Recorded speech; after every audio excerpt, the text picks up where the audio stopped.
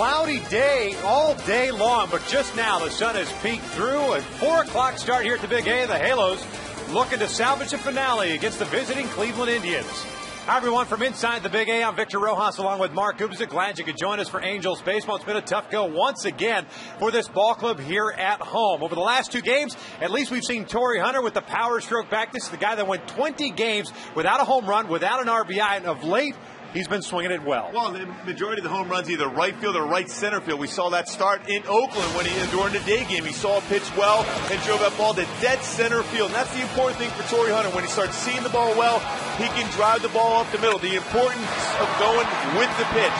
Outside part of the plate. That ball got out the other day in right center. We thought maybe a double. Instead, big fly. And then last night up there in Bo Jackson territory in center field. So hopefully he'll be able to create enough offense. They're going to have to go out and manufacture some runs and then hope that Torrey drives the ball out of the ballpark. At least the fun part for the moment being anyways was the fact that those home runs tied the game up. Unfortunately, the losses are starting to mount here at the Big A. This is a ball club that has always played well at home, but right now just fashioning a 500 record. Well, when you think about how this ball club is built, it's built around speed and defense. And this ballpark, not generally known as a home run hitter's ballpark, that's why they've been able to win consistently under Mike Soch the last 10 years, averaging 48 wins. This season, they're just rated 500 because they're relying more and more on the home run ball. You got to go out there and manufacture hit and run. It's going to be a tough one against Tomlin today, who holds down the running game extremely well, feels his position, but the reality is hit and run, and if you get a chance to get a pitch up in zone, that's when you hit the home run. You mentioned Josh Tomlin's getting a start for the Cleveland Indians. Scott Kazmir looking to bounce back after his start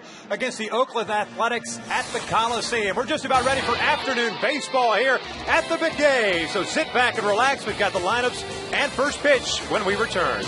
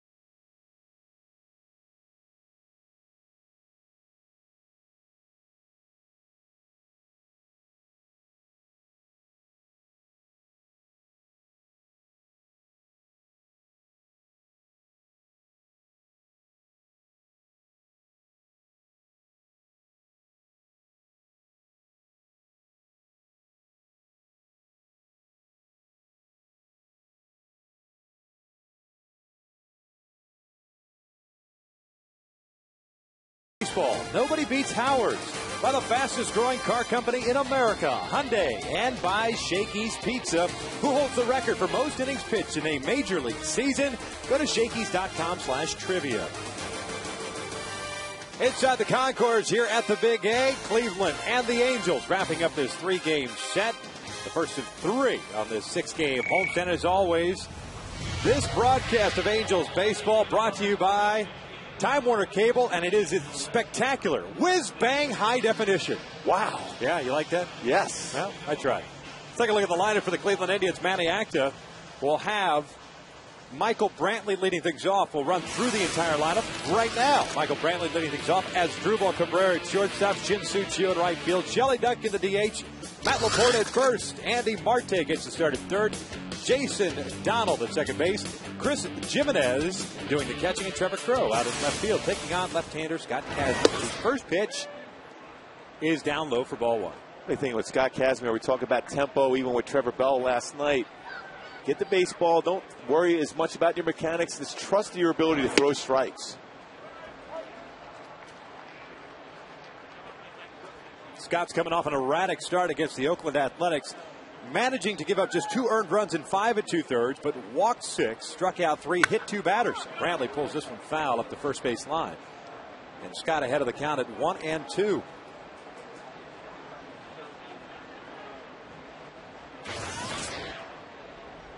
Trying to snap a 4-game losing streak. Sandwiched in between a no decision there. Has not won since the August 7th start against the Tigers. That was his first start off the DL as Brantley takes high. It's 2 balls, 2 strikes. Took a loss against Toronto on the 13th. No decision against Boston on the 18th. And then lost to Tampa, Baltimore, and Oakland. Comes into this one with an 8-13 mark. The 2-2 pitch is up and in. And Brantley has himself a full count to start this ball game off. Michael 2 for 4 yesterday, had a couple of base hits, a stolen base and a run scored. He's also drawn a walk. 4 hits in the series. The 3-2 is slight foul. This one along the third base line. The count remains full. He's done a pretty good job as far as seeing pitches, getting on base from that leadoff position for the Tribe. Doesn't possess a ton of power, but a guy that puts the ball in play, and you have to worry about him when he gets on base as far as the stolen base. Another payoff pitch. Little jam shot, pop up along the third base line. Callaspo comes in, makes the catch. And there's out number 1. Let's take a look at the defense behind Kazmir. You've got Reggie Willis, back-to-back starts, this time in left field. Peter Borges back in the lineup in center. Torrey, his usual position in right. Callaspo, Ibar, Franzen, and Napoli around the infield with Bobby Wilson doing the catching. And Kevin Franzen getting started at second base. We've seen him primarily playing third base, but this is his normal position, second base, where he's most comfortable. His first game with the Angels since July 23rd. He's done a lot of good things on the offensive side. They've made some solid defensive plays also. Cabrera, the switch hitter, swings and foul tips the first pitch. No balls in strike. Cabrera did not play yesterday with Jason Donald getting started shortstop. But as Drupal was 1 for 4 in the opening game of the series. 1 ball, 1 strike.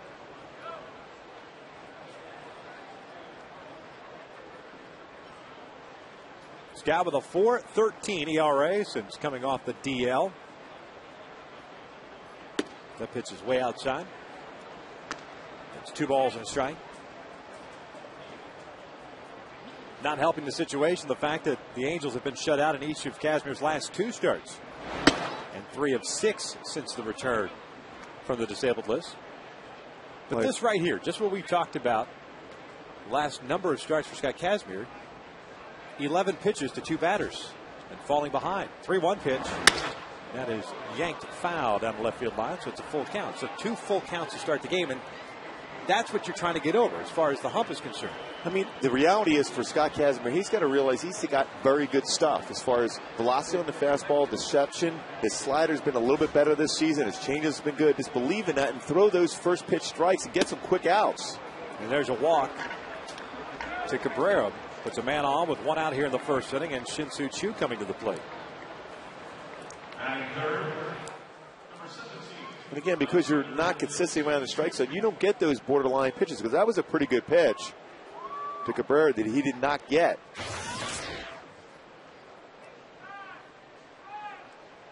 You know, that 6 walks that we were talking about, in which he gave those up against Oakland, matching a career high. The 7th time he's done that in his career. Last, prior to that, April 18th of last year. This one's fouled up the first baseline, just behind Sandy Alomar Jr. Slightly taller than Sandy Alomar Sr. What happened to him at 6'5", batting 9th in that lineup for Cleveland back in the day? No doubt. Bent over with hands on his knees. Now just about his dad's height. Large man behind the plate in his day. 0-1 pitch. Chu breaks his bat, loops one into right field. Torrey is there, shading his eyes, makes the catch. 2 outs. Kazmir just sawing off the bat of Shin-Soo Choo. Well, that's what he's got to believe in, his ability to be able to make hitters have bad swings and get in their kitchen. That was a good running fastball, even though it was supposed to be on the outer half. Ran inside and jammed and breaks his bat. Chu's had great success against Kazmir, too, along with the rest of the Angel staff. 3 for 5 coming in the game with 1 home run, but perfect pitch there. And he's the guy that you would think would be doing all the damage in this series for Cleveland. As Shelley Duncan takes upstairs. But it's not been the case, although he did have the game-winning hit in the 9th inning against Fernando Rodney. It was his only hit 2 nights ago. Had 1 hit last night. That also came in the 9th inning. Did have a sacrifice fly. But it's been guys like Shelley Duncan, Lou Marson last night with a grand slam. Travis Hafner got a couple of knocks. Even Jason Nix had a couple of knocks in the first game. Nix not in the lineup today. Duncan got the start in left field in Monday's game. Ended up going 0 for 2. The sacrifice fly.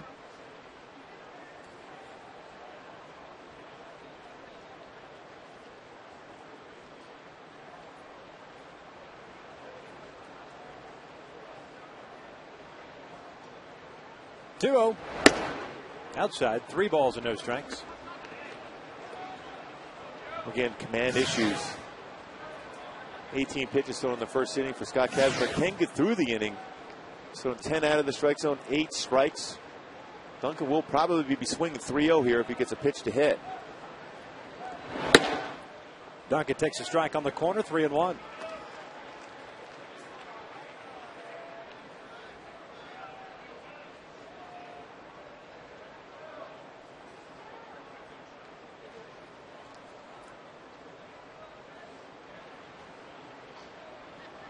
Cabrera leading off at first with 2 outs here in the first inning.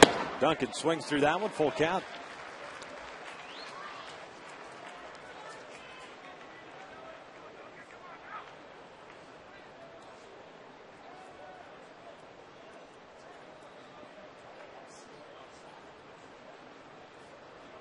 With a full count and 2 outs, Napoli moves behind Cabrera at first base. He's going to take off with the pitch. And a 3-2. Outside, he walked him. So 2 walks in the inning for Kazmir with 2 outs. And here comes Matt Laporta.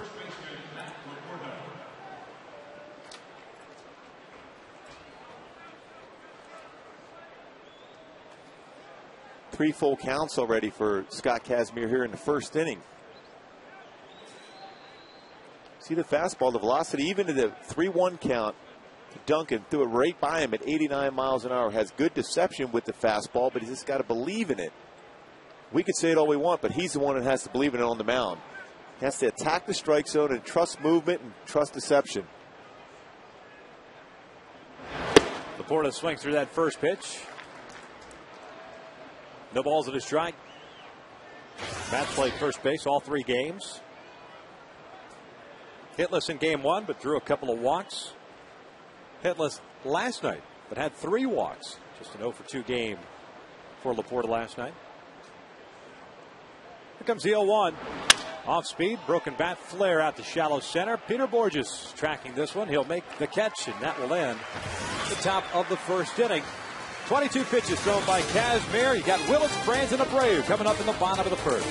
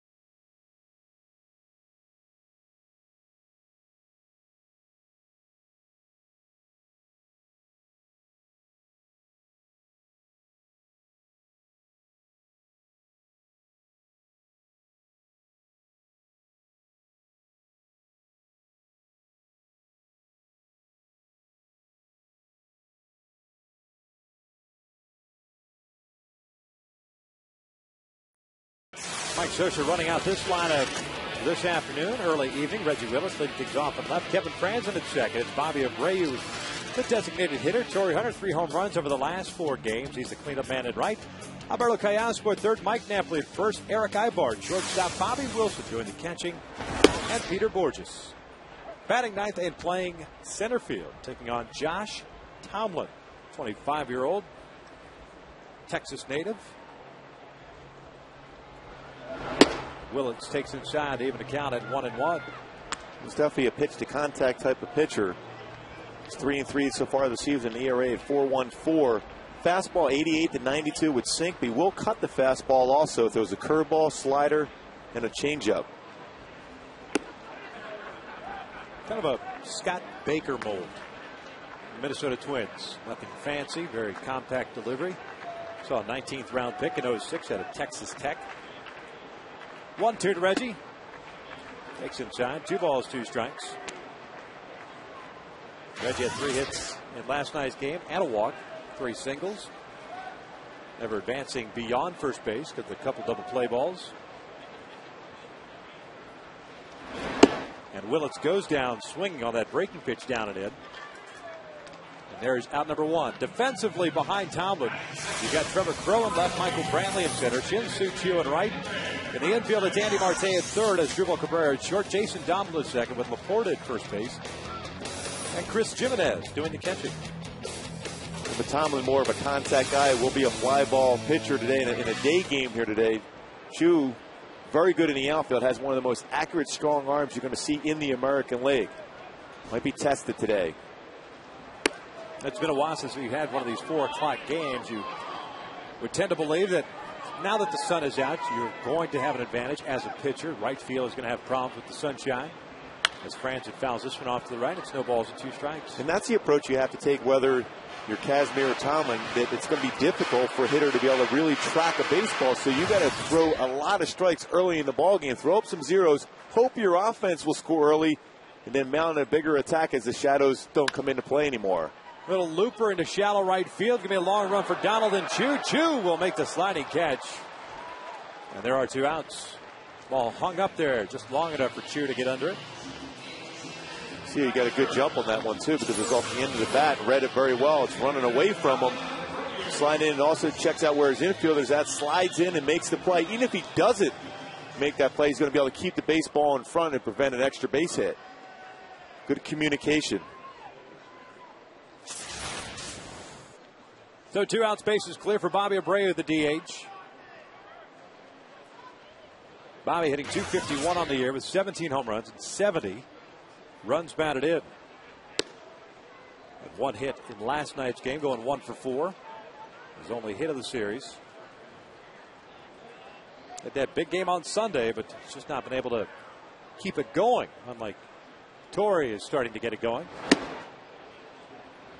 You can see not an overpowering fastball, relatively straight one. He's given up 6 home runs in 42 innings pitched this season, so he's a guy that will give up the long ball if you can get in fastball counts.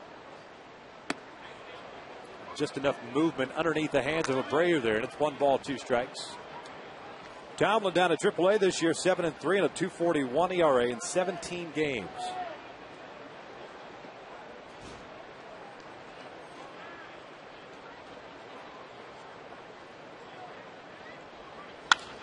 Bobby skying this one to shallow left field. Trevor Crow comes in. And Tomlin has himself a 1-2-3 inning. One of the books here at the Big A. We have no score.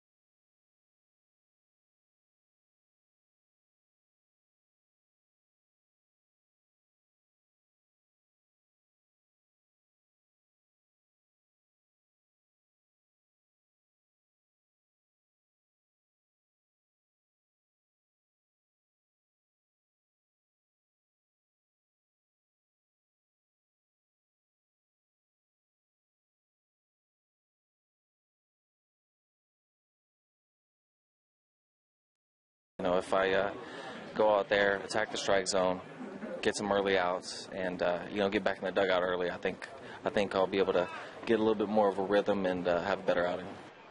And when you think about it, he was able to get through that first. He only had a couple walks, 3-2 counts. But still, the mental part of it, he got through without allowing a run, so he can get that momentum going throughout the rest of the game. Thinking the lines of 6-7 innings pitch. Marte hooking one foul down the left field line, a long strike, and it's a 1-1 count with no score here in the second inning. He ended up walking 2. Actually threw 23 pitches. I believe I had said he thrown 22, but 23 pitches in that first inning. Marte checks his swing and rolls it foul. It's 1 ball, 2 strikes. Marte knows he's had pretty good success against Kazmir too in his career. 4 for 5, including a home run. You can see how he's roaring out there, but that's why you got to establish, make him uncomfortable with the plate. Make him move his feet like that one. 2 balls, 2 strikes.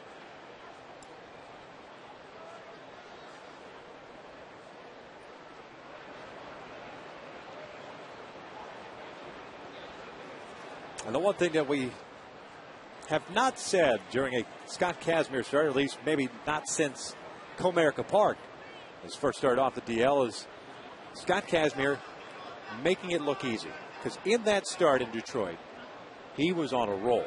He looked like a guy possessed on a mission and made it look very easy as Marte goes down swinging for out number 1. And that's the point you want to get him to. That's the point you want to get any young pitcher to. And the big thing, you mentioned that game in Detroit, as we see a changeup here, perfect spot, 81 mile an hour, is the ability to be aggressive and make pitches. Howard's replay showed how he's able to turn over that changeup and get the swing and miss. The velocity was there. Location on the outer half was perfect. But he had the mentality almost like he was coming out of the bullpen that game in Detroit. It's going right after the hitters. And in that game, that was back on August the 7th, the Angels gave him a 2-0 lead. He faced 5 batters in the first inning, gave up a run, but then retired the side in order in the second inning. Faced a minimum 3 in the third, retired the side in order in the fourth, faced 4 batters in the 5th inning.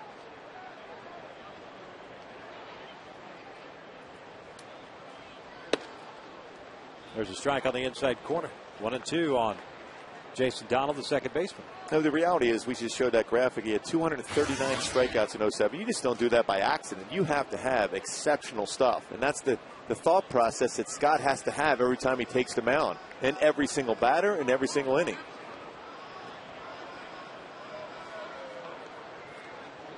Some of us took about 2 or 3 different years to be able to get 239 strikeouts.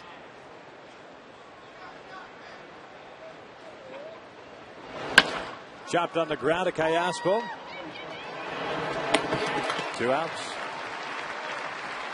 Well, again, took the sting out of the swing on Donald there because it was a nice off-speed pitch. And he's got a good enough fastball to throw 80% or 85% of the time, but his ability to use those secondary pitches makes the fastball that much better. Chris Jimenez, the catcher, steps to the plate. 8 for 43. That's a 186 average with a home run. 8 runs batted in.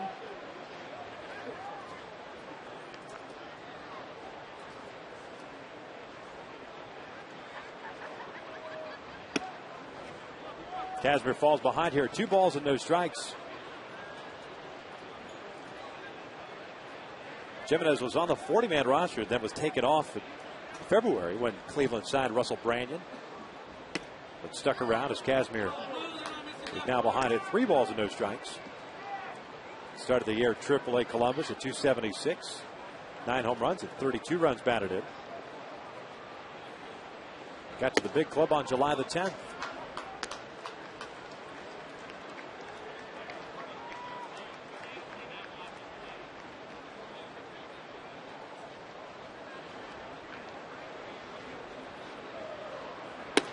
There's a strike. Full count now. Pretty good confidence in an off-speed pitch to throw that 3-1. Fluid mechanics. 4 full counts already here in the second inning for Kazmir. The reality is he got a chance to put up a 0 again. A 1, 2, 3 innings, what he's shooting for. And he loses Jimenez, a 2-out walk.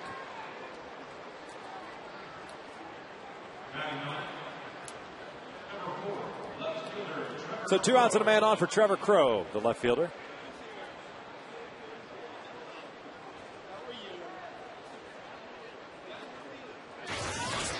Crowe overall a .241 average, a couple of home runs, and 30 runs batted in. The first 2 games of the series used as a defensive replacement. Did get an at-bat on Monday and struck out. Had 2 plate appearances last night. Drew a walk and grounded into a double play. He'll look at a strike. Crowe, a switch hitter. 257 from the left side, 194 from the right. Oregon native.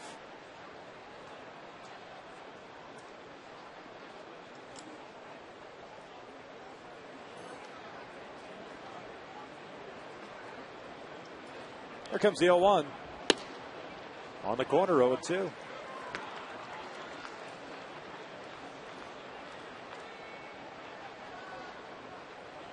Seems like the cloud coverage has come back over the stadium.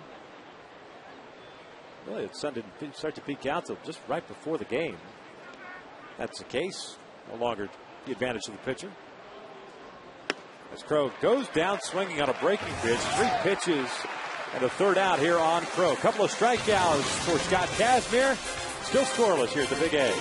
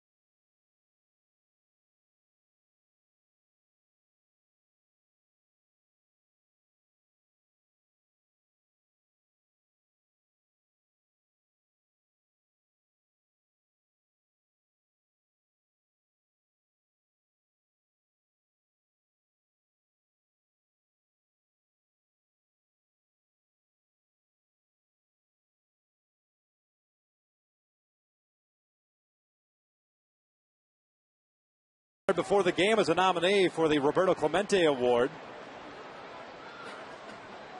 presented by Chevrolet. It's one of the nominees every team nominates a player. Fans vote on it. You can only win it one time in your career. You're a winner. I was a nominee I won it for as a member of the Angels in 1997. Nice. This one hit run out to left center field. Trevor Crowe making a basket catch as he steps onto the warning track. Torres retired for the first down.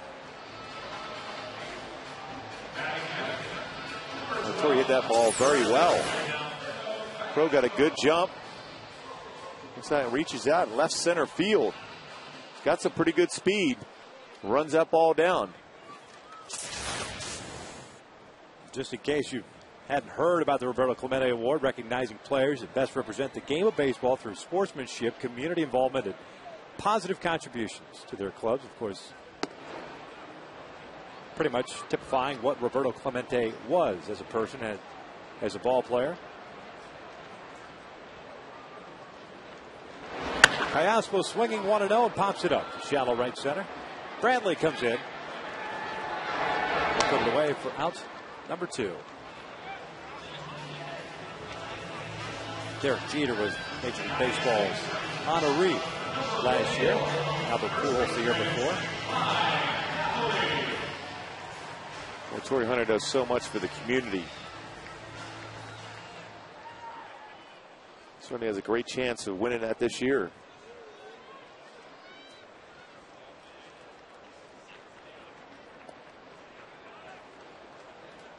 Go to MLB.com or AngelsBaseball.com. Follow the links and cast your vote. There's Mike Napoli with 2 outs. Nobody on. Mike will take a strike.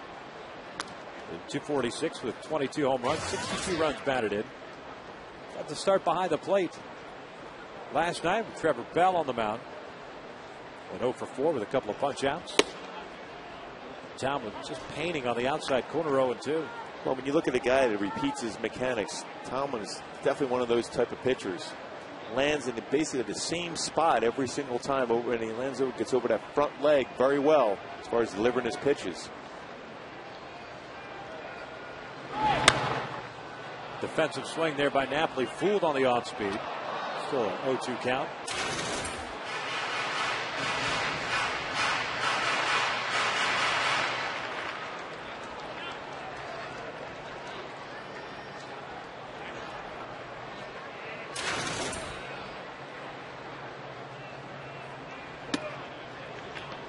It's the 20th pitch thrown by Josh Tomlin.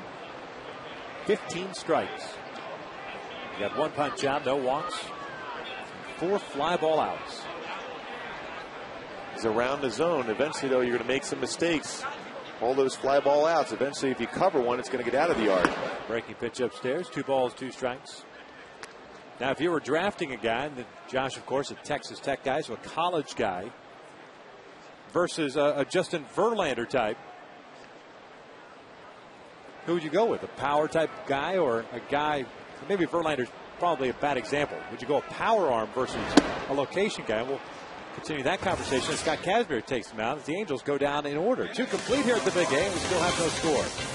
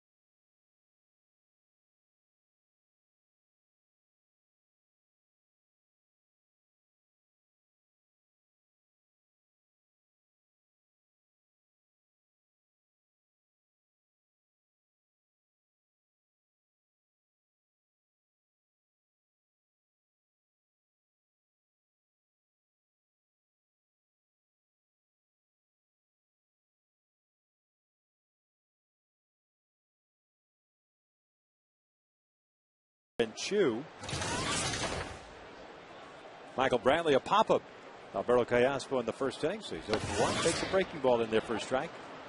Scott picked up his first couple of strikeouts in the second. He's walked 3. No hits allowed. 9-game hitting streak for Brantley. That one's on the outside corner, 0 and 2. Yeah, and get back to what you were talking about at the end of that last inning as far as power pitcher, as far as the draft is compared to a command guy. I think it really depends on what slot you're going to be able to draft that type of pitcher in. For me, I always like the guy that can throw strikes. A lot of spin on that ball. Franzen's not going to be able to get Brantley. We'll see how they rule it. It's a base hit or an error. Kevin decided to lay back on it, try to play the short hop.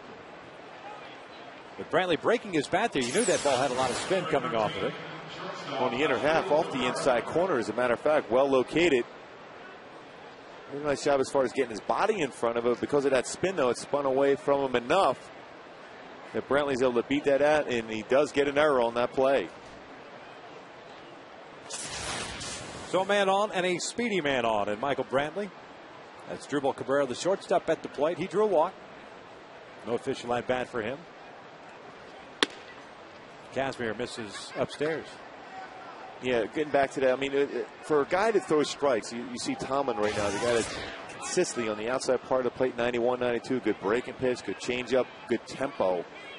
You know what you got to have a guy like that. You know you got a chance to win every single game. A power pitcher, though,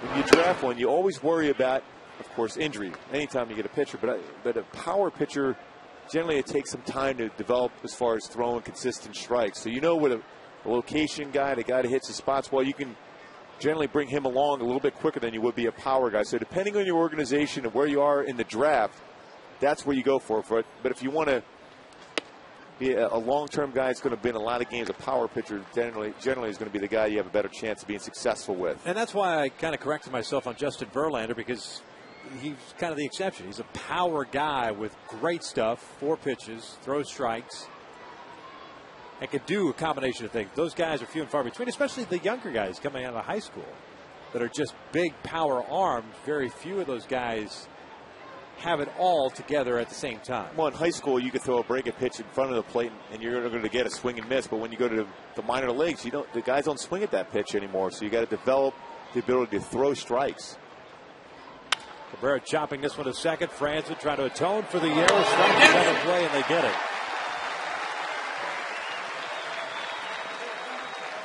So 2 outs and the base is clear now here in the third. Well, that's a great job by Kazmir. Getting that ground ball, allowing Kevin Franzen to be able to start that double play so you feel much better about it. A good flip in the shortstop. It was a good play by Franzen.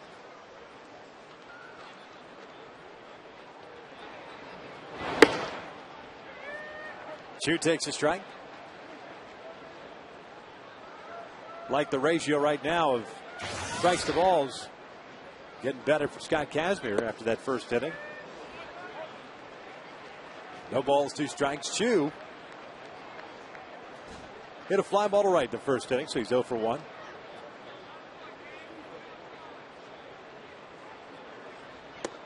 Outside with the slider, 1 ball, 2 strikes.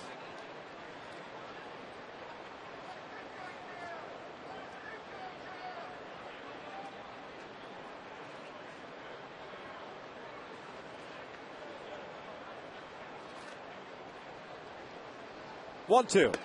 Just missed outside. 2 balls, 2 strikes. Cowboy Joe West calling the balls and strikes this afternoon with Angel Hernandez at first, Dan Bellino at second, and Rob Drake, the ravishing one. Yeah, he's definitely known as a guy that's going to be more of a hitter's umpire than a pitcher's umpire. Chu pops this one up to shallow right center. Peter Borges is there. That is out number 3. We head to the bottom of the third here at the Big A. Bottom third, 2-up for the Angels. Ivar, Wilson, and Borges.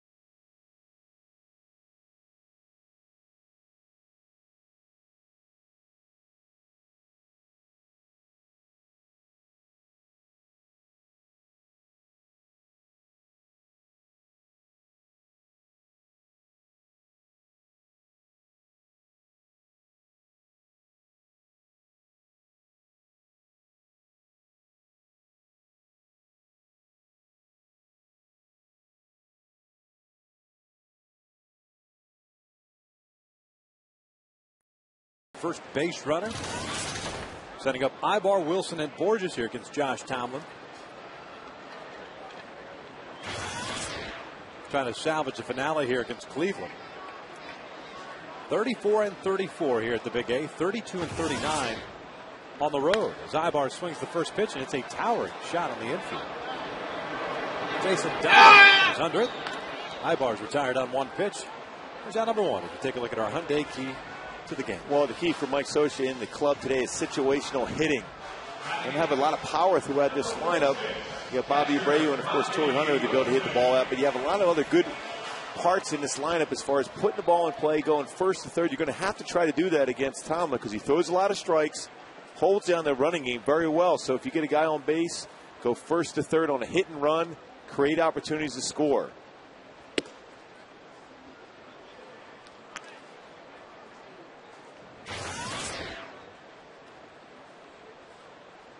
Bobby Wilson with a 1-ball, no strike count. Gets this one off the end of the bat and foul. Evens counted 1-1.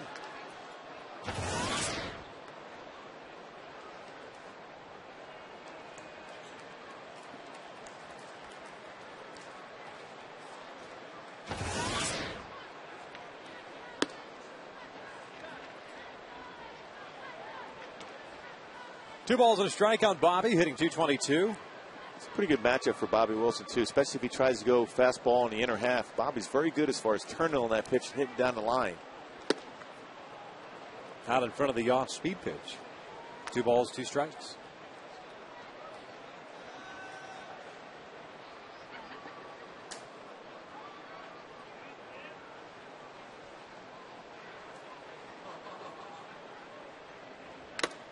Fouled off the mask. Count remains at 2 balls, 2 strikes. I want to thank the good folks at the Panini Cafe for dropping off some sandwiches here. Crushed half of Monte Cristo in the half inning. Storm and Norman crushing the panini up there. Oh, he's taking a nap. What do you know? Surprised you could do that after all those M&M peanut M&Ms you've been eating. Hoarding them all. 2-2. Wilson goes down swinging, 2 outs. And this Saturday, all kids 2 to 18 in attendance will receive a free Angel art set courtesy of Yakult. The set includes crayons, colored pencils, markers, watercolors, and more. Be sure to purchase your tickets today at angelsbaseball.com or the Angels Stadium ticket window. Boy, that's just a few days away. Oh, little beads of sweat forming on your forehead. All excited about that art set. Peter Borges takes outside.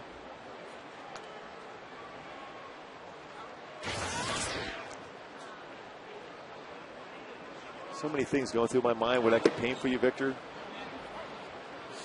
So many different ideas. I can only imagine.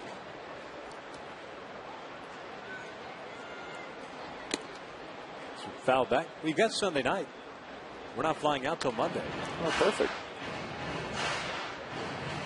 Maybe after I wrote my typing Angel up blog. the award-winning blog Yes. that you have on FoxSportsWest.com. Yes, I'll try to write that one up and paint you a picture for the plane ride on Monday.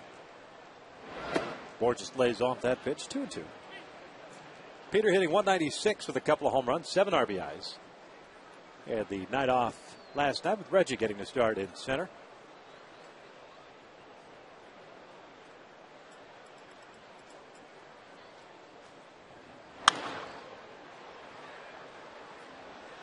Still a 2-2 count.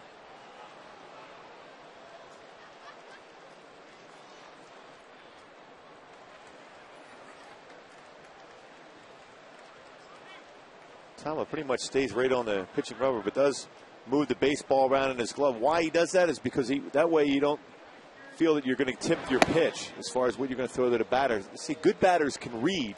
If you have your wrist turned a certain way, you can read if there's a breaking pitch or not. Or sometimes you'll give away if you're throwing a changeup.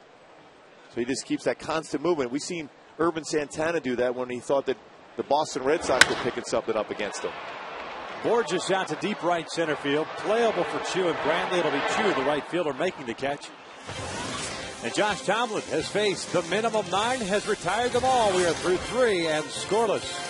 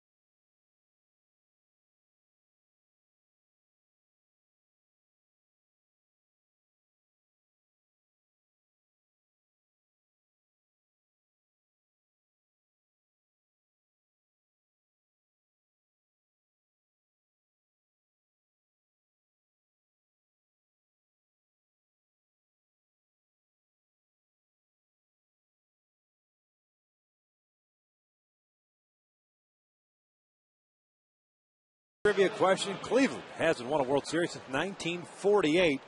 Which 3 current teams have never made it to a World Series? Never made it to a World Series. Shelley Duncan takes a strike. 4, 5, and 6 do it for the Tribe. Duncan, Laporta, and Marte here against Scott Kazmir.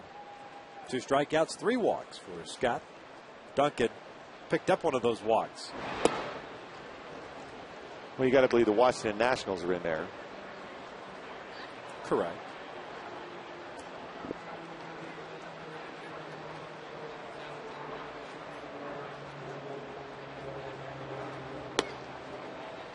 Good fastball for a strike, and it's 1-2.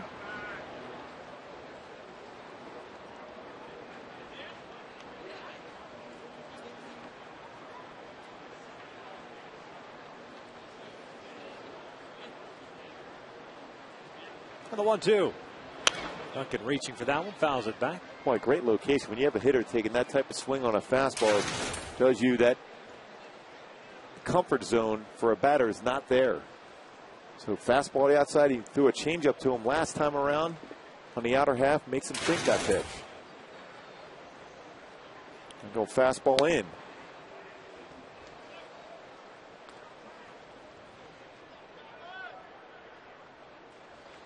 But even though he missed that pitch, that's a good spot. Duncan goes down swinging on the off-speed pitch, and that's been an effective pitch for Kazmir through the first 3+.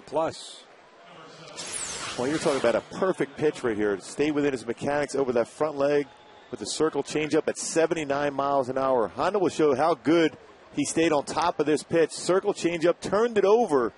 So you think fastball if you're a hitter, but then you're out in front, and then the velocity, 11-mile differential between the fastball and the changeup.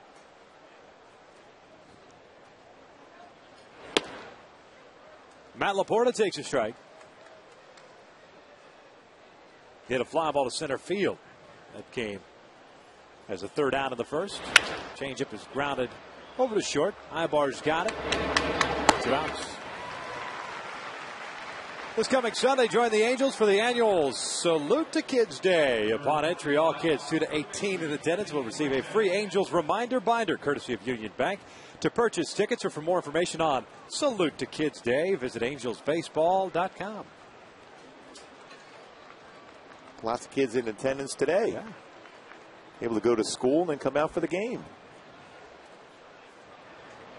Makes sense for the 4 o'clock start. Unlike 7 o'clock starts on certain getaway days and ballparks when you have to fly cross country. Not mentioning the team, Boston, by name. Red Sox what? Strike on the inside corner, and it's 0-2. Never understood that. Red Sox play so many night games. The Yankees play day games all the time. All the time. If Exactly. you're Boston, you're going to sell out regardless.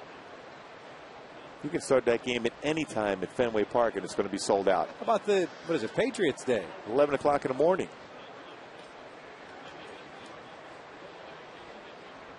0-2's fouled back.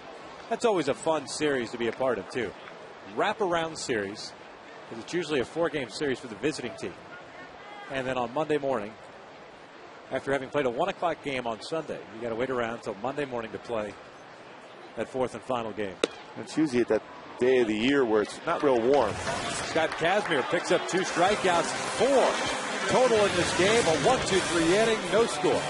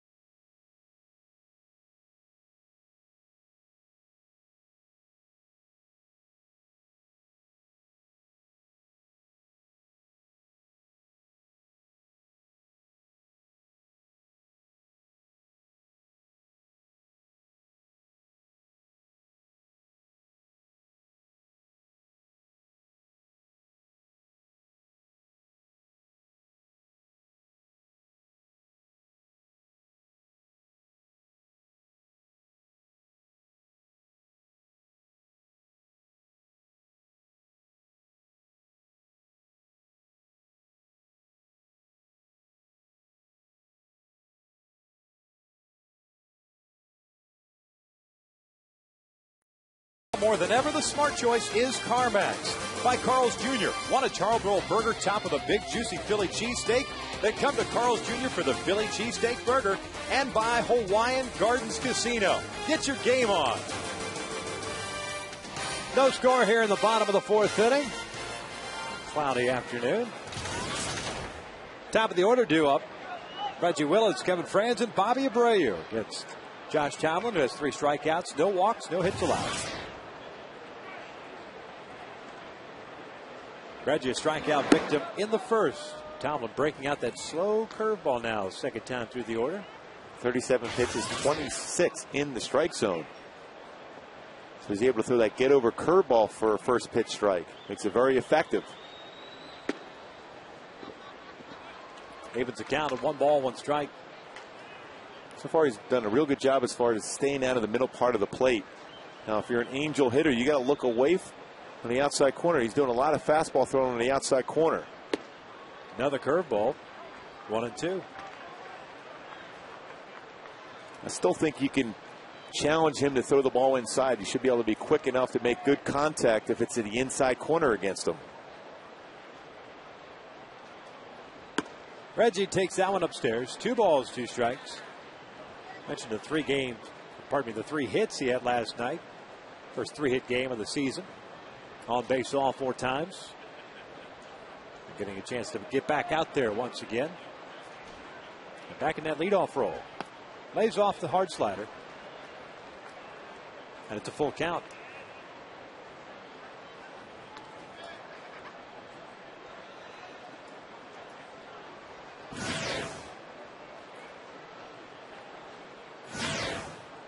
Willits, Franzen, and Abreu here against Tomlin. Reggie pulls this one foul.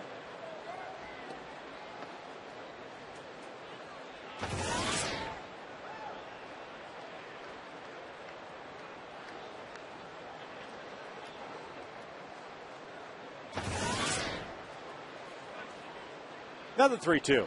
Reggie pulls this one foul down the right field line. See, I don't think he has enough giddy up on that fastball that gets you out inside. You can see Reggie able to turn on the ball. There's a fastball in the inside corner. It's relatively straight. He tries to create movement by cutting that fastball inside on lefties, but I think he look in and turn on it.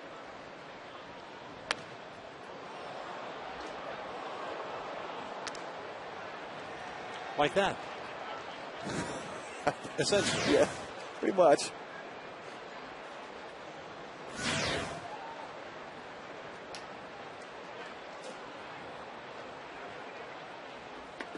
Inside, and the Halos have their first base runner. This may have been a hit by pitch. So Reggie is on board. Go back to our AT&T trivia question. Cleveland hasn't won a World Series since '48. Which 3 current teams have never been to a World Series? But of course, Rangers, Mariners, Nationals/Expos. Pretty amazing that one year for Seattle when they won 116 games. Unable to get to the World Series that year.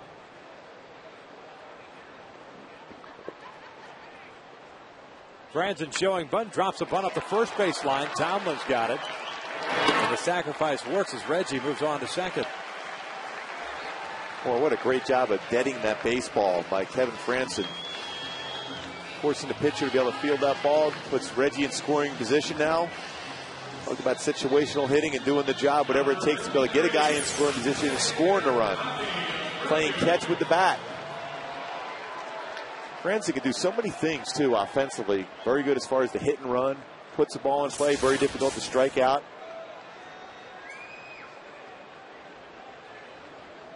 So man in scoring position here for the Angels in the fourth inning. Bobby Abreu to plate. The Halos 2 for 7 with men in scoring position in this series. 0 for 2 last night.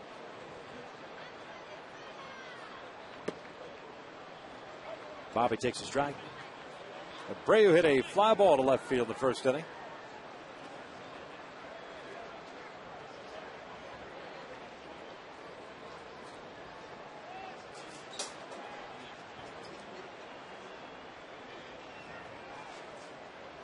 Outfield pretty much straight away for Cleveland. Well, it's not a very big lead at second. This one's pulled over to Laporta.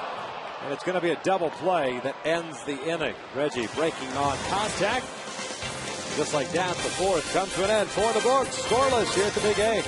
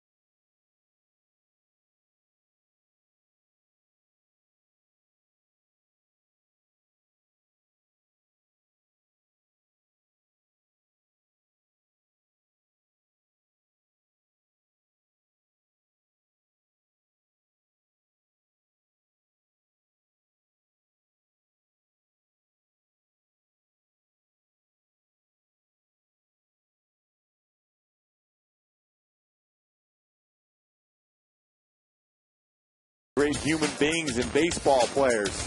Still remember that World Series against the Baltimore Orioles. Roberto Clemente, one of the best, strongest arms in the outfield, can run the base exceptional. 3,000 hits in his career. There's our Lexus pursuing perfection. And originally, a Dodger. That's right. I remember reading about that. Scott Kazner facing Donald, Jimenez, and Crow here in the fifth inning, scoreless. As a matter of fact, Roberto Clemente probably goes down as the greatest Rule 5 pick in the history of baseball. It's been some good ones, but you can't get much better than him. No, George Bell was a Rule 5 guy picked up by Toronto from the Phillies. But Roberto Clemente is in a class all by himself. He was an all-timer. That one pulled past Callaspo up the left field line. Donald heading on to second base. Willis plays the carom cleanly. And the Indians have their first hit of the game. A double by Jason Donald, his 19th of the year.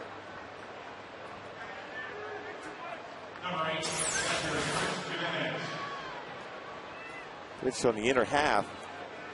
More of a lateral movement. Hit the big part of the bat and hits it by Callaspo, who's been fantastic at third base as far as making that play on that hard hit ball down the line. So right away with the man in scoring position. This after Scott had a 1-2-3 rating in the fourth, including 2 strikeouts. He's got 4 punch-outs overall, 3 walks, and now the 1 hit allowed. Delivers a strike on the outside corner. Jimenez drew a walk in the second inning and was stranded at first base.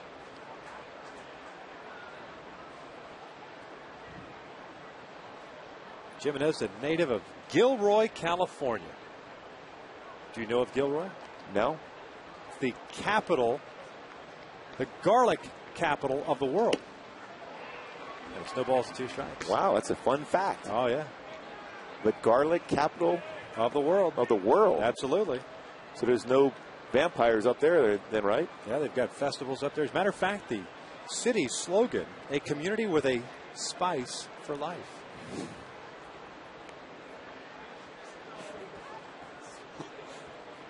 Oh, 2. Down goes Jimenez. 1 out. I can't make that stuff up. I was wondering where'd you get that information at? Well, it's this nifty little thing called the internet that Al Gore invented. What is that called? Yeah, you hit Google. Oh. And you punch it in. Oh, you got to hit enter. Oh, is that why I never get anything? Is that your problem? Yes. I forgot about that enter. Yeah.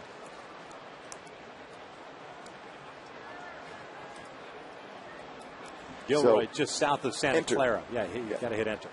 Yeah, it's off the 101 up there. Trevor Crowe takes that changeup down low. 1 ball, no strikes. Are you a fan of garlic? No. Not at all? No. Like, no. Nothing at all. Between You don't eat a whole lot of Italian food then? I love Italian food, but I'm just not a big garlic guy, or mushrooms. I'm not a big fan of mushrooms and garlic. Good combo as Crowe puts this one out into center field. Borges fields it cleanly. Donald is being waved around. The throw is cut off, and Cleveland has a 1-0 lead. The double by Donald, now the base hit by Trevor Crowe as he picks up his 31st RBI. And the Indians on top here for the 3rd consecutive game, striking first. Pretty good approach by Crowe. Fastball that was down. Hit the ball right up the middle. Borges charged it pretty well, but there's no chance to be able to get Donald as he comes around and scores the first run of the ball game. Again, if you're Scott Casimir, I mean, that's not a bad pitch at all. It was down just about 5-6 inches above the dirt, middle part of the plate, and Crowe just went with it. Brantley takes a strike. Michael's 0 for 2. He's popped out and reached on an error. Not an easy guy to double off. And Michael Brantley with his speed, especially from the left side. It's down and in. It's 1 ball, 1 strike.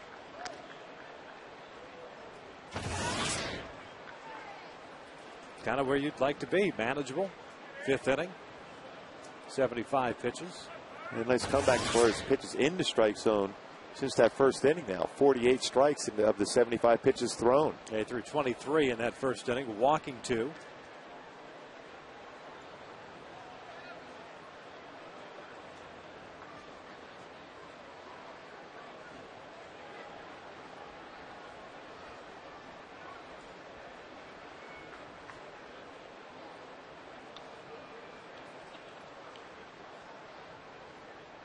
There goes Crowe. The pitch is a strike. The throw down from Bobby is in time.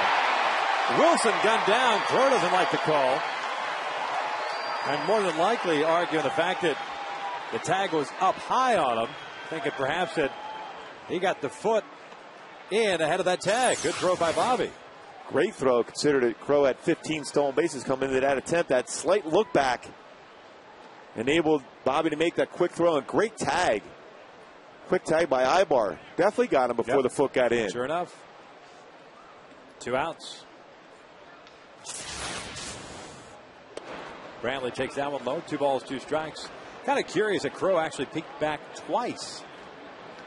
And that slows you down just a fraction to give you a chance to be thrown out. Bobby, very good transfer between the glove and the throwing arm to make that play. Full count now here on Brantley with 2 outs. 1 run in. Jason Donald with that leadoff double, scoring on the single by Crowe.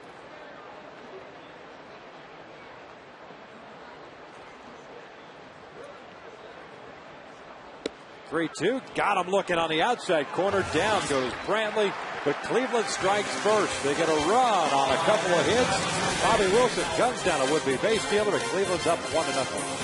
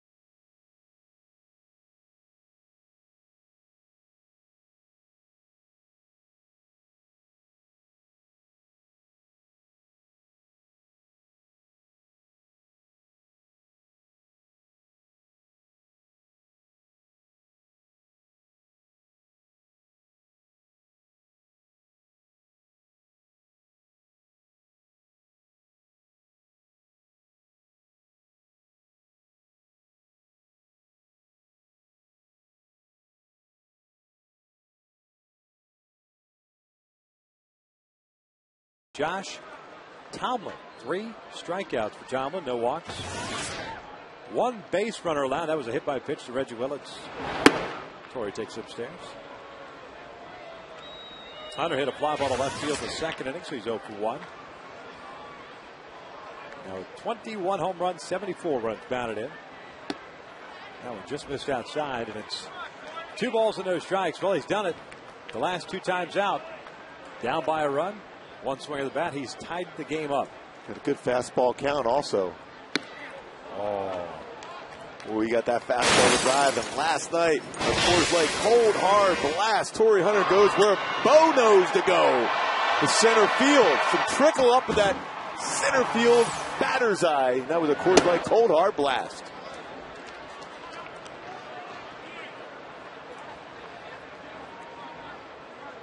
Three balls and a strike here on Torrey.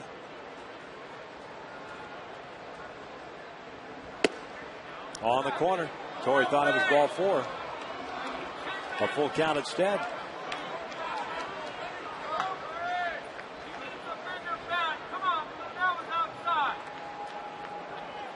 Sun has peeked back out, so trouble for the right fielder.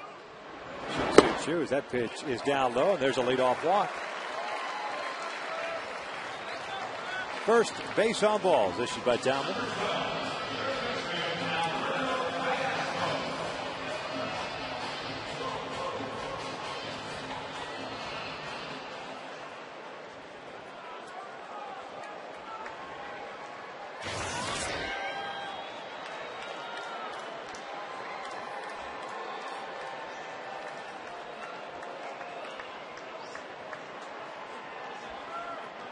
Callaspo swinging the first pitch he saw in the second inning. It popped up. 0 for 1 as the hit and run is on here. This one sliced foul. Trying to get something going here against Tomlin.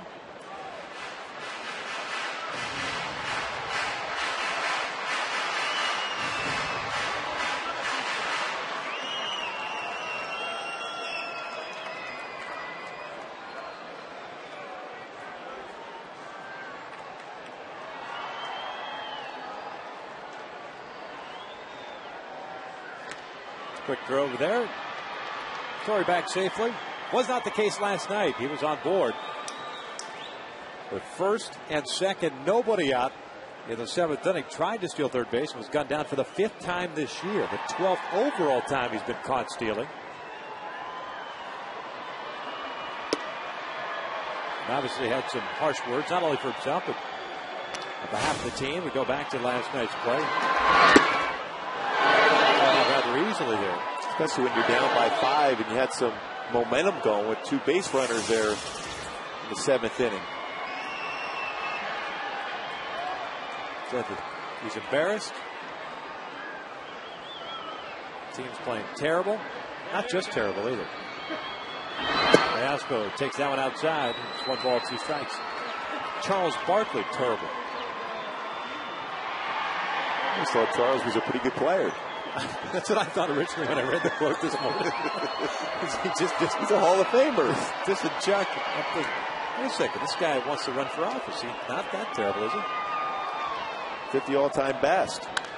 Callaspo fouling this one back. Landing just below us.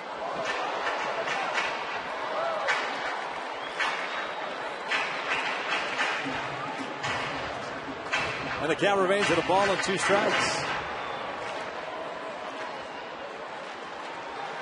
Boy, Tomlin extremely quick to the plate with that slide step.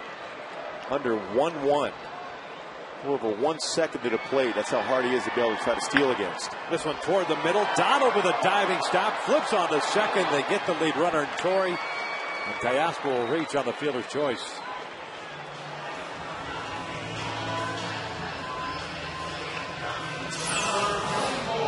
Second baseman playing up the middle, looking for a double play ball, was able to cover all that ground and flip it over to second base to be able to get the force out. That's what you want. You're not going to get a double play out of that, so just the reality is get the lead runner, and you're still set up for a double play ball.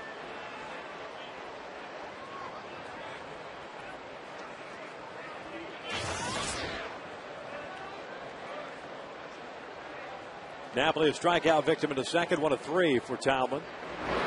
Lays off the high fastball. It's 1 ball, no strikes.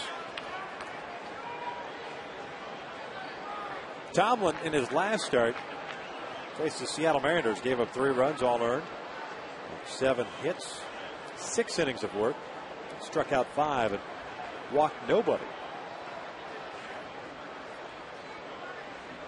Napoli out to deep left field. Throw going back, and this one is gone.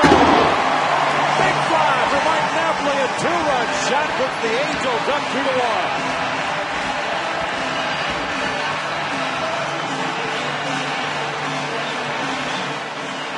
Boy, a no-doubter for Mike Napoli. First hit of the game by the Angels against Tomlin. But this time we talked about he will elevate some pitches on occasion. He certainly did that to Mike Napoli. Made him pay for it. Now the Angels get the lead now, 2-1 here in the 5th inning. 23 home runs, which leads the Angels. Boy, a fastball. He knew it right away. There's no chance.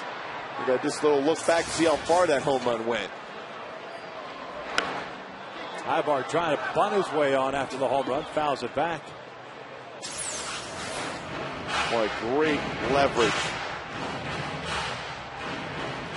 Mike Napoli knew right away he got that one, and it doesn't matter how far it went over the fence, and that's way over the fence. But look how he is able to get that balance right here. It's all about this lower part of his body to be able to balance that up and shift that weight forward to drive it. I was just going to say, by definition, that's called backlegging it. Yes, indeed. As a pitcher, you're not a big fan of the back leg. No, because if I'm going to get a fastball up and he's got that back leg swing, that's the result. Lift and separate, another turn. This one looped into shallow right. Donald calls off Laporta. Ibar is retired for round number 2. A couple of pop-ups for Eric. He's 0 for 2, and that'll bring up Bobby Wilson. Yeah, not many home runs get over the second bullpen here at the Big A. And Napoli's got that type of power. You get a good chance to see that four-seam rotation. Straight fastball up, centered it perfectly on that bat, and crushed it. Bobby Wilson trying to bunt up the third base line, goes foul. Tomlin off the mound.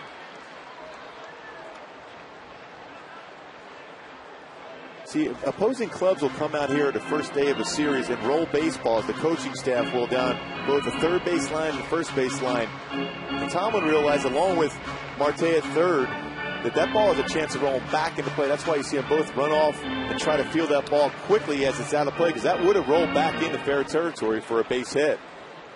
Those little things you do when you come into a new ballpark, especially because Cleveland has not played at the Big A since back in April. Bobby, a strikeout victim in the third. Taps this one foul. It's no balls, 2 strikes.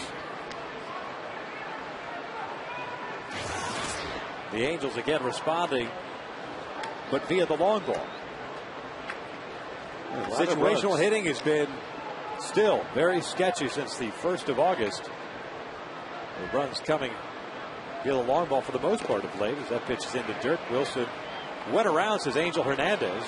He'll get tagged down. That will end the inning. 4th strikeout for Josh Tomlin, but he made a mistake to Mike Napoli. He made him pay for it. Napoli's 23rd home run of the year. We are through 5. Halos up 2-1.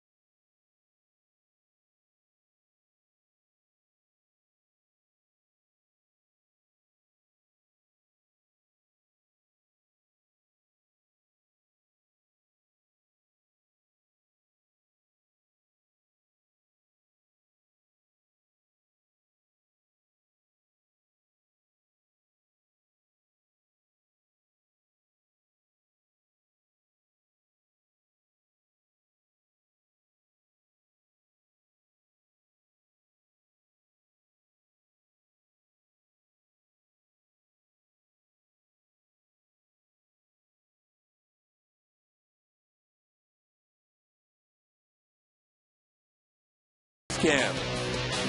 Crow is stealing on the pitch, looks back, but a perfect throw from Bobby Wilson. Great tag by Eric Ibar. Gets the would-be stolen base. Quick tag, knocks the helmet off, but that look back by Crow and enabled the Angels to be able to throw him out. And that was our Coors Light pre-scan, brought to you by Frost Brew Coors Light. First pitch from Casimir is in there for a strike. Cabrera, Chu, and Duncan here. The scheduled 3 batters against Scott Casimir with a 2-1 lead. This one fouled back. Just a couple of booths down. No balls, 2 strikes. Now maybe if Trevor Crow had just gone good old Sarge and flipped the helmet off. Yes. Sarge loved to do that, run around the bases, but not on a stolen base, though. When he was going first to third. This one on the ground toward the middle. Franzen bobbles it on the back end. Picks it up, fires to first. They still get Cabrera. There's out number 1. Good recovery by Kevin Franzen. Backhands it, knocks it down, but able to spin around. The baseball right by him and makes a throw over to get that first key out. Especially after the Halos get the lead in the bottom of the 5th inning. You want to throw up that 0 right away. Get the offense going again.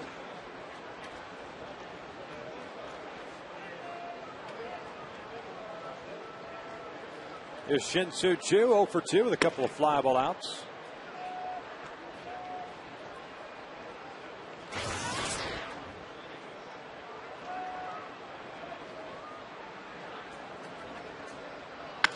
This one out to left. Reggie Willits is drifting back on it. 2 outs. Hey folks, the next Wells Fargo Big Bang Friday takes place this coming Friday when the Angels take on the Seattle Mariners. Come out to the Big A for the game and then stay for the spectacular post-game fireworks. Purchase your tickets today at angelsbaseball.com. Maybe we can get that art set. We can just draw some spectacular fireworks. I could do that. There's no question. A lot of explosions going on out there on a Friday night. Big Bang Friday. Here's Shelley Duncan.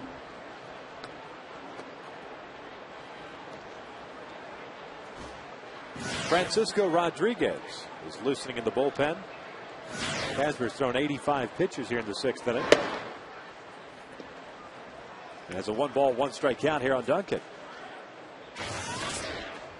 Francisco Rodriguez struggled in last night's game. Just could not throw strikes. 2 hits, 2 walks. The big blow, Lou Marston's grand slam.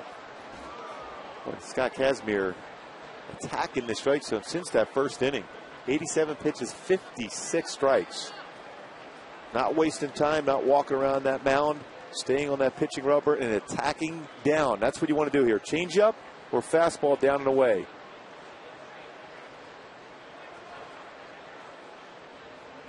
One, 2, rolled up the line, backhanded by Callaspo. That's a fair ball.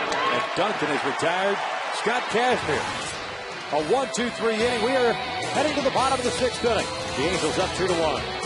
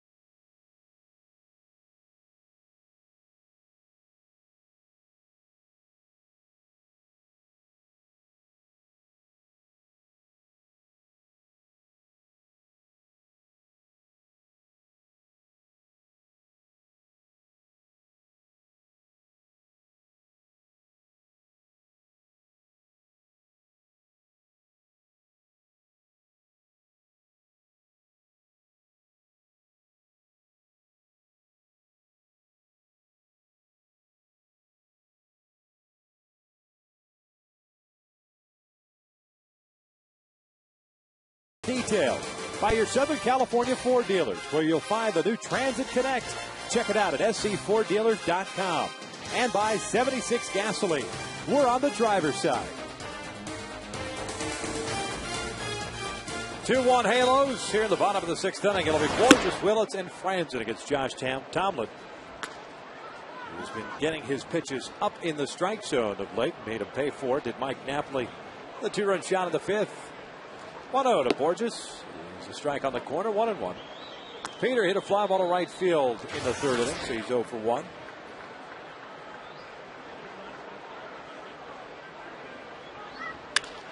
This one out toward left center field. Hit pretty good. Bradley giving chase. Still going back at the wall. Gone! Peter Borges goes big fly to left center. His 3rd of the year. It's a 3-1 Angel lead. Boy, and he gets around the bases pretty quickly, too, just in case that baseball was going to stay in the yard, because that's a deep part of the yard, left center field for Borges. Now, 8 home runs on the season allowed by Tomlin. A strike thrower is a guy that's going to pitch the contact, and if you elevate a pitch, these are results. Another fastball that was up. Boy, Borges turned on that. Good bat speed. So 1 West Bank, 1 person, 1 play. Brought to you by 1 West Bank, 1 person at a time.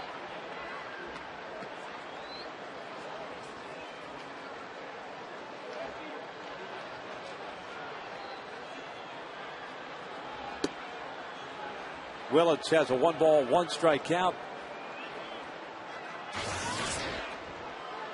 You know, there are times like we saw in that replay of Mike Napoli where the ball is squared up. Ball jumps off the bat.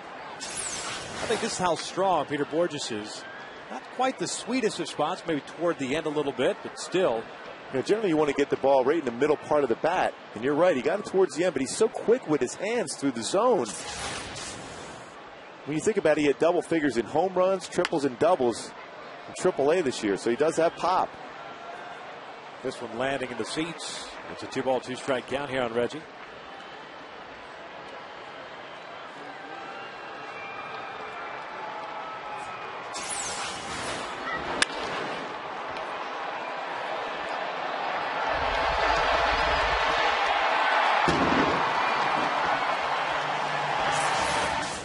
And Torrey Hunter always gives him grief about it. You got to figure out a proper home run trot at some point.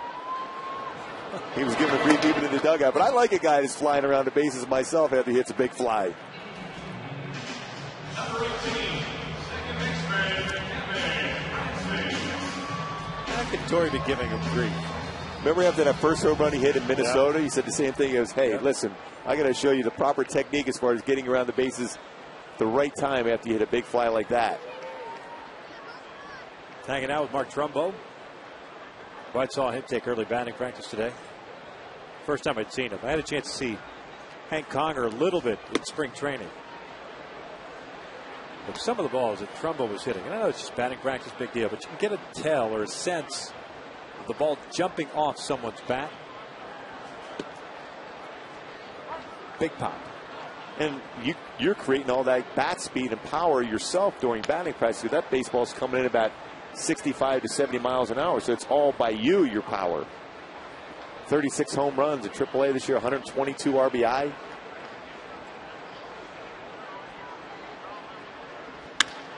This one out toward left center, playable for Brantley. Crow calls him off. There's out number 2. Brings up Bobby Abreu. There was 1 ball that Trumbo hit.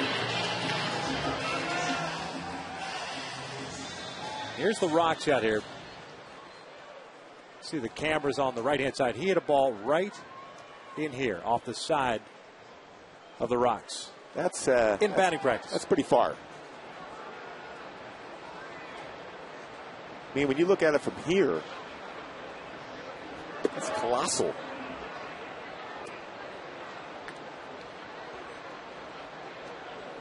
I don't think I can get there with a fungo from the shortstop position. No, that's way out. Abreu ahead of the count of 2 balls and no strikes. We look at our U.S. Marines leaders of the game. 17 home runs, 19 stolen bases. 15 plus on the bombs, 20 plus on the bags of the last 11 years. Bobby out toward the alley in right center field. Brantley is not going to get this one. One hops the wall. And Abreu in at second with a double.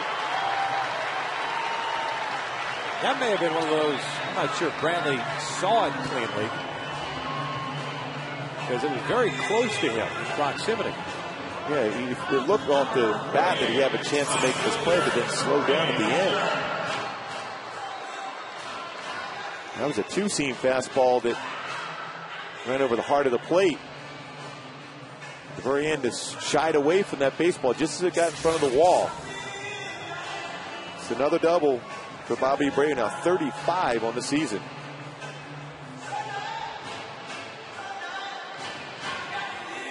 Tim Belcher, the pitching coach, out to pay a visit to Josh Tomlin. 3 hits in the game for the Angels. 2 home runs and a double by Abreu.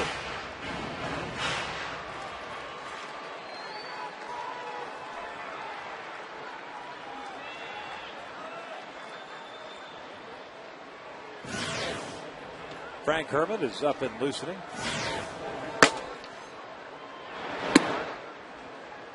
Torrey takes a strike. 0 for 1 is Hunter. Fly ball to left in the second. Drew a walk in the fifth. The only walk that Tomlin has given up. It came leading off the 5th inning.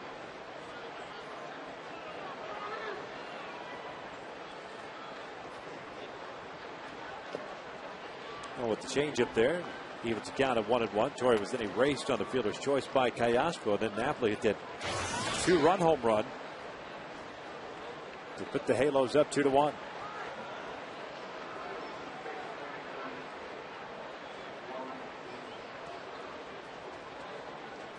Borges with a leadoff home run here in the 6th.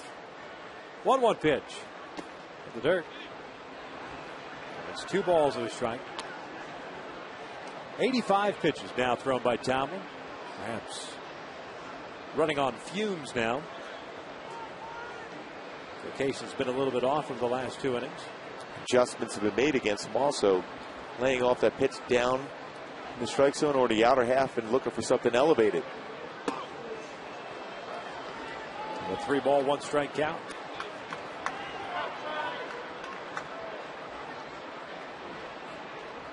Tomlin with 107 plus innings in the minor leagues, 41, now 47 in the big leagues this year.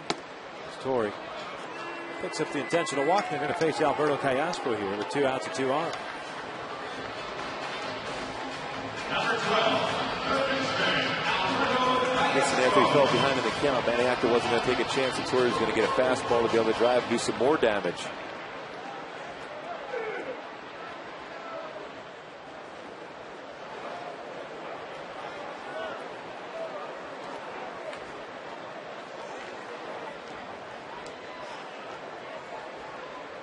You got Abreu at second base. He had a double with 2 outs. Hunter at first with the intentional walk.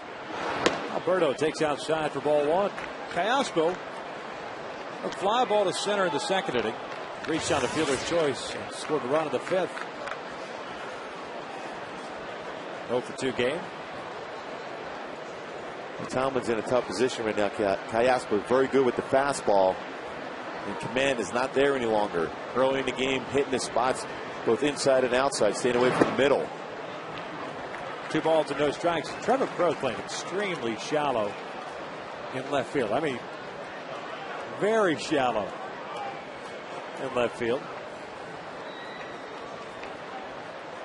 Real surprised because Callaspo is a guy that last season had over, 60 extra base hits.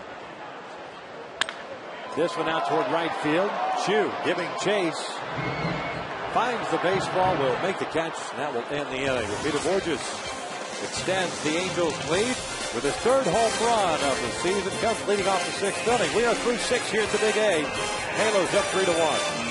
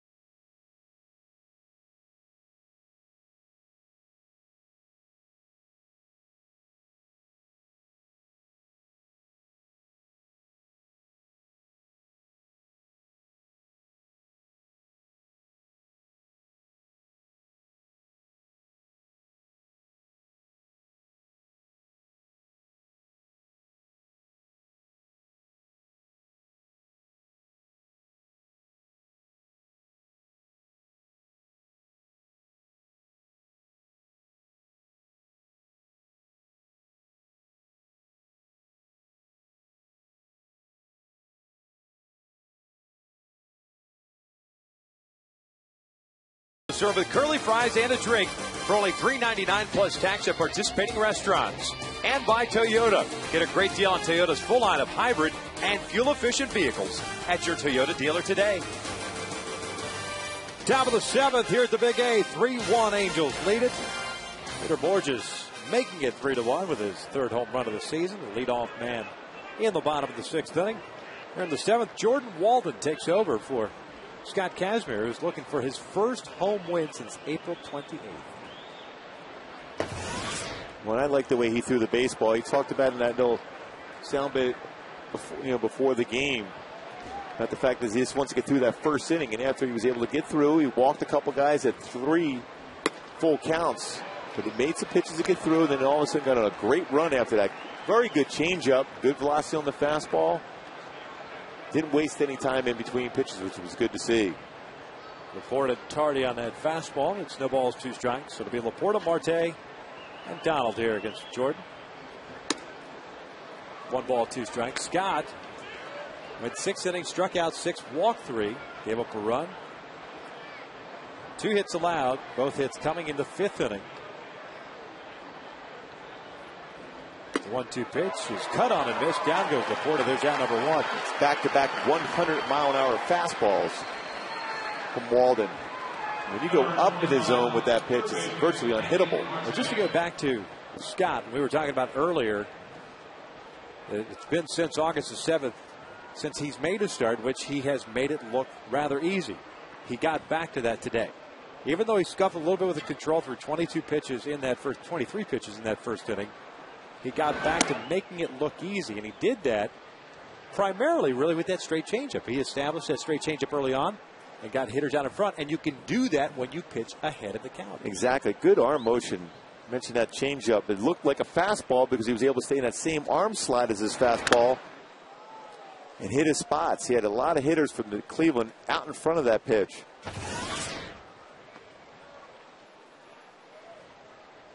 One ball, 1 strike here. That foul ball going off of Joe West. So Bobby going out there, giving Joe a breather.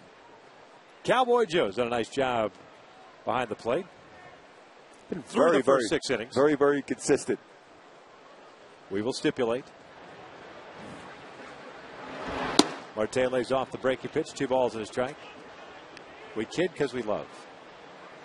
And because he can sing.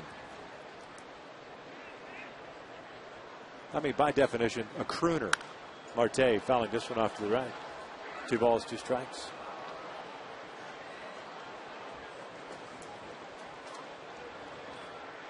Yeah, that.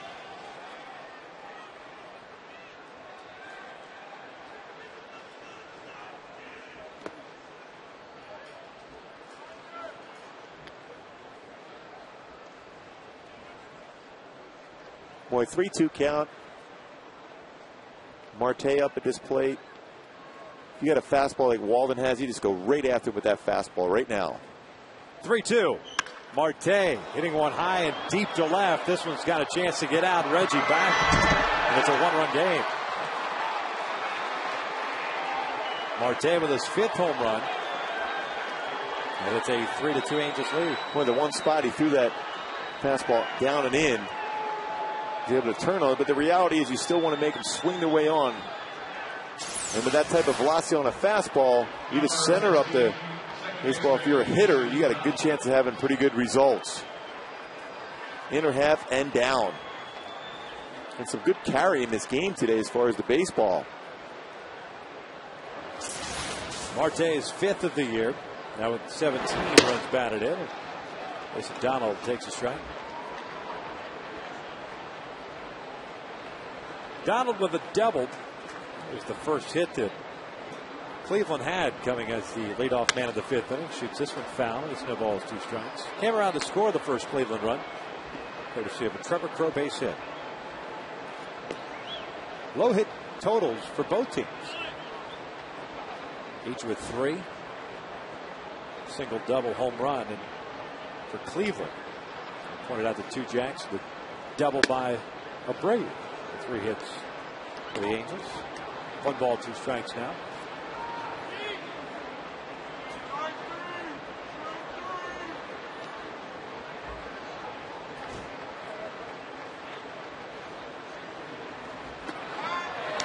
Donald goes down swinging for out number 2. 2 strikeouts in the inning. And here goes Chris Jimenez.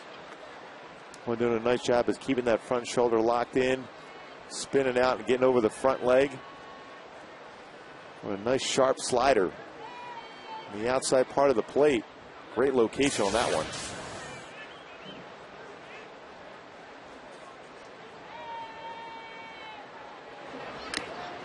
Foul tipped and hung on to by Bowie.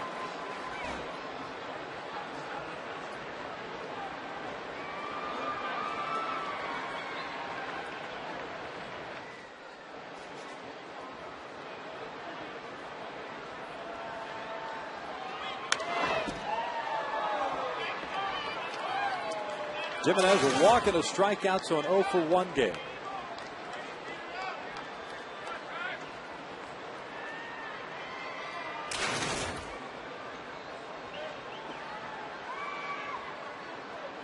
Chance to expand the strike zone here, way ahead of the count 0-2 with nasty stuff. And he got him with that nasty slider. Ball that strikes out the side, but unfortunately gave up a home run. A solo job to Marte. 7th inning stretch time. Angels still lead it 3-2.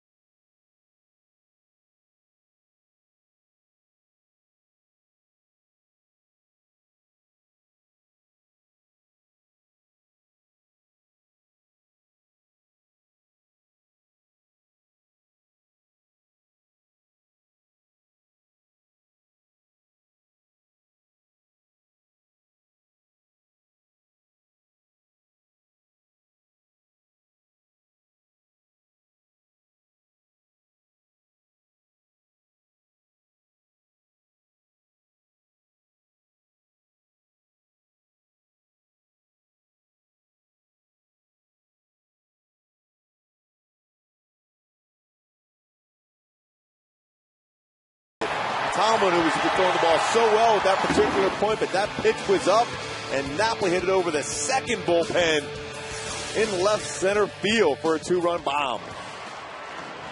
And look at him, he's coming up. How about that? Perfect timing. Napoli, Ibar, and Wilson to face a new pitcher on the mound for Cleveland. It is Frank Herman. Takes over for Josh Tomlin. Tomlin going 6 innings, 4 strikeouts, 2 walks, 3 runs, all earned on 3 hits, including the 2 home runs. Herman, a pretty good fastball, 92 to 96 curveball and a split finger fastball.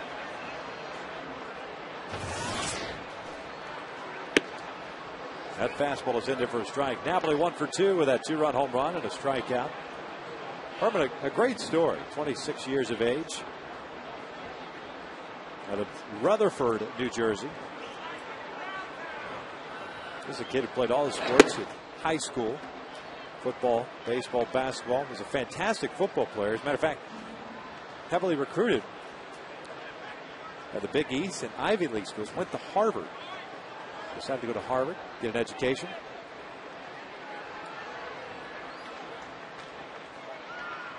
Had good numbers there. Went undrafted. And then signed as a non-drafted free agent. And has come up through the system. Now in the big leagues.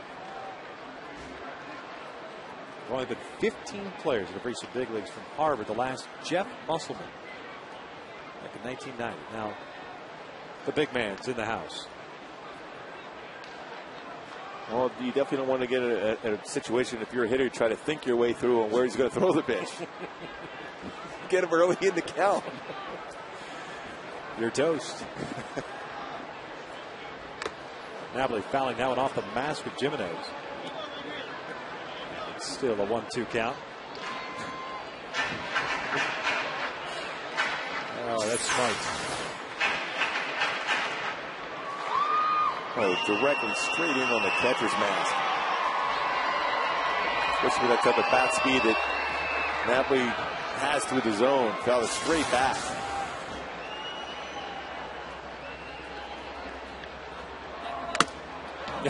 This one up Joe West. Joe's all right. Joe's go up. At least you're at first base. I don't have to talk to you behind the plate tonight.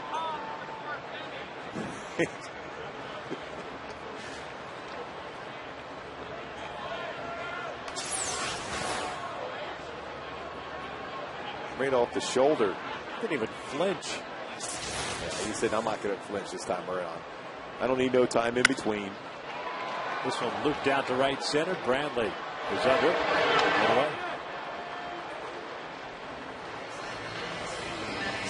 Except Eric Ibar. Instead of Jeff Brantley will be coming on in the 8th inning.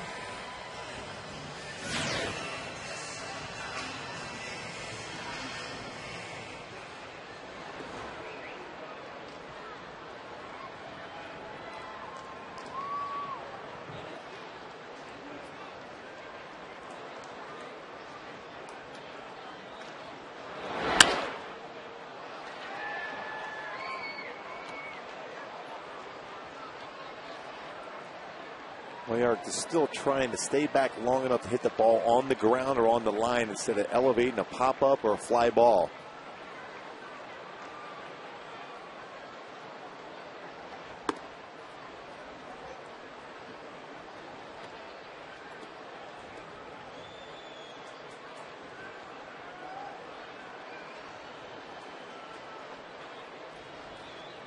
Ibar 0 for 2 twice, having popped out. Drills this one out to straightaway center field. Brantley drifting back on it. He'll put it away. 2 outs here in the bottom of the 7th inning. Hey, the annual Salute to Kids Day at Angel Stadium this Sunday. All kids to 18 in attendance will be eligible to win great prizes such as autographed Angels merchandise, Disneyland, Knott's Berry Farm, and SeaWorld passes, Dana Wharf sport fishing passes, ESPN Zone passes, and much more. There's just so much stuff. It's a tongue twister. Great seats available at angelsbaseball.com or the Angel Stadium ticket window. It's the annual Salute to Kids Day. We salute you, you youngsters. All those great prizes. Oh, yeah. All the sponsors have done a nice job donating all of these.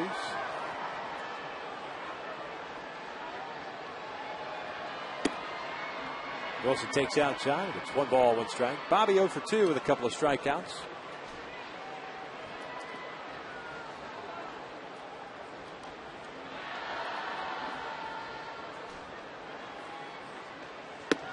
Break a pitch inside.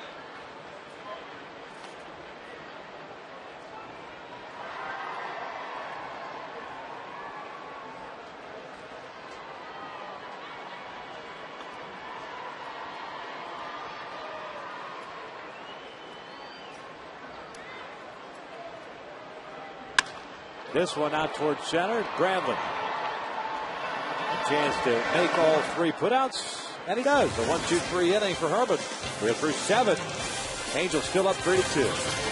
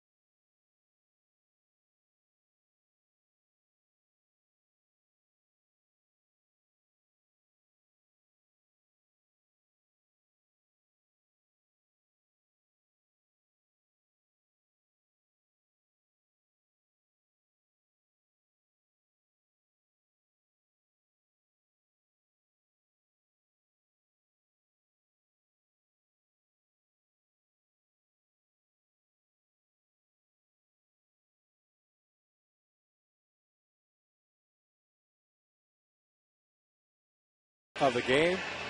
Roberto Clemente won 4 batting titles, tied for most by any right-handed batter in the last 85 years. The Mad Dog, Bill Madlock, the other. 12 straight Gold Gloves, MVP. Roberto Clemente, an all-timer. Be sure to visit farmers.com today to hear more true stories from Farmers customers. You can find a SoCal agent near you. Well, I can remember him single-handedly beating the Baltimore Orioles there, 71 World Series. Yep. Baltimore was heavily favored in that World Series. Had some great pitchers, but Clemente was too much for him. Kevin Jepson taking over for Jordan Walden, who went 1 inning, gave up a run. It was a home run. And he struck out 3 as Trevor Crowe swings the first pitch, fouls it back. Crowe 1 for 2 on this one, had a base hit with an RBI in the 5th. Also struck out. It was against Scott Kazmir.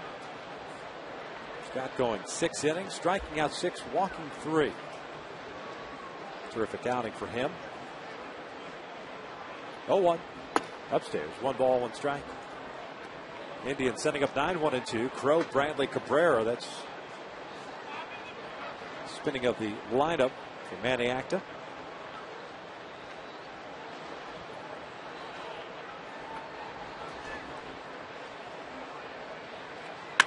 This one out to center field, and that's going to fall for a base hit. Leadoff man is on board for Cleveland here to start the 8th.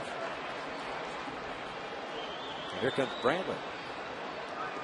Number 23, center fielder, Michael Crowe was caught stealing by Bobby Wilson in the 5th inning. He figured down by a run at the top of the order up. Manny will get something going.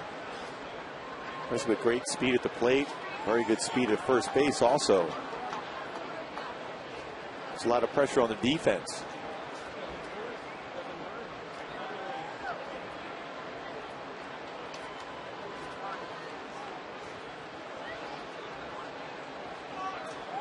That's a design play to see if the batter will tip, if he's going to square around the bunt. Step off. Not going to be able to pick off the base runner first. You just want to see if there's giving up as far as what kind of play they're going to put on.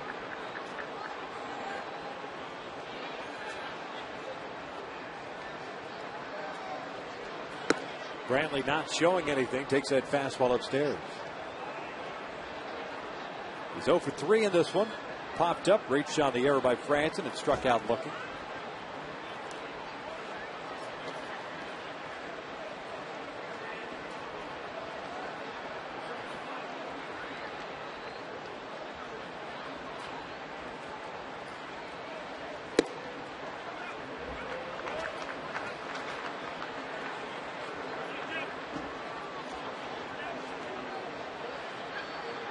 Kevin falling behind here. 2 balls and no strikes.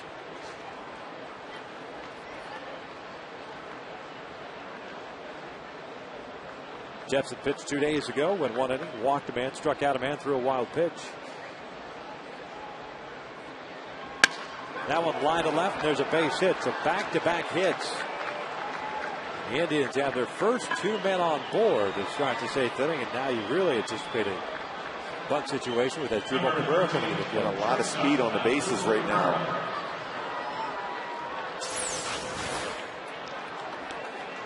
Again, falling behind, you have to challenge with the fastball. You don't have many other options but to go with that pitch. It's a good approach by Brantley. He's going the other way with it. Didn't try to do too much with that fastball.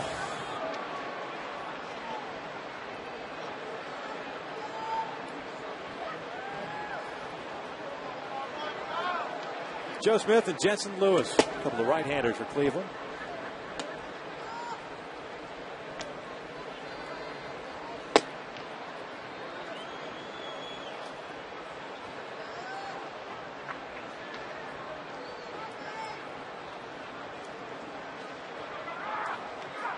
Kayas went on the grass at third base. Showing bunt, that's dead and perfectly up the third base line. Kayaspo throws on to first, and Franson is there. The sacrifice works. Well, that was some kind of play by Kayaspo. That was a perfect bunt by Cabrera. He deadened that baseball very well. Made the third baseman field the baseball. Not an easy play. Comes in on it, has to use the bare hand, had to have communication with Jepson, and still threw him out at first base. Good job. The key is when you go to field a baseball with your bare hand, you want to push it into the ground and then get up and throw it all in one motion, and that's what Callaspo was able to do. Intentional walk coming here to load the bases up. Travis Hafner. Nope.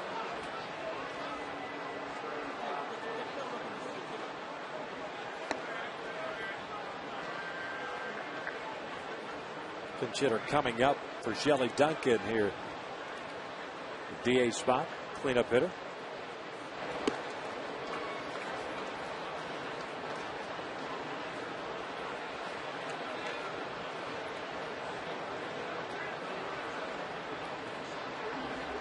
And there's ball 4. So Jordan Brown is going to come up here. Interesting with Hafner on the bench. Guy who had 2 hits, including a home run in last night's game. And he acted instead going with Brown. Especially a guy like Hafner who could hit the ball in the air well. Since he was unavailable at all today. Brown hit .298 down at AAA this year with 8 home runs, 67 runs batted in.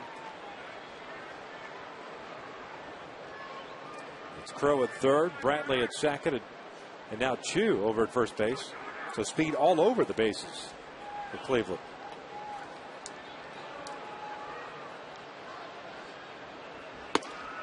First pitch fastball is upstairs. Infield looking for that double play. Torrey shallow and right. Same goes for Borges and Willits at center and left respectively.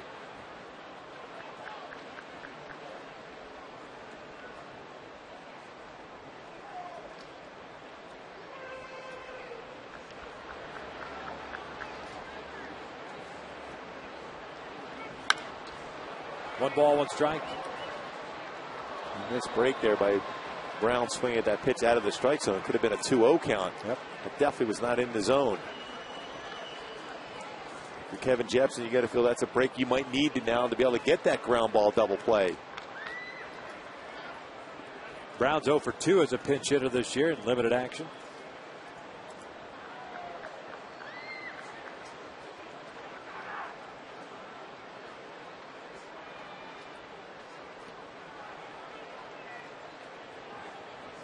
One inside.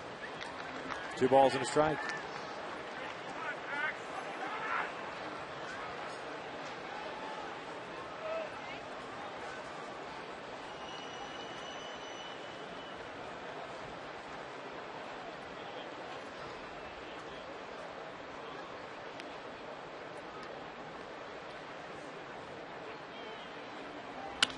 Brown pulling this one over to first. Napoli touches first base, throws home, and they've got Crow to run down.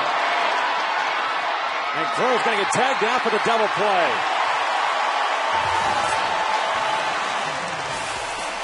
Boy, what a job by Napoli.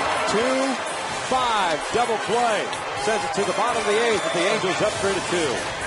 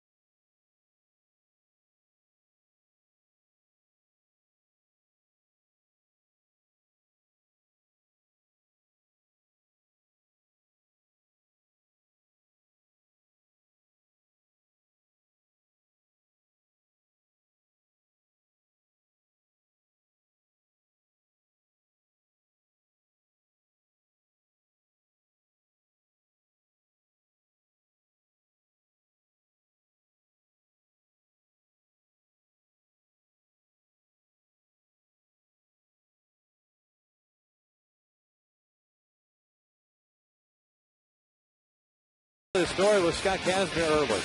What an adjustment he made. After that first inning, a couple walks, had a great changeup, then get all the offense he needed with one swing from Mike Napoli. And of course, Peter Borges showing some great power to left center field. Well, what a play right here by Mike Napoli. Had the presence of mind to step on the base and make that throw home. You might think, why did he not come home right away? But he saw the throw was not far off the base in third, was able to step on the bag and then make the throw to home to get the out. Well, the Halos looking for some insurance here in the bottom of the 8th inning. Have Borges, Willis, Franzen facing Jensen Lewis. Peter tries to bunt his way on up the first base shot and almost legs it out, but he is thrown out by Lewis for the first out here in the 8th. But Jensen got a little bit lazy on that ball. A little shovel pass. Well, you didn't realize how quick Borges is going down that line.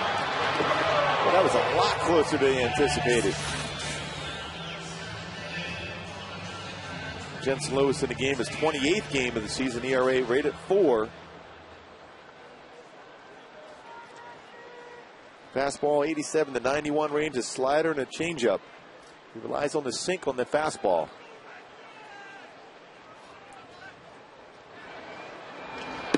Reggie takes a strike. 0 for 2 game.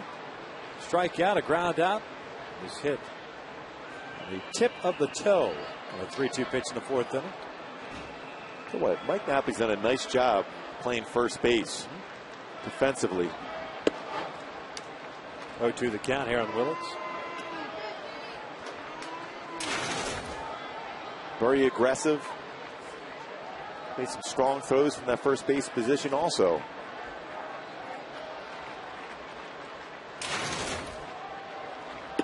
Willits takes upstairs. 1 ball, 2 strikes. Fernando Rodney getting his warm-up tosses in down in the bullpen. He'll be coming on in the 9th inning. Scheduled to face Laporta, Marte, and Donald. 5, 6, and 7 for Cleveland. 2 balls, 2 strikes. Would not be surprised unless Hafner's just got the complete day off. That he comes up at some point. Left-handed batter facing the right-hander.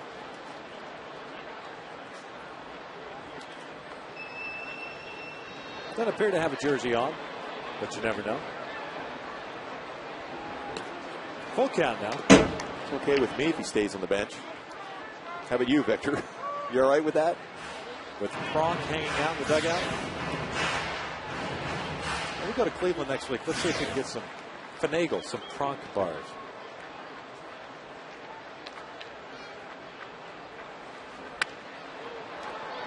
Off the end of the bat. Into the seats on the first base side. Anybody can do it. You can do it, Victor.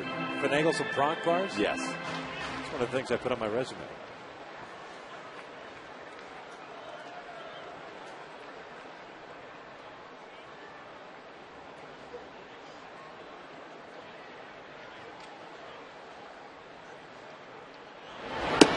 There's a walk. Man on with 1 out. Brings up Kevin Franzen. We go back and revisit our Hyundai key to the game. Well, situational hitting really wasn't needed today when you hit a couple big flies. So maybe we can situational hit right now to be able to get another run across, a little insurance. But Borges with the home run, Mike Napoli with the 2-run home run. Still, once again, the club relying on the big fly to score runs. Kevin Franzen pulled back. Hideki Matsui's coming to the plate. Right-hander Lewis on the mound. Hideki will come up. 1 out, 1 on. Trying to give the Angels some insurance. Franzen ends the game. Going 0 for 2 and had a sacrifice bunt. Manny Acta's coming out. It looks like he had action going in the bullpen. Rafael Perez was loosening. And that's who's coming on. So pitching change. We're at the bottom of the 8th inning. A 1-run lead for the Angels. Matsui to face Perez when we come back.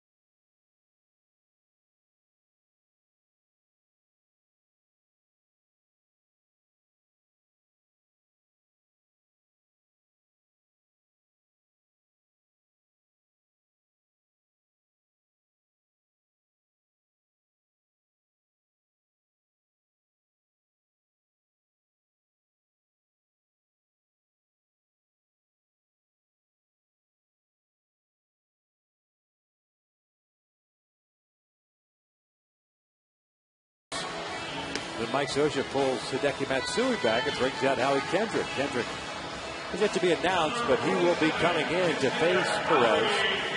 He's got a 4-1 record at 3.69 ERA. This is a guy who pitched in last night's game, giving up a hit and striking out a batter. Now a 62nd game on the season. Got tailing action on the fastball, 87 to 92 range. Runs away from right-handed batters. Slider and a changeup. How he was going to come in and play defense anyhow, more than likely. Right. In Franz's position when he was taken out of the game. So just an opportunity to get him in there. Then you can go back to that situational type hitting. You might put on a hit and run now. Hideki Matsui with a hard day at the office.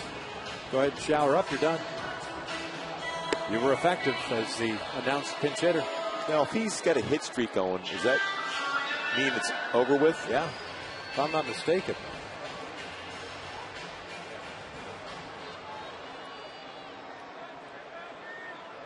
Always one of those head scratchers. You're announced coming in the game and then you don't bat. You know what? Great question. I'm going to look that one up. Not now. About a week from tomorrow? Sure. Thank you. Bring it up to you on Wednesday in Cleveland. Here's Howie. Swings the first pitch, comes up empty, and it's no balls and a strike. Got Willis over at first base with 1 out. Or perhaps even a week from Friday in St. Petersburg. It'd be much better to find out the Trop. Place oozes baseball ambiance, doesn't it? Oh, no question. Throw to first base, and Willis is back.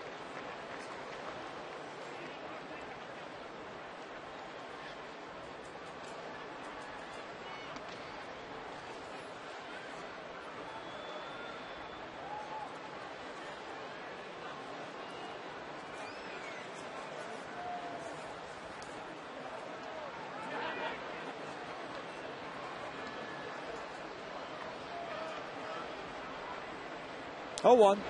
Howie, little dribbler over to short. Not going to turn 2 on it. But they get the lead runner, Willis, at second base for out number 2. That was a pretty quick turn. Think it had a chance either. Throw over to second. Donald with a good turn and good throw, but Howie's too quick. About as close as they can make it.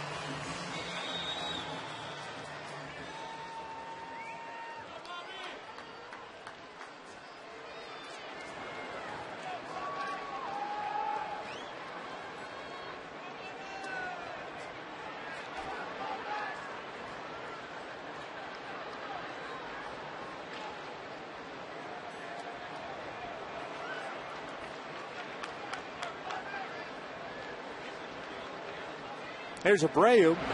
Takes outside for ball 1. Bobby a fly to left.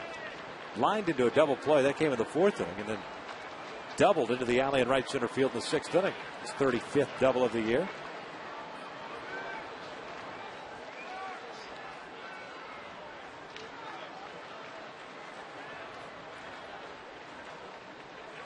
And probably Perez's last batter here as Abreu hits one right back to the big left-hander.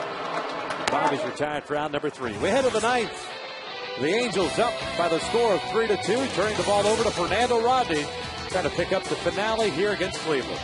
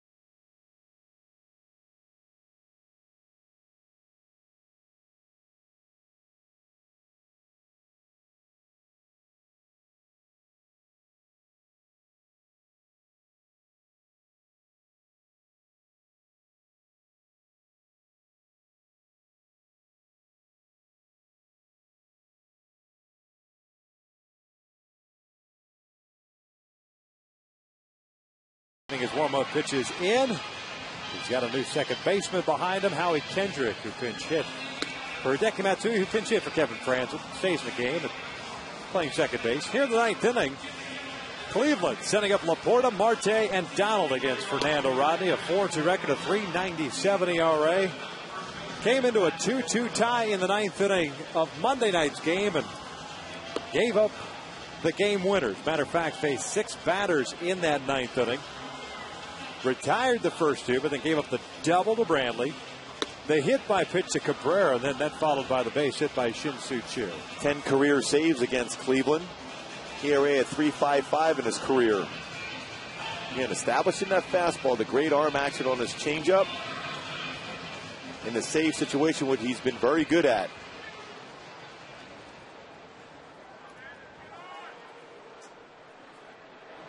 Matt Laporta 0 for 3. A fly to center, a ground ball to short, and a strikeout.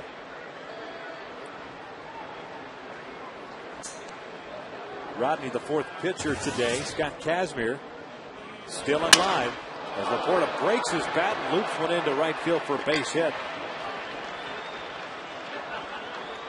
Kazmir, 6 innings, 1 run on 2 hits. Is in line to pick up his 9th victory. If Fernando can hold things here in the 9th. Well, right after him with a 4-seam fastball. Able to fight it off, get it into the outfield for a base hit. Pinch runner coming in now. All of a sudden, you got that pressure now. Wayne runs pretty well. At some point, would they put the bunt on? They've had a couple opportunities to do so.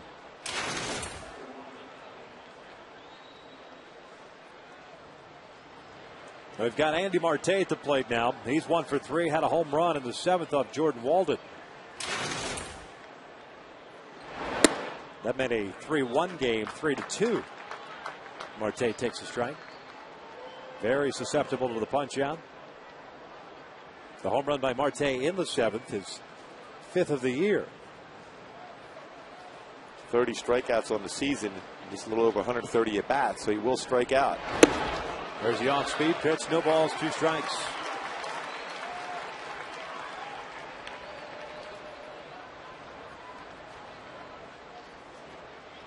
Fernando, 8 of 11 save opportunities this year. He ended up taking the loss on Monday. Came to Jensen Lewis one. This one's fouled back to the right. Count remains 0-2.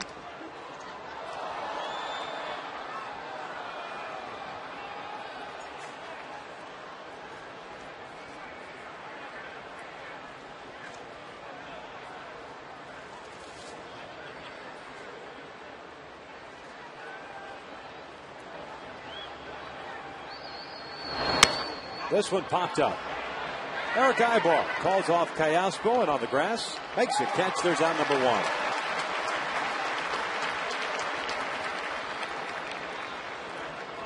1. Boy, good pitch right there. Marte out in front just trying to put the ball in play.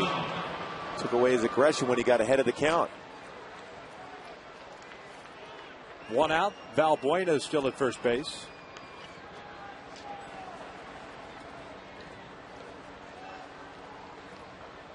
There's Jason Donald. 1 for 3 game with a double and a run scored in the 5th. Good fastball in at the knees for a strike.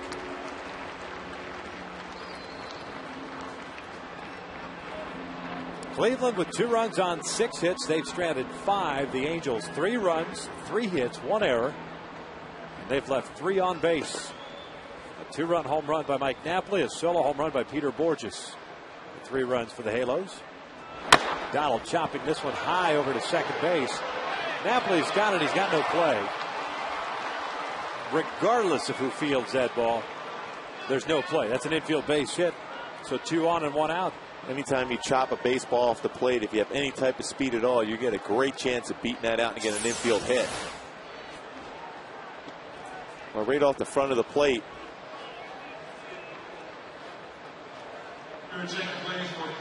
No chance either way. Even if Howie fields that and Mike Napoli stays at first base, it's still going to be an infield hit.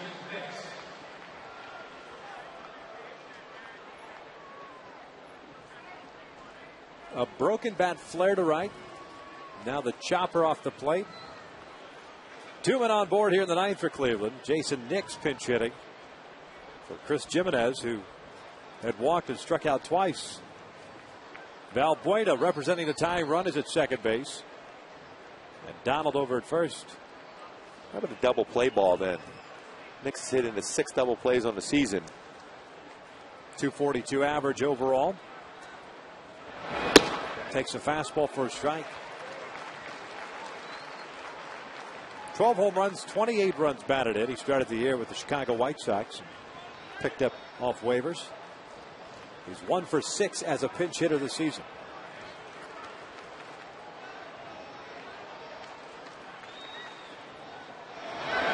That one's in the dirt. First ball thrown by Fernando Rodney. 9 pitches, 8 strikes.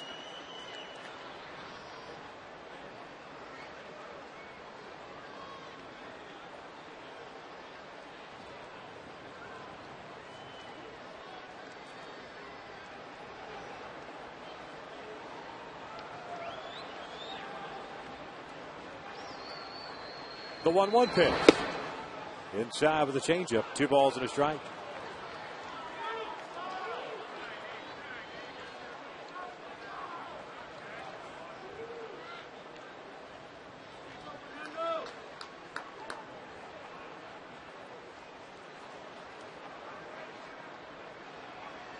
Angels trying to get back over 500 here at the Big A. 34-34 record prior to today. As Nick swings through that fastball. It's 2-2. A good movement on that 97-mile-an-hour fastball down underneath the hands of Nix in the inside corner. The thing you do with that is if you make contact is pull that ball foul.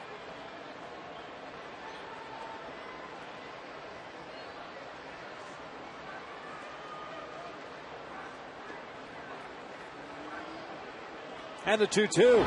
Nix takes the off-speed pitch. I guess inside.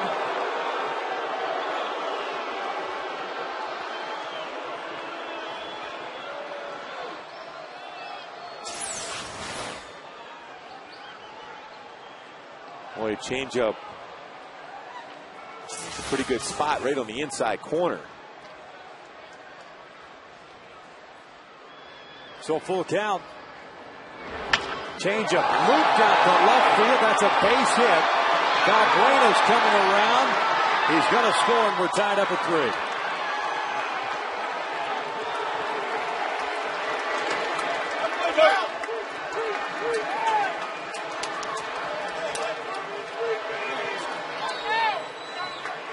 And another flare in the outfield. 2 flares in the outfield. An infield hit. Turned over the changeup. A lot of the plate, though, off the end of the bat. After not getting that call, 3rd strike, instead a base hit. Brings up Trevor Crowe, the left fielder. Surprised to see the back-to-back changeups in that situation as well. Even though it's off the end of the bat, you saw that fastball, which he couldn't get around on. Better chance to track it. Especially the same speed, back-to-back pitches. Better opportunity, at the very least, like he did, put it in play. Crowe's 2 for 3 with an RBI. Takes upstairs for a strike. Now, how's that a strike? And the pitch to Nix, not a strike.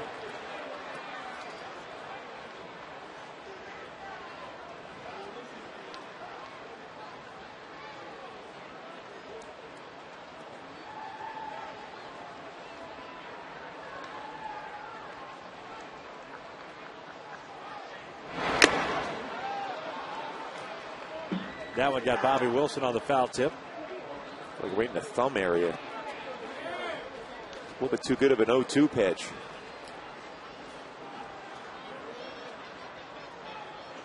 Right down the heart of the plate. Lost in all this is that Scott Kazmir gets the dreaded no decision. Deserved to win. Crowe goes down swinging, 2 outs.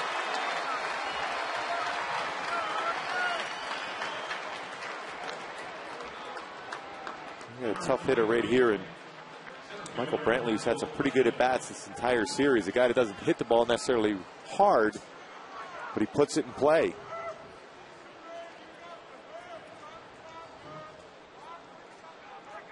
Brantley 1 for 4, extending his hitting streak with the base hit in the 8th inning. Donald at second base. Nix at first. So good speed on the bases for Cleveland as Brantley fouls that one back. No balls in the strike.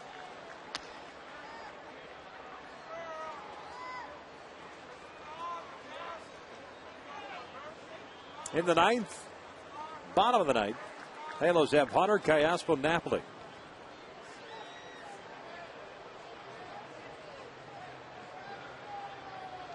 Indians have their closer, Chris Perez, and the right-hander Joe Smith up and loosening. That's in tight. 1 ball, 1 strike.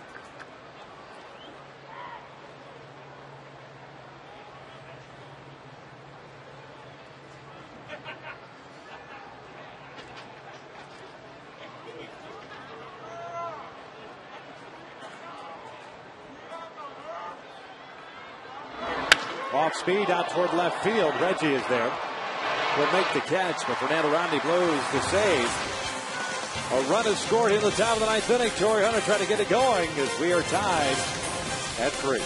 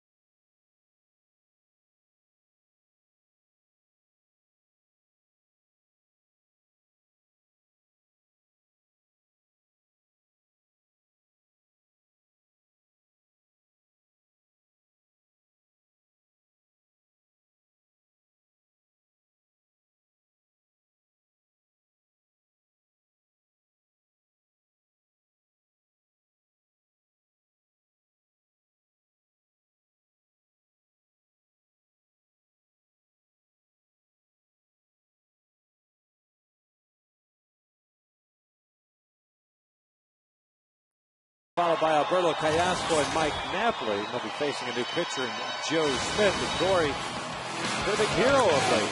Well, he showed in the opening how well he's been driving the ball Saturday in Oakland.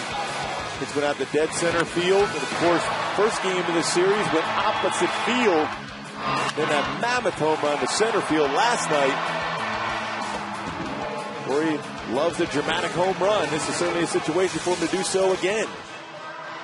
The Angels have scored the majority of their runs of late via the home run ball.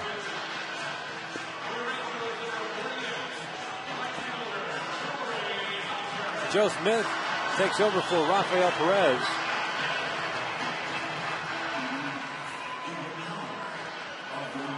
One and 2 mark and a 4.88 ERA. Luis Valbuena, who pinch ran in the top of the inning, stays in the game. He's at third base. Lou Marchand is doing the catching now. Wayne Smith does not overwhelm you with velocity on the fastball. It's all about deception. 87-91, slider and a changeup. First pitch fastball down and in.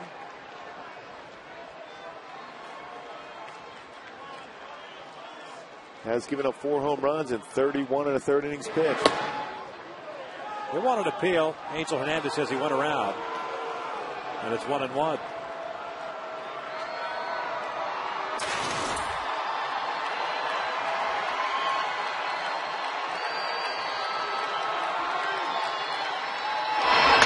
Slider fouled back.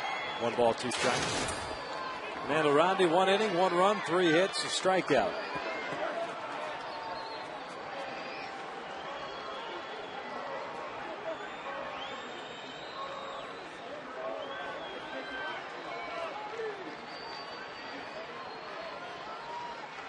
1-2. 2 balls, 2 strikes.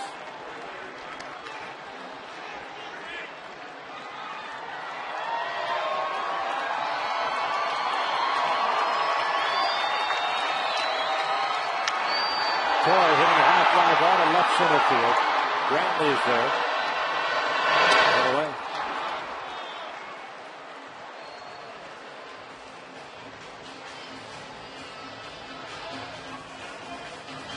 So here comes Callaspo.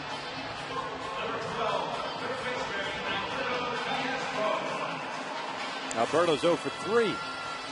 Did score a run in the 5th inning when he reached on a fielder's choice.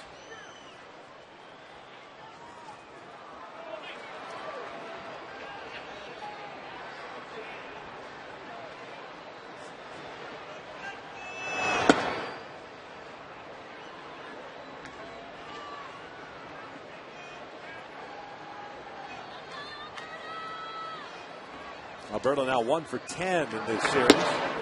Takes that pitch inside. It's 2 balls and no strikes. Bobby Casabal is up and loosening now. He'd be pitching the 10th if we get that far. Alberto pulling this one. That's a base hit into right field. So now is on board here tonight with 1 out.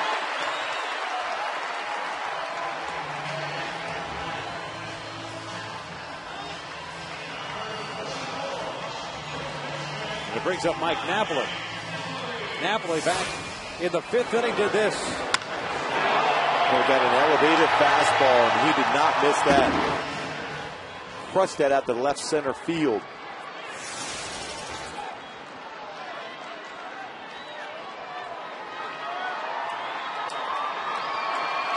One for 3 game with that home run, his 23rd of the year. Now 12 of his 23 home runs this year during day games.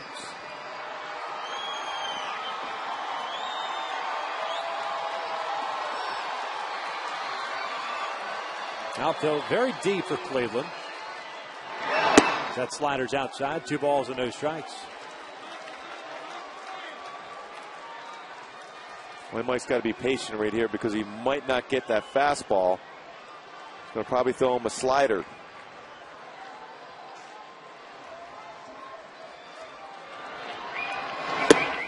Three balls and no strikes. Got Ibar on deck.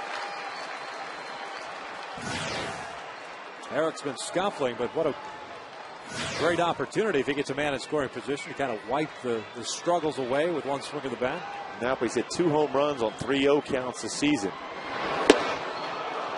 3-1. Trying to make it 3.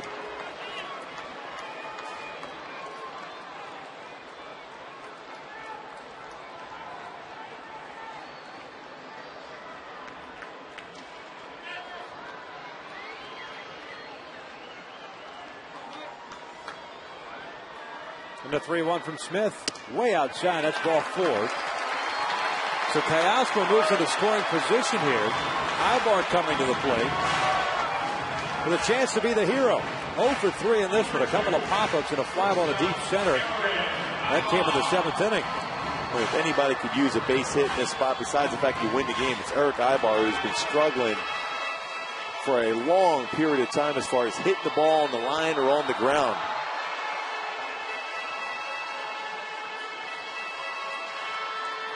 Like I said, 191 coming into the game today, the month since August 1st. A lot of pop-ups. Stay back. Trust your hands to go let that fastball go deep in the strike zone. You have an opportunity to turn on it. Ibar rolling this one foul, swinging first pitch again. No balls and a strike. Little different alignment in the infield with Valbuena, a traditional second baseman, at third. Marte, who was at third, is over at first base. Trevor Crowe very shallow in left field. Brantley and Chu cheating in a couple in center and right. Ibar swings through that one. And it's no balls, 2 strikes. Juan Rivera has come out to the on-deck circle. They would be pinch hitting for Bobby Wilson. Callaspo at second, representing the winning run. Napoli over at first. 0-2 pitch. pulled over to first base. The only play is to first. Marte takes it himself. Ibar's retired. There are 2 outs. But now with a guy like Smith, at the very least, it kind of brings open the possibility of a wild pitch. He's a guy that throws that frisbee slider. You just never know. With Rivera coming to the plate now with a chance to win it himself. Tim Belcher's going to go out and talk to Smith, give him a refresher on how they go out and approach Juan Rivera.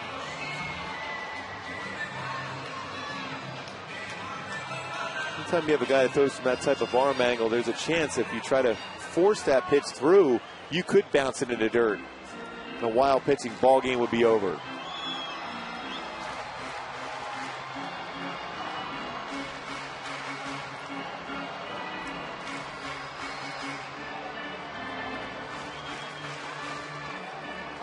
Halos 0 for 3 with men in scoring position today. And Callaspo at third and Napoli at second base.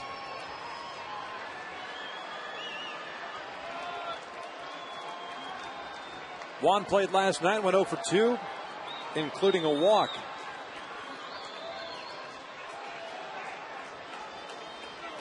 He did not face Joe Smith in Monday's game. There's Alberto.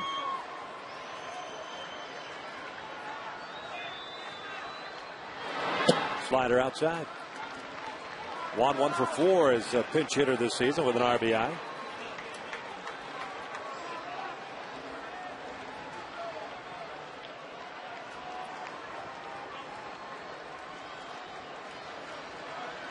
Wano outside, gets away. Here comes Callaspo trying to score. He is out at home. Alberto Callaspo maybe did not see the ball get away from Martian. Hesitation. And Joe West rings him up at the plate. We are heading into extra innings. We have a chance to see the replay. There's that slight hesitation right there. Set up the opportunity for him to get put out, and he is. We're tied at 3. Boy, that slight hesitation went back to third. That slight step, able to make that play at the plate.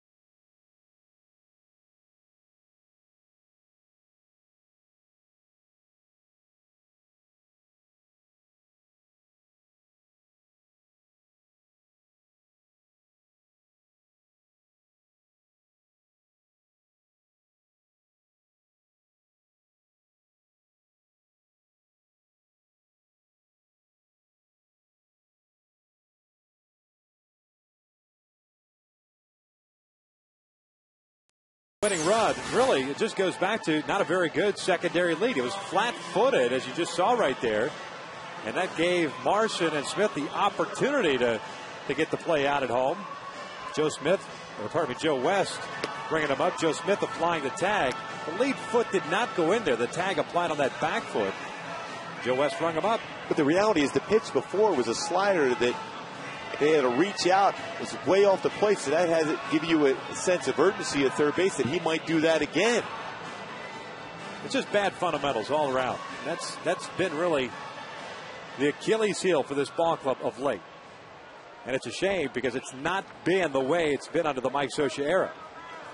this ball club, and you just go back to that replay watching Kayasma, you have got to put yourself in a position in a secondary lead with a guy who's throwing a slider and anticipate a wild pitch. He didn't do that. Thus, you set yourself up for a close play at the plate, and he gets rung out. That's why we're in extra innings. This one rolled over to Kendrick. And Cabrera is retired for round number 1. Bobby Cazawa taking over for Fernando Rodney. Bobby's seeing action for the second straight day. Went 2/3 of an inning in last night's game. Gave up a base hit. Well, he's facing a tough batter here. Sin-Soo Choo. A nice job so far is keeping him off the base. He's a guy that has a lot of power. Couple of changes too defensively. Rivera was at the plate, so he stays in the game. He is at first base. And Jeff Mathis comes in to catch. Mathis will be batting in Napoli's spot. So Mike Napoli no longer in the game. That would put Jeff in the 6th hole. So Rivera will lead things off in the bottom of the 10th inning, followed by Borges and then Willits.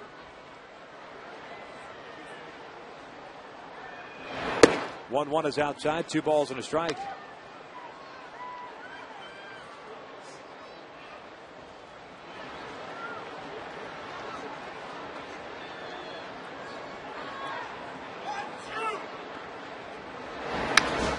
Fouled straight back. Choo taking a big rip at it. Count even now at 2-2.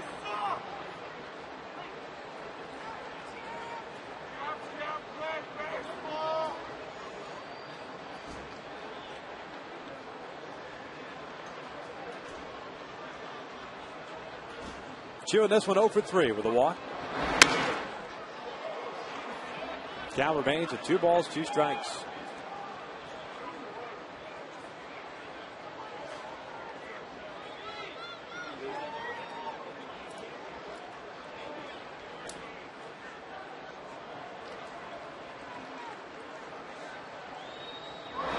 Off speed, rolled over to Rivera.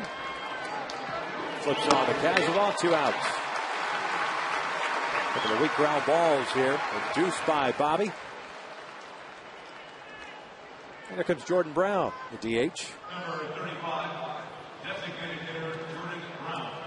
Jelly Duncan got the start at DH in this ballgame for Cleveland, but then was pinch hit for by Brown in the 8th inning. They came up with 1 out and the bases loaded and rolled into that 3-2-5 double play. The lead still intact at 3-2 at that point. Fernando Rodney giving up the run in the 9th. That's where we stand right now.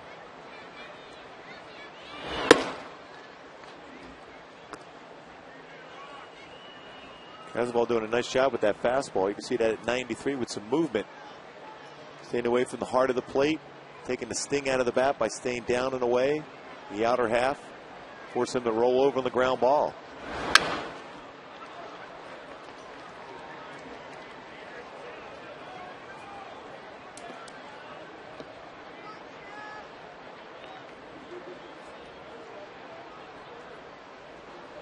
One count here on Brown.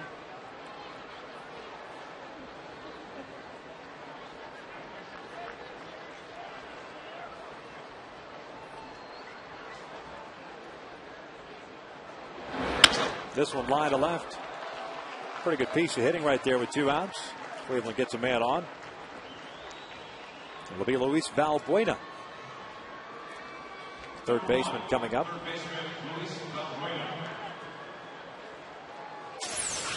In a spot like this, not really a whole lot you can do as a pitcher. Brown is a great piece of hitting. Stayed back, went the other way with that fastball, didn't try to do a whole lot with it. Now Brown with 4 stolen bases on the season. With Valbuena up, not a lot of power, you would think. They might send him in motion here. 9 hits for Cleveland in this ball game.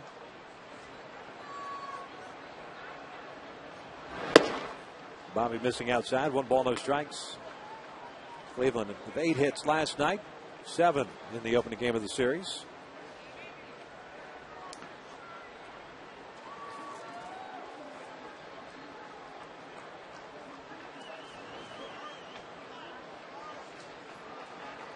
And a 1-0. One ball, one strike.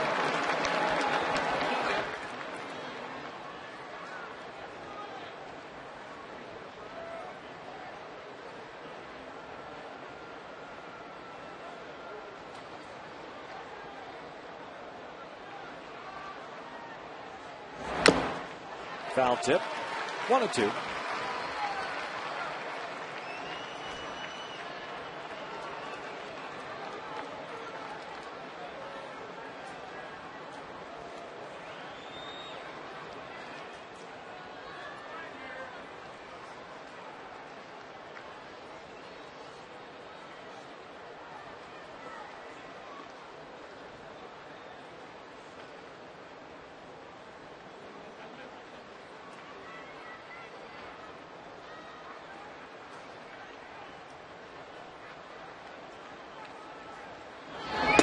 Outside.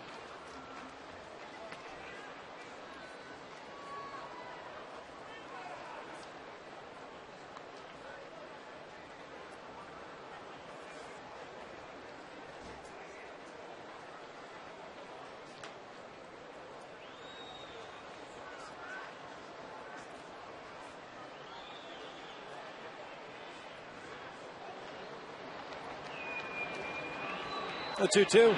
Valbuena cueing this one foul off the end of the bat.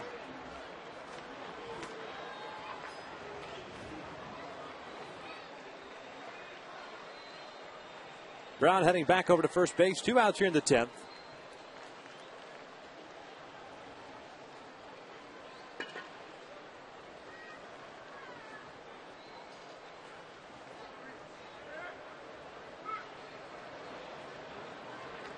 Kazavov's 2-2. Little dribbler up the third base line. That's going to be an infield base hit.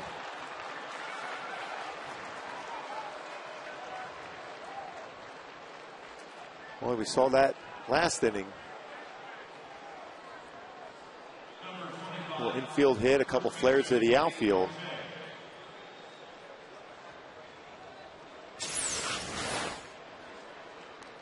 Boy, running fastball outside corner.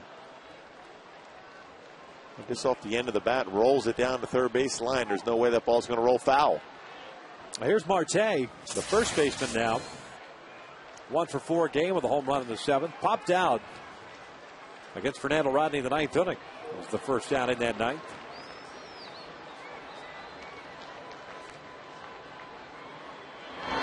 That one in the dirt. Nice job by Mathis. Do or die situation there. You break off a breaking pitch that far out in home plate.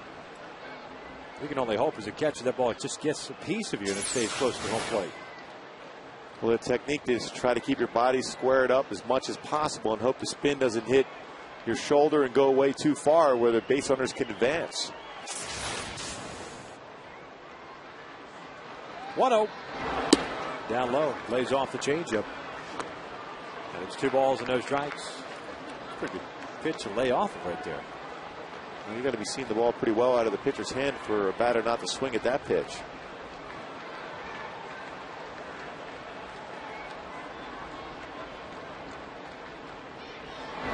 Marte bouncing this one foul. 2 balls and a strike.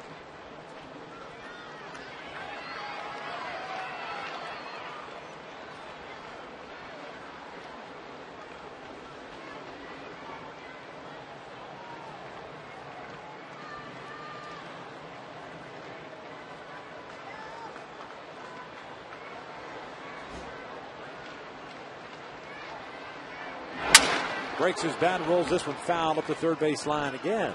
New lumber coming. Marte has a 2-ball, 2-strike count.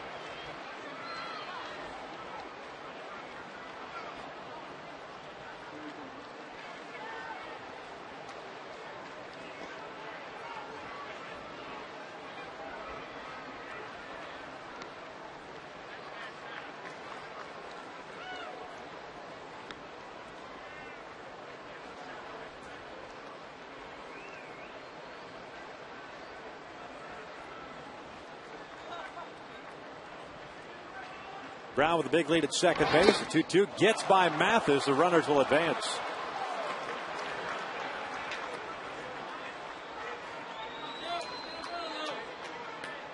Another breaking pitch in the dirt. Has the ball overthrown the breaking pitch. Different type of spin. Was in position to shift his body well, but they didn't get the glove down. As it hits his leg, he gets through for a wild pitch. So 2 on in scoring position with 2 outs. You're in a full count on Marte. Jason Donald, the second baseman's the man on deck. Payoff pitch. Marte breaks his bat and rolls it foul. The barrel ends up towards shortstop.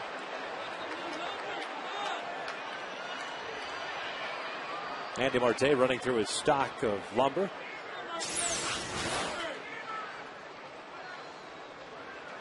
And that bat went a long ways, shattered it.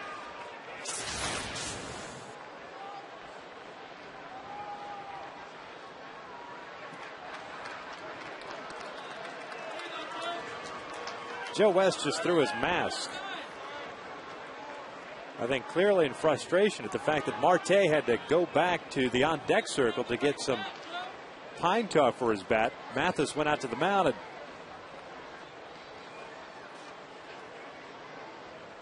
well, Joe, hang with him. We've all got to sit around. I do believe the call was in your hands in the bottom of the 9th inning. Another 3-2. Marte pulls this one over to Castro. He's got it. And we'll head to the bottom of the 10th inning in a tie game. Rivera, Borges, and Willis coming up in the bottom of the 10th inning.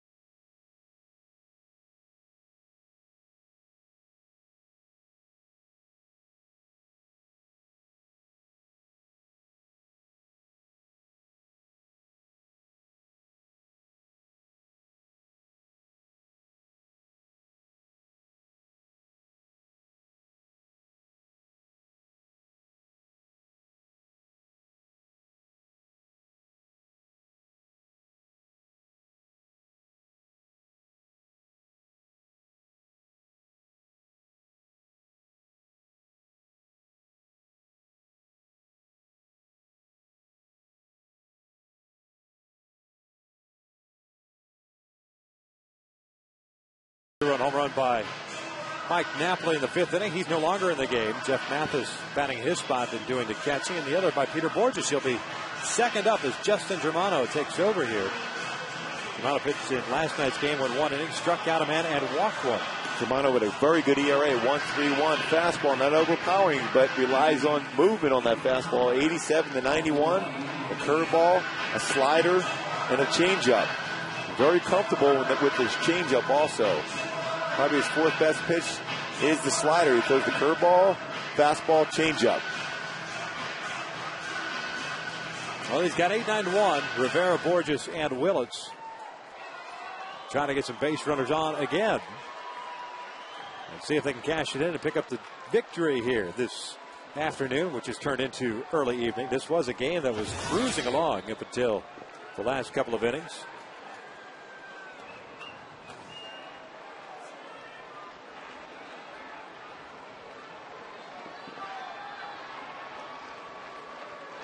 Juan Rivera was at the plate when Joe Smith threw that wild pitch. That curveball is inside. And I thought for a moment there that Juan was going to take that breaking pitch, be on board.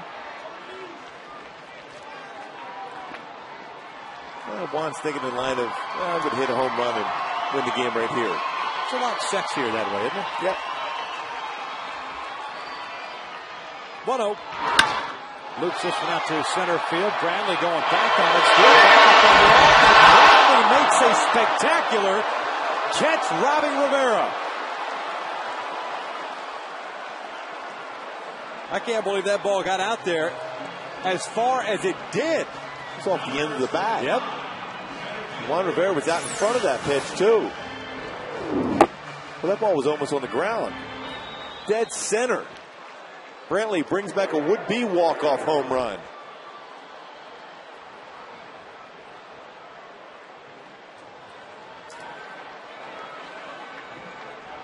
Here's Borges with one out, nobody on. He looks at a strike.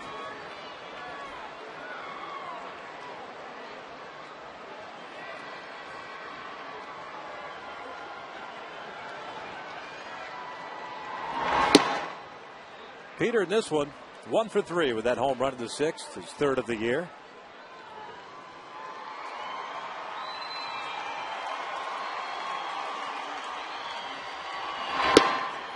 Below the knees, 2 balls and a strike.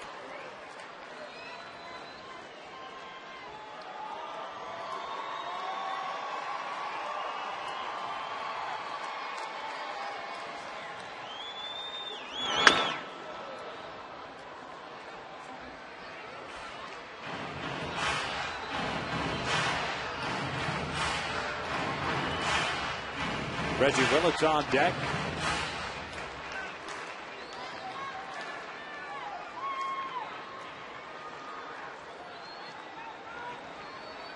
Outfield again very deep for Cleveland. No doubles alignment. Breaking pitch rolled up to third base line. That is foul. This is the home run that Borges had leading off the 6th inning. That started Josh Tomlin.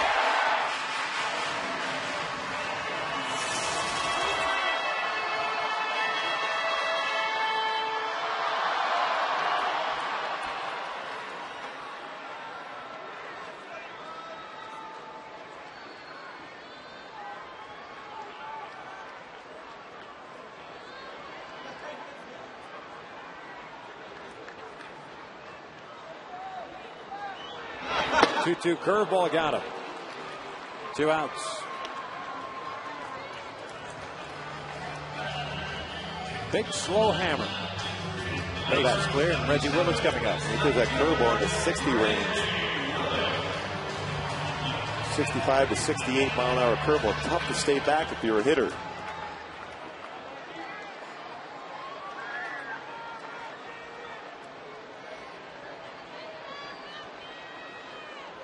So Reggie comes up 0 for 2. Takes the off speed outside for ball 1. Reggie's been hit by a pitch and drawn a walk.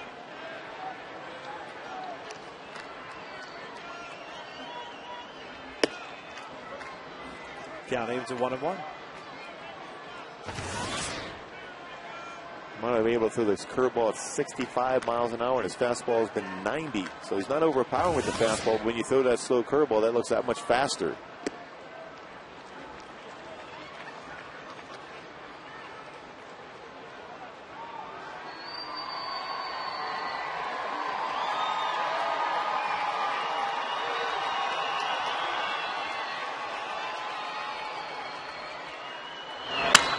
Lined into center field. No, Jason Donald robs it. The would-be base hit. A couple of nice job defensively for the Cleveland Indians. We head on to the 11th, tied at 3.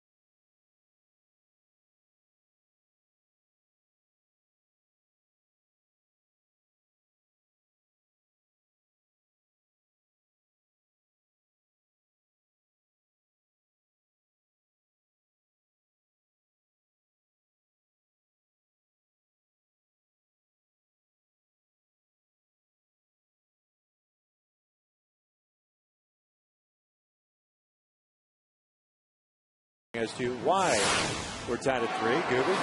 Ninth inning, a pitch that got away from Marson home. Callaspo, hesitant initially, slides in. Smith trying to apply the tag. Did he get him enough before that back foot hit the plate? And of course, in the 10th inning, Juan Rivera crushed the ball down in the strike zone, but Brantley brings it back in center field as we still are tied here as we enter the 11th inning. First ball swinging is Jason Donald. High ball. Will retire him for out number 1. Bobby Casava out for his second inning of work. Gave up 2 out base hits and a wild pitch putting runners in second and third, but got Andy Marte in the 10th. And here comes Lou Marson, the catcher. Defensive replacement in the bottom of the 9th inning. And credit Marson, really. I mean, because we're all about being fair. You guys make nice plays. We give them credit, whether it's with the Angels or the opposition. A lot of catchers with a man at third base in that type of situation. Maybe don't go after it as hard. Game over. We'll take our 2 out of 3. We'll jump on the bird. We'll head back home. But he busted back there, threw a strike to Joe Smith. That's not the easiest play in the world for a catcher. Back to the plate and have to spin around, pick up the baseball, and throw a strike to the guy waiting at home plate. That's exactly right. Most catchers will give up thinking the game's over. A perfect throw. The only way you get Callaspo at home is with a perfect throw, and that's what he was able to do. Aggressive going back, all in one motion, makes the throw.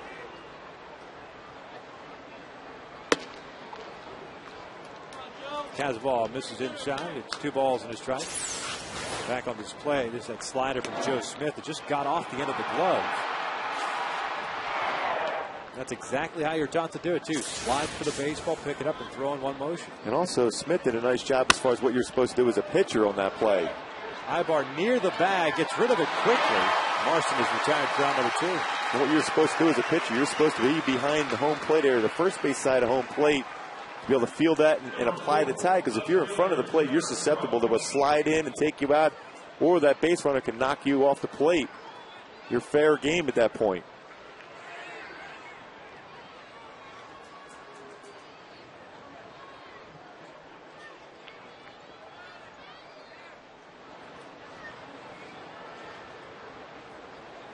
So here's Trevor Crow with 2 outs and nobody on base. Crow 2 hits in this one, 2 for 4 with an RBI.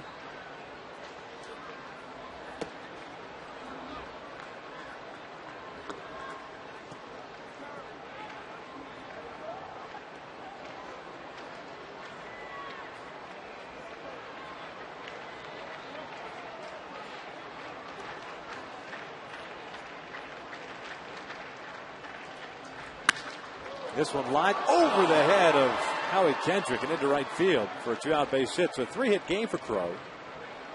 Pretty good speed on at first base. And back to the top of the order, Michael Brantley. A fastball inside part of the plate around knee level. Left-handed swing. Perfect spot for him to be able to drive it over Howie's head for a base hit. Now, certainly a stolen base threat. He's stolen base in this game, 16 on the season.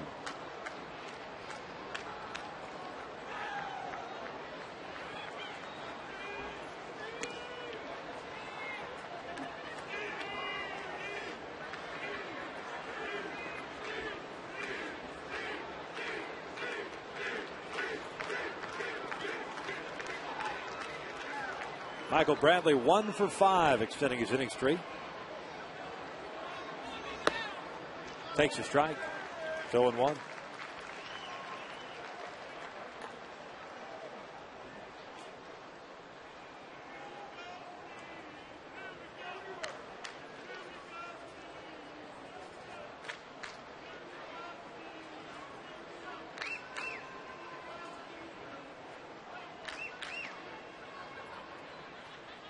Trying to keep Crow honest at first.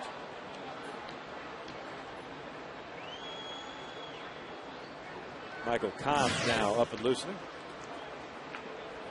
Casavall has thrown 31 pitches, back-to-back nights now.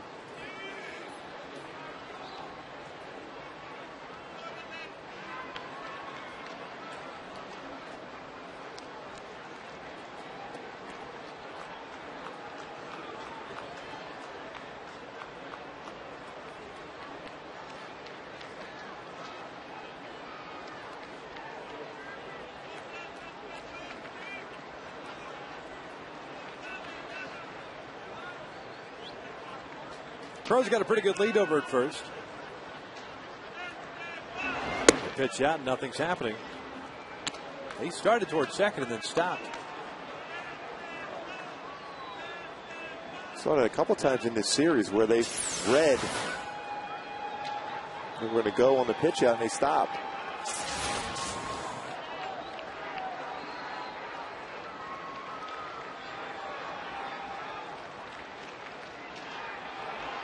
Going to the sinking fastball. 2 balls and a strike.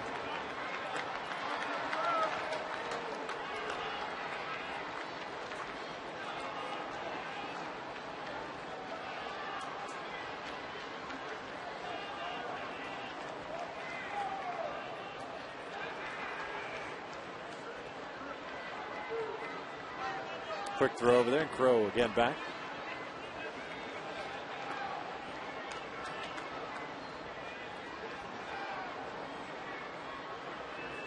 Back-to-back innings in which Bobby has retired the first 2 men that allowed a base runner. Crow with that 2-out base hit to right.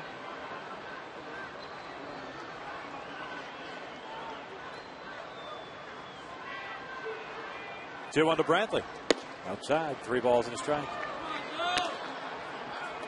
As Drupal Cabrera, the shortstop, who's on deck.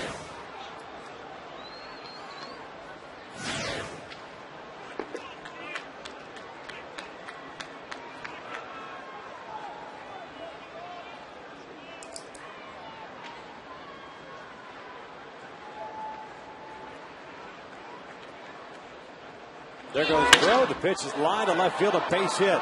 Crow rounding second, heading to third. The throw from Willits, not in time. And the Indians have runners at first and third here with 2 outs.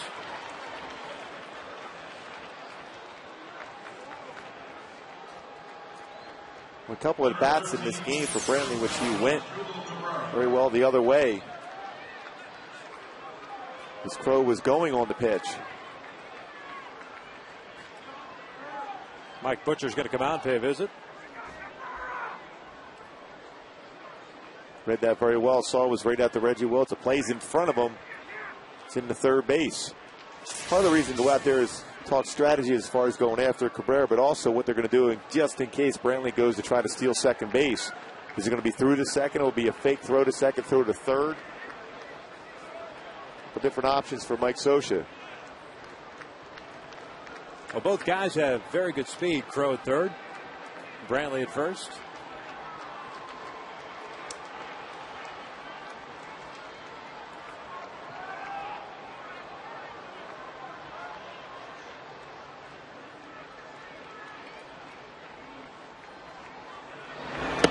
Cabrera takes a strike. Chris Perez, the closer for Cleveland, up now for the 3rd time in the bullpen, just playing catch, trying to keep his arm loose. See numbers for Cabrera in this one, 0 for 3.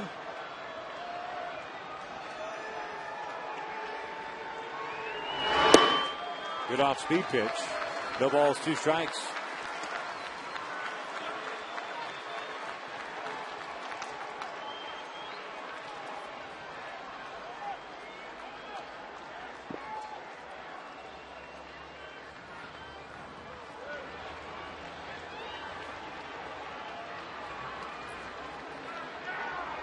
Bobby trying to get the Angels to the bottom of the 11th inning in a tie game. Howie Kendrick, Bobby Abreu, Torrey Hunter, the scheduled 3 in the 11th. The 0-2. 1 ball, 2 strikes.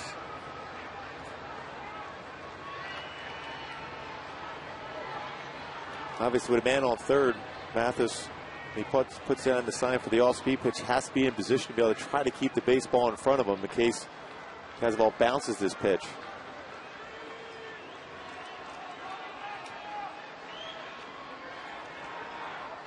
One, 2, nope, step off. Glance over to Brantley at first base.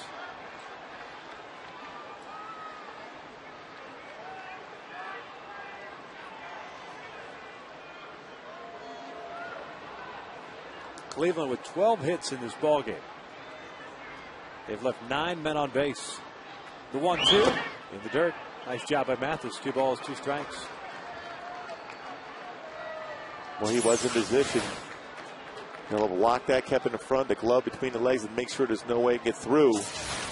Solid job by Mathis.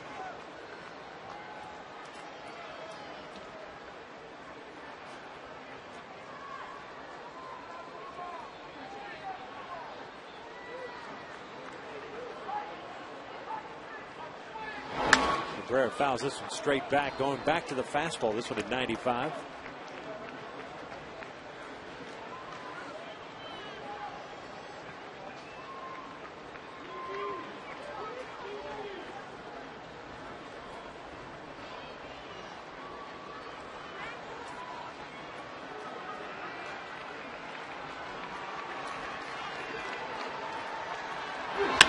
Line foul.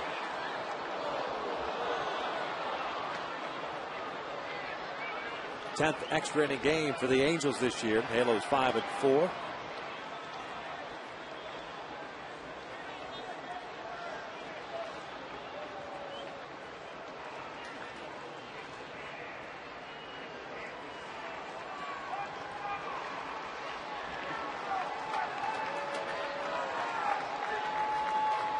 Good battle here. 2-2 again, outside, full count. Brantley will be off the pitch. And you've got Shin-Soo Choo on deck, left-handed batter. Khan's ready to go in the bullpen. Hit a big base hit the first game of the series, too. So you want to go after Cabrera, see if you get him out here.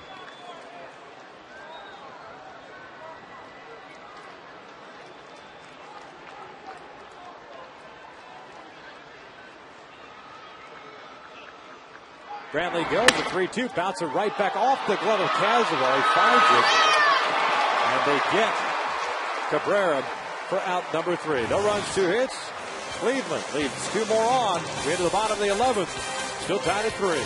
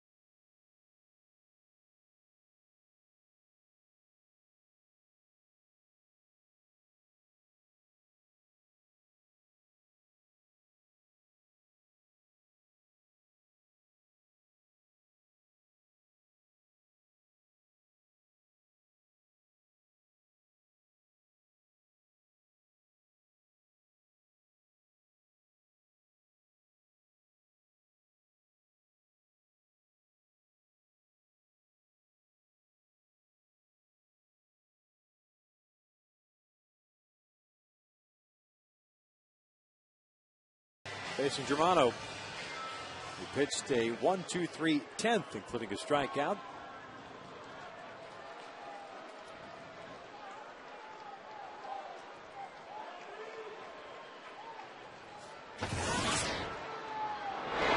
First pitch fastball is in tight.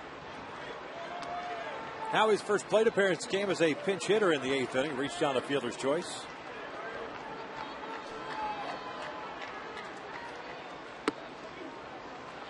That'll even the count. Now, the 11 men that Cleveland has left on base, 8 have come from the 8th inning on. 2 in each of the last 4 frames. And just trying to put the ball in play. Number of flares in the outfield. Good approach as far as going the other way with pitches on the outside part of the plate. That's the approach Howie's going to have to try to take here. On the ground to second. Donald's got it. Out.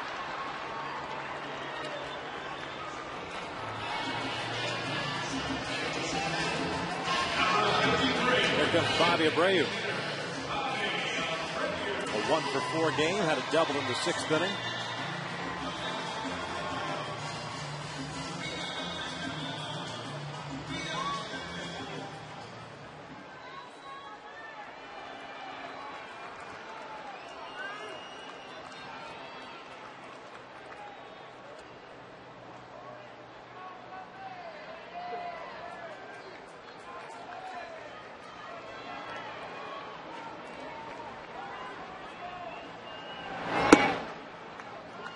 One ball, no strikes.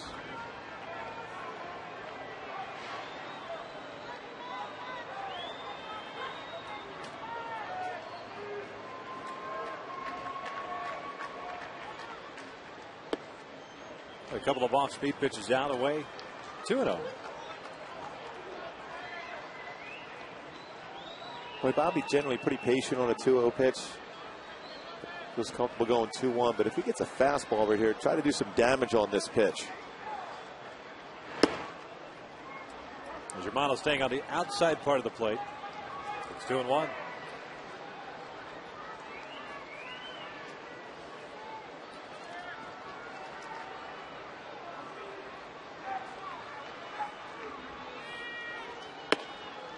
Outside, 3-1.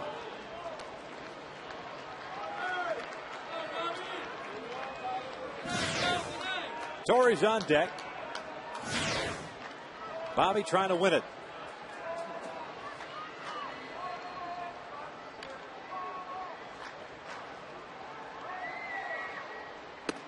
Outside, ball 4. So a man on board. First base runner since the 9th.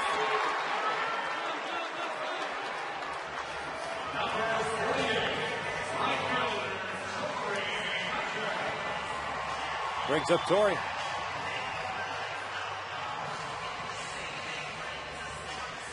Mentioned last night that Germano from originally the Padres organization, 13th round pick, Claremont High School.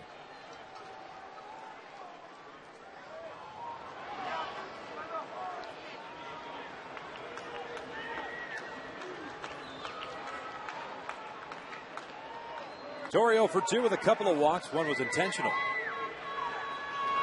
Takes that pitch up and in for ball 1. Germano's really not quick to the plate, about 1-4. Bobby Abreu with 19 stolen bases on the season. You have an out still to play with here. You might want to take a chance of stealing a bag. Even if he gets thrown, you still have a chance for Torrey to knock one out of the ballpark to win the game.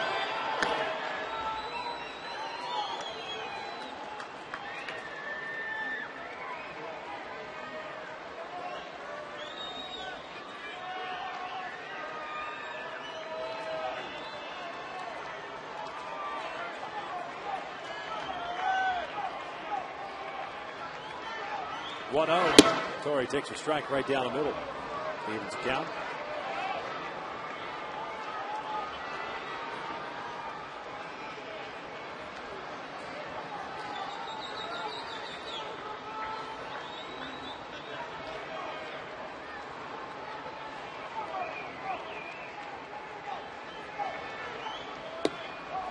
Takes that little sinking fastball down and in. 2 balls and a strike. Torrey seems to be tracking that pitch fairly well.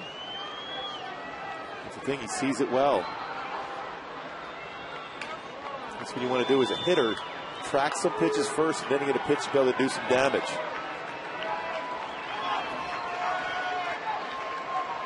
Bobby takes off, and this is out into center field. That's going to fall for a base hit. Abreu over to third base. He will be stopped there. Torrey stops at first. And the Angels, a little hit-and-run action, have runners at first and third with 1 out. And Alberto Callasco with the opportunity to send everybody home happy. Well, put him in motion, put the ball in play, not hit hard by Torrey Hunter, but that's all you want to do is put the ball in play on the hit and run. Worked perfectly, first to third. They're going to walk him to load the bases up here to set up a potential force play at the plate.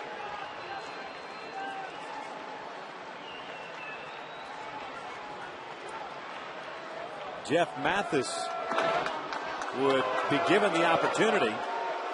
Bobby Wilson started the game at catcher. He's out of the game. Napoli, who was taken out of the game for Mathis instead of keeping Mike in the game and just moving from first over to behind the plate, is no longer in the game.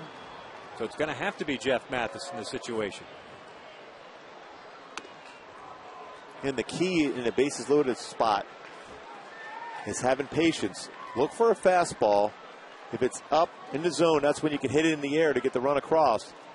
Don't swing at a pitcher's pitch that first pitch. Put the pressure on the pitcher.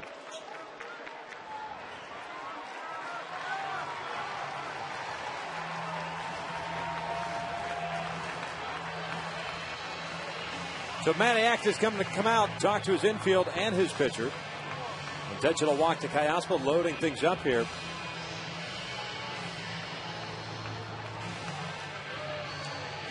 This will be Jeff's first plate appearance of this ballgame. Defensive replacement in the 10th.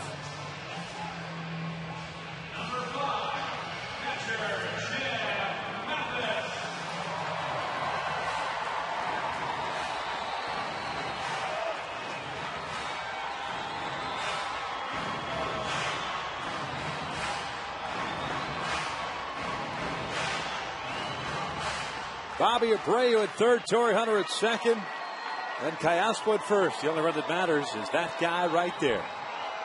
Representing the winning run with one out. Outfield very shallow. Marte playing in on the grass. Cleveland very cognizant of the potential of a squeeze play.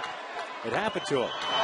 Mathis takes inside for ball one. Remember, it was Chris Perez, the closer on the mound, when Howie Kendrick had that squeeze play. The Angels picking up that victory, taking 2 of 3 from Cleveland back at late April.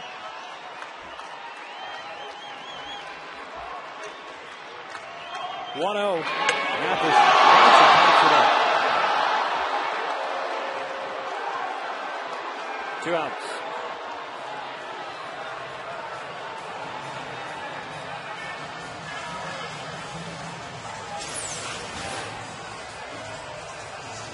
Boy, a pretty good pitch, too, to get that bunt down. More difficult one is elevated and then strike zone.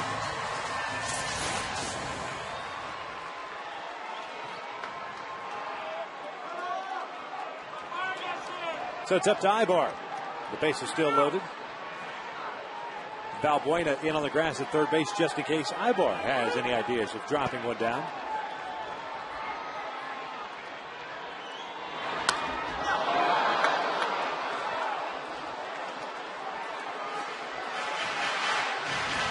No balls and a strike. With the force at every base, it's a difficult one to be able to accomplish as far as getting that bunt down. Ibar's 0 for 4. A couple of pop-ups in the infield, a fly to center, and a ground ball to first.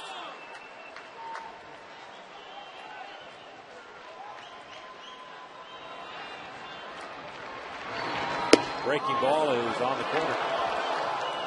0-2.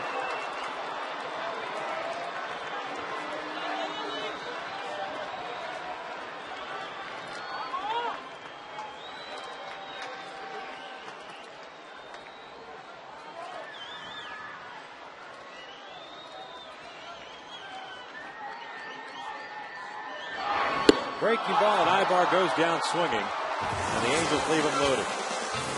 11 of the books. We're still tied at 3.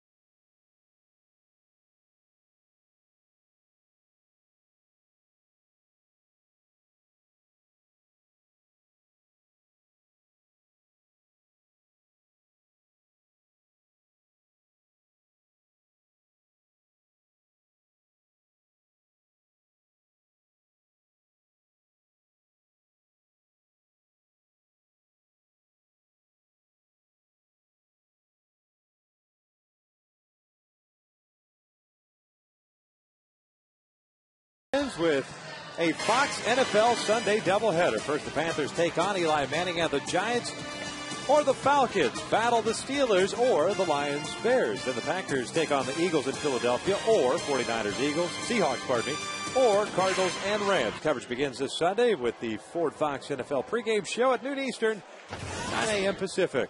Michael Kahn takes over here in the 12th inning, facing Shin-Soo Choo. The game tied at 3, and the first pitch is in there for ball 1, apparently, to Joe West. Choo 0 for 4 in this one, had an intentional walk in the 8th inning.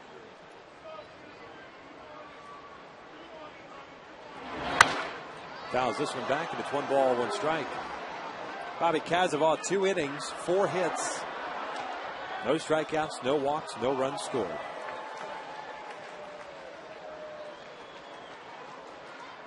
Nice job by Bobby. Made some pitches when he had to. Good off-speed pitch. Good movement on the fastball.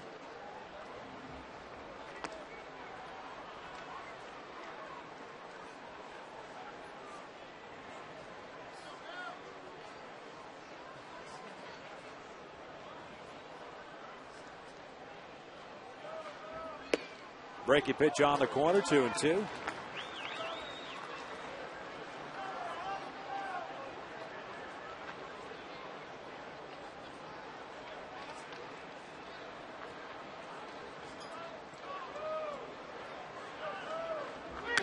Choo rolls this one foul on the first base side.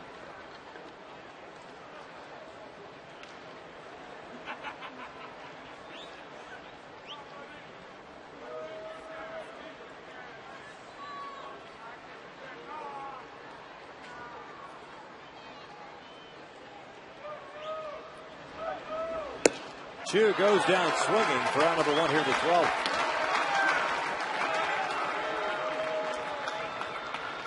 Number 35, designated hitter Jordan Brown. What a nice pitch there by Kahn, because you want to keep Choo off the bases. He's got good power the other way and good speed on the bases, so you get him out of there right away. First batter with the punch out.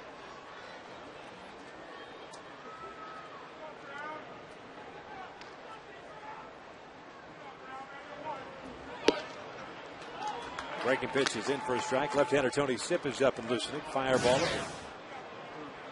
He'll be facing Rivera, Borges, and Willits. The bottom of the 12th. First time that the Angels have gone into the 12th inning this year. Last time they did it, August 16th last year against Baltimore.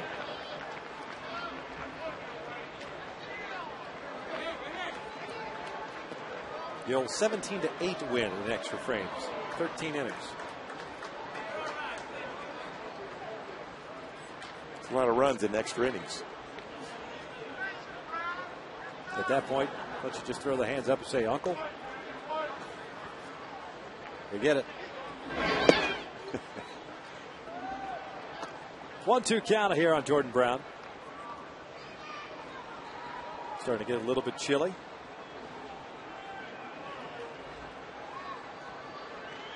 This game started at 4 o'clock.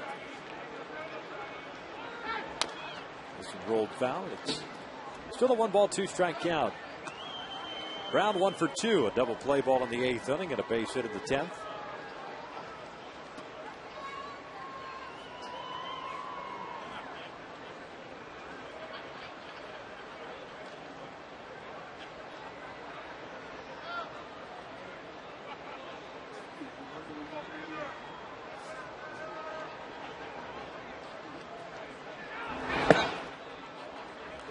Two balls, 2 strikes.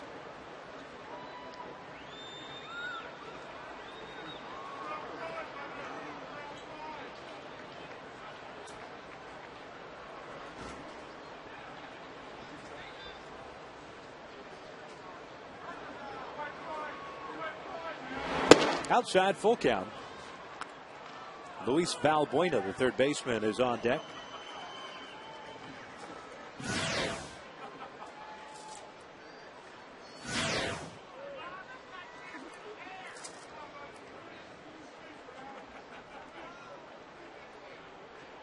And the payoff pitch. Back-to-back strikeouts for Michael Kahn. 2 outs. Boy, challenging with a good fastball at 93 miles an hour. A great pitch in the outer half.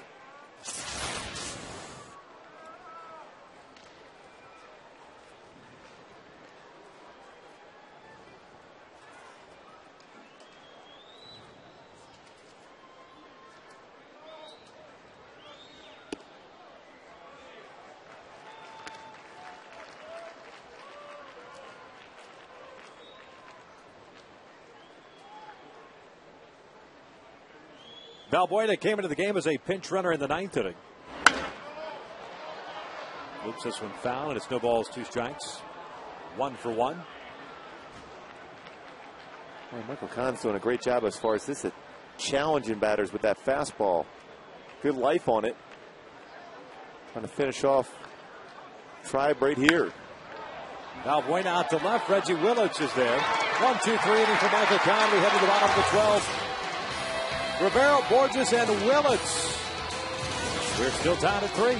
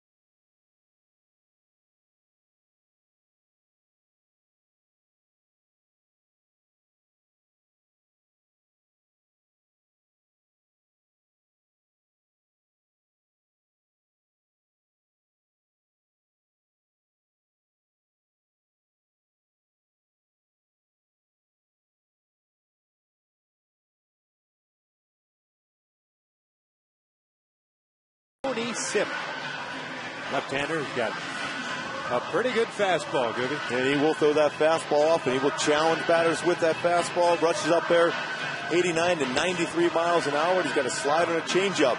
The one thing, though, about Tony Sip, he is susceptible to the home run ball. He's given up 11 home runs this season. Should be a 60-second game. 54 in the 3rd innings pitched. Doesn't give up many hits, but when it's hit well, it's out of the ballpark.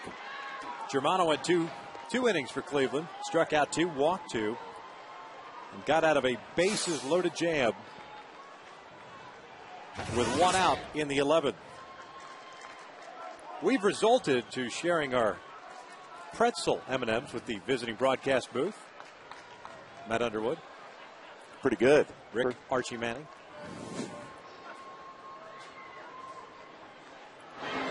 Because you've got to start a rally somehow. You have to. 5 hits the Angels have had through 11 innings. They've had some opportunities to win it. Failed to do so, so we figured out we'd bust out the pretzel M&Ms. The rally M&M, pretzel M&Ms. They are crunchy, salty, sweet. Yes. I kid you not. Rivera takes upstairs. 1 ball, 1 strike. One was at the plate in the bottom of the 9th inning. Kayasma was thrown out on the wild pitch. And his first plate appearance drove a pitch to straightaway center field. Seemingly a walk-off home run until Michael Brantley jumped up and robbed him. So 0 for 1 game. Fouls this one off to the right. It's 1-2. Nice play by a fan in the upper deck. Taking the barehanded catch.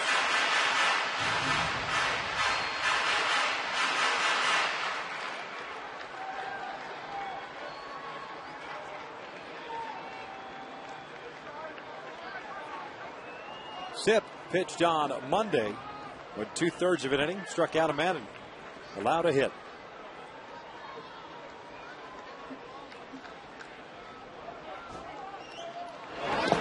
Rivera goes down swinging on the breaking pitch. There's out number 1.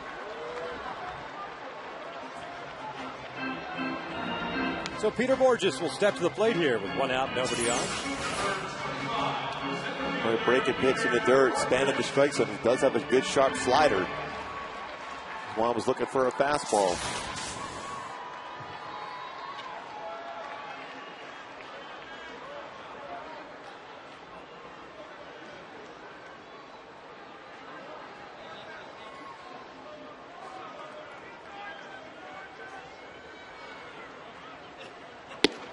Peter takes a strike on the outside corner. Borges 1 for 4 with that home run.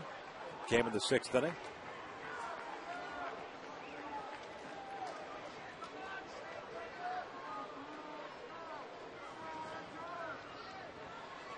Oh, 1 pitch. Foul tips that one into the glove. 0-2. Sip is the 6th reliever used by Manny Acta. Herman, Lewis, Perez, Smith, Germano, and now Sip. The Angels have used 5 relievers after Scott Kazmir. Outside, 1 ball, 2 strikes. Francisco Rodriguez up and loosening. He was loosening about an hour and 40 minutes ago. That would have been about the 7th inning. Borges goes down swinging, 2 outs.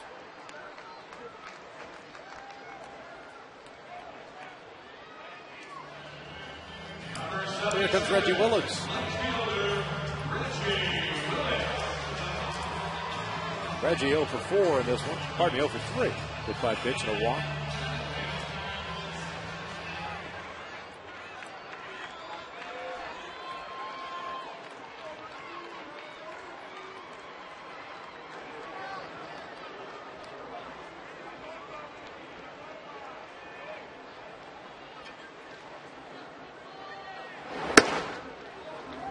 First time Reggie's hit from the right side of this ball game.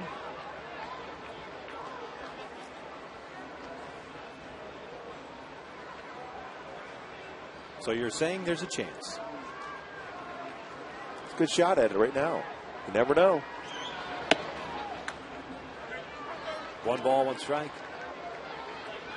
Right down the left field line. He'd pay the fine, right? I know Mike Scioscia doesn't like for him to hit fly balls or home runs. I think he'd be all right with that. Right? Yeah. One would think. 1-1 pitch. Lays off that one. 2 balls and a strike.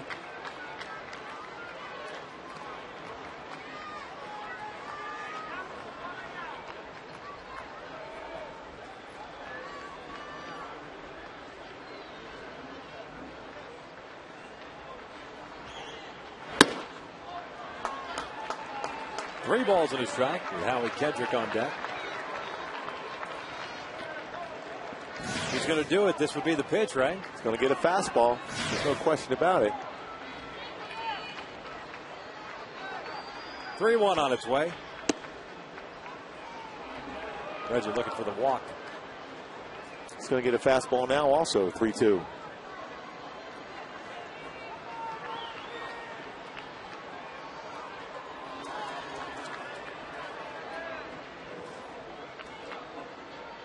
Here's a 3-2.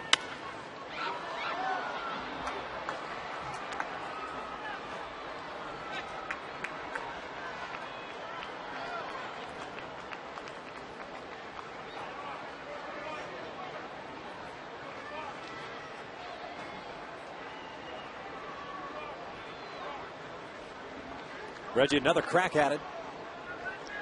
Another payoff pitch. Fouled back.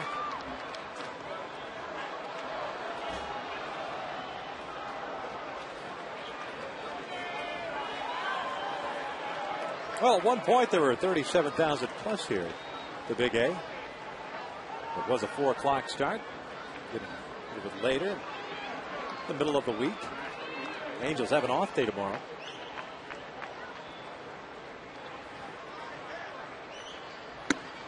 And there's a walk. So Willits is on board with 2 outs here, and Howie Kendrick coming to the plate. Although tomorrow, everybody has an off day. It's the AM 8:30 Celebrity Golf Tournament. And you being the celebrity that you are, you're going to play in the golf tournament, aren't you? I'm playing the role of cart guy. Driving the beverage cart around. Hey, cart guy. Howie's 0 for 2. Up and away. It's 1 ball, no strikes.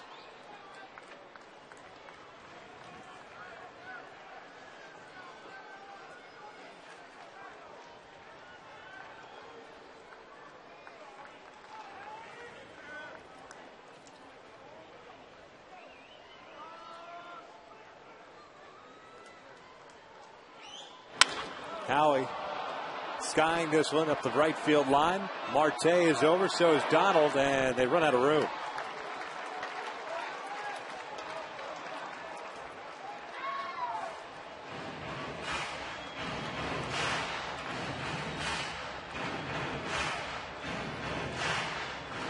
For Howie with 2 walk-off hits this year, though, a bunt and a home run.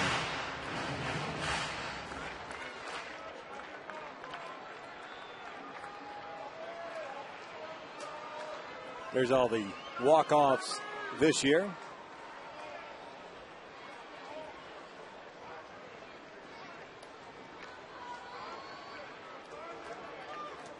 Throw over, and Reggie's back.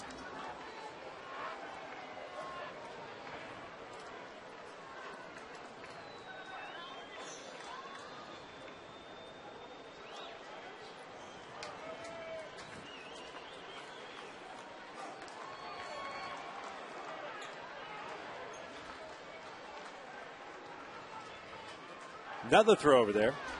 Reggie has 1 stolen base on the year. He's been caught twice. And every time we've seen him on base, doesn't run a whole lot. At least we haven't seen that much of it this year, even as a pinch runner. Tough left-hander on the mound. So with 2 outs, the last thing you want to do is get picked off in a situation. You want to give Howie an opportunity to drive the ball in the alley. Huge alley in left center field.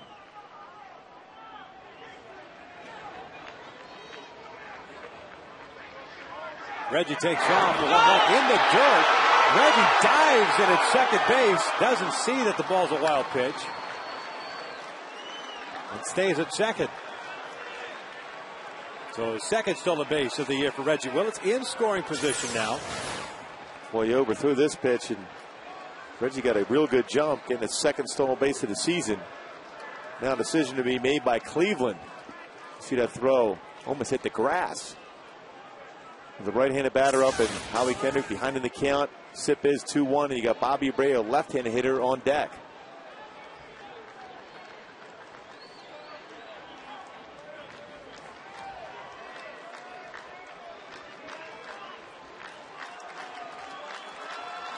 So 2 balls and a strike. Infield at their normal positions. The outfield in a couple of steps. The 2-1. Howie out toward right center field, chasing Chuback, but he's got a beat on it. That will end the 12th. 12 of the books here at the Big A. We are still tied at 3.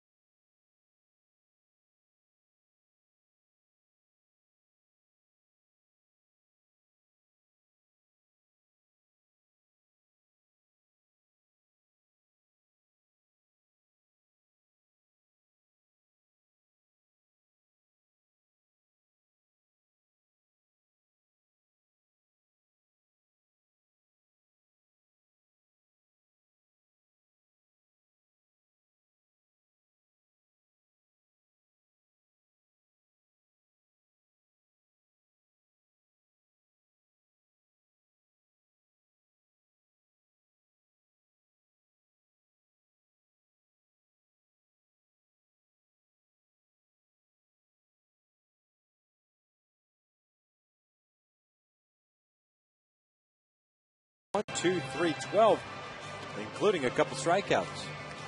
And Michael Kahn threw the ball so well. Now Francisco trying to bounce back to that tough outing last night. And has that fastball. It's all about command in the strike zone for him.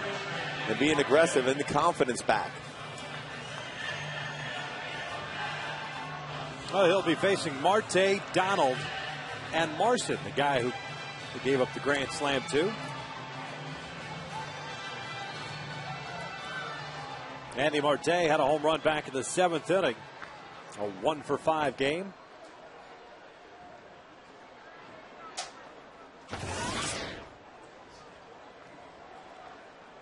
Francisco faced 4 batters in last night's game, giving up 2 hits, 1 a home run, 4 runs, and 2 walks. First pitch is a breaking ball that is in there for a strike as Marte swings through that one. It's 0-1.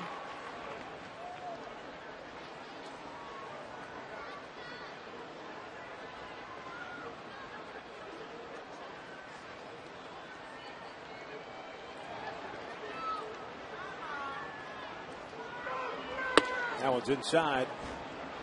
1 ball, 1 strike.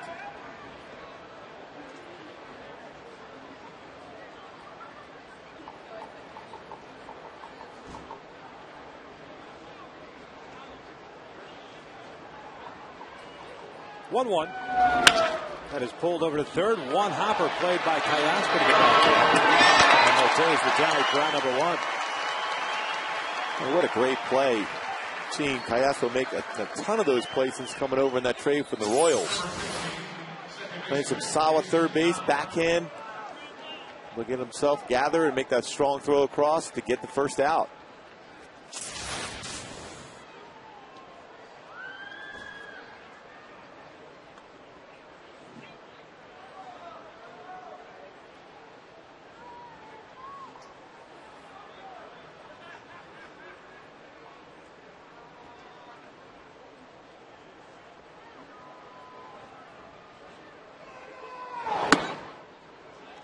There's a strike on the inside corner.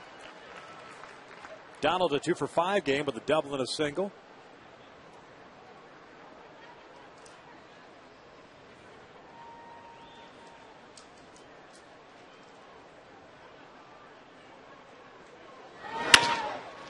On the ground is short. Ibar's got it. 2 ground balls, 2 outs.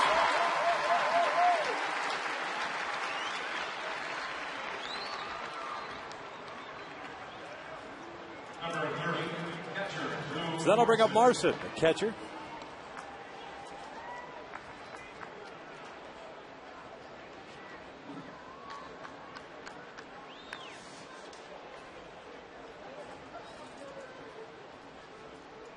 Good opportunity for Rodriguez to get Marson out after what he did to him last night.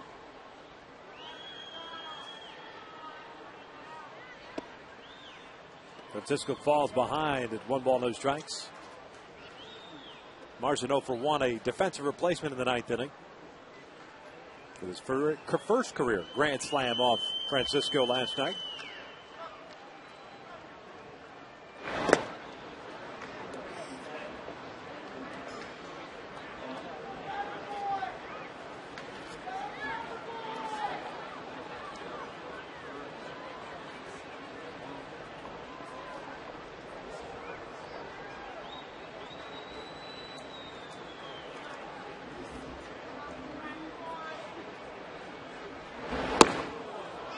And Rodriguez falls behind here at 3 balls and no strikes.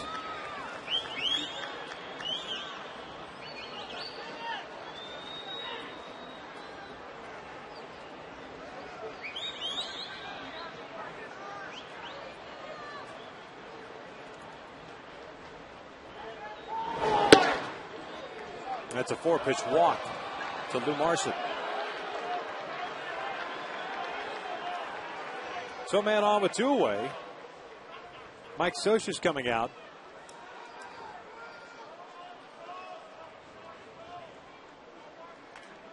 And this is a get-in-your-face conversation, I would imagine. Yeah, it's about all about being aggressive.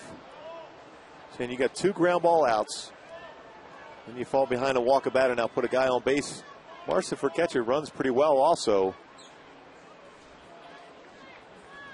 Mike Scioscia doesn't come out too often unless he has a message to be expressed firmly.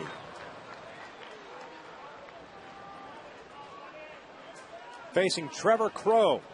3 hits in this ball game for Crow, all 3 base singles, I should say. RBI as well as 31st. That came way back in the 5th.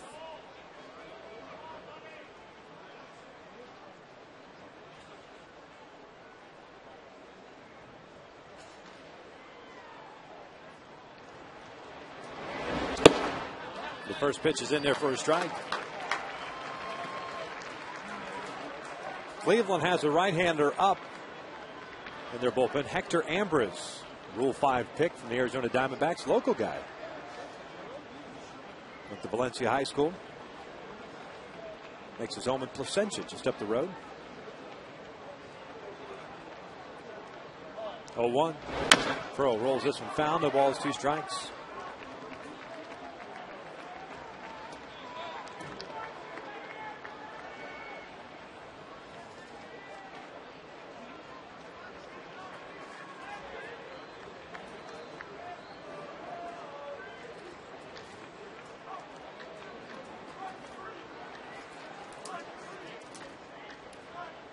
No balls, 2 strikes here on Crow. The man at first, trying to get to the bottom of the 13th. Still tied as Crow takes that one in the dirt. Marcin thought about advancing, but stays at first.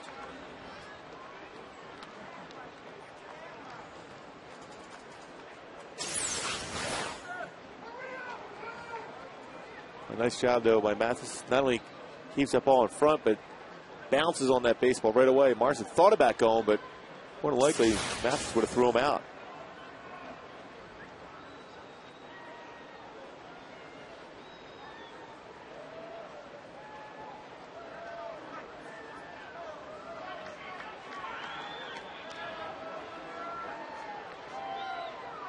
Quick throw over there. Marcin is back.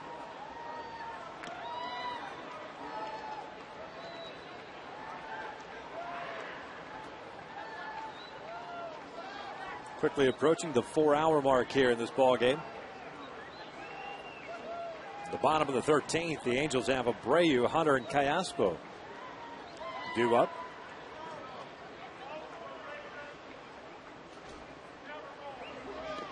Off-speed pitch. This one gets away from Mathis.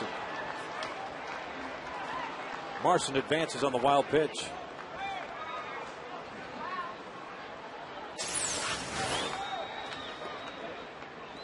Well, this time a spin going the other way.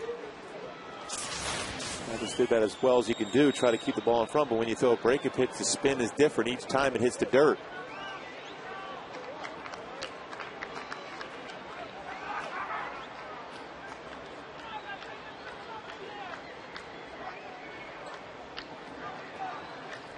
A 2-ball, 2-strike count with 2 outs here in the 13th. Crow takes upstairs, full count.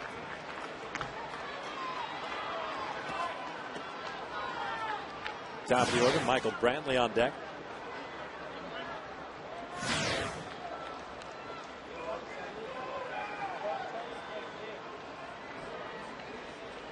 Fernando Rodney unable to nail the save down, giving up a run in the 9th to tie this game up at 3.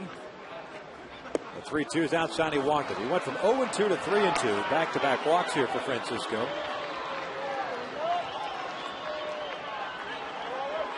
Here comes Brantley. Number 23, center fielder Michael Brantley. Halos will start to get some action going in their bullpen now. And Brantley has shown he hits the ball very well to left field and left center. Matt Palmer.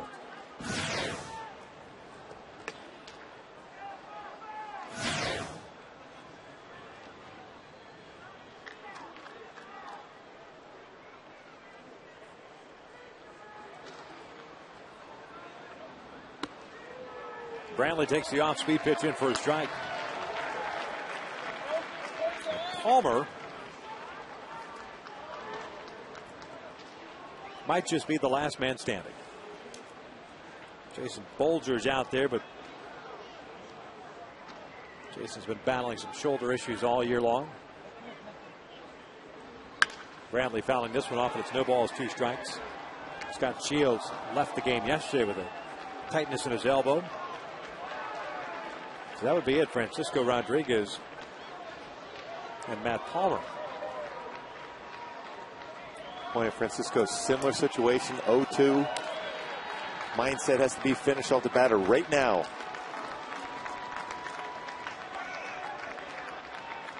Marson at second and Crow at first. 0-2 pitch. 1-2. 10 balls, 8 strikes for Francisco. This inning started off, which is starting to become somewhat of a theme here of late. 2 quick outs. 2 easy ground ball outs to back-to-back walks. And the 1-2. 2 balls, 2 strikes. Well, now as a pitcher, now you've let the batter back in the at-bat. You're 0-2, now all of a sudden you're 2-2. You still have some options on the 2-2 pitch, but if you go 3-2, you got to go back with the fastball.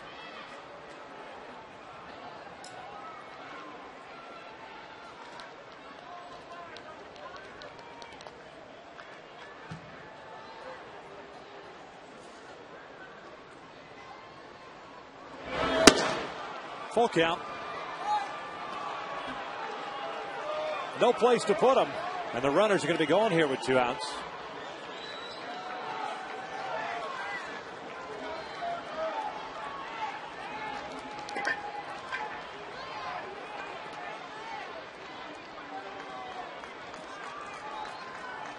Marson from second and Crow from first. Will be taken off on this pitch. The 21st thrown by Rodriguez here in the 13th. The 3-2. Bramley puts it on the ground to second. Kendrick's got it. The inning comes to an end. Now without a couple of hard palpitations, however, we're to the bottom of the 13th still. Tied at 3.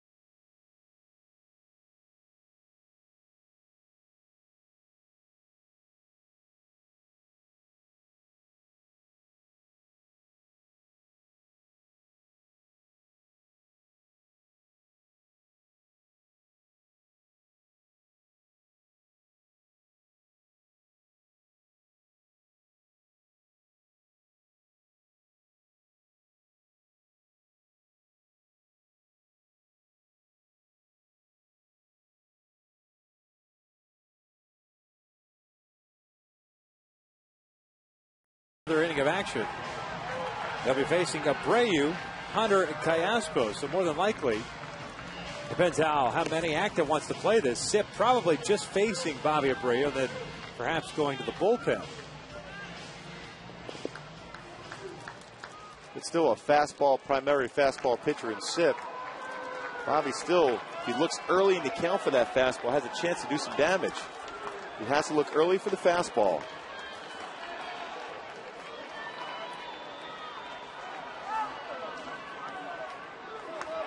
405 pitches thrown in this ball game. Cleveland has thrown 185. The Angels 220. Sip came on in the 12th inning, picked up a couple of strikeouts and issued a walk. And Bobby takes a strike.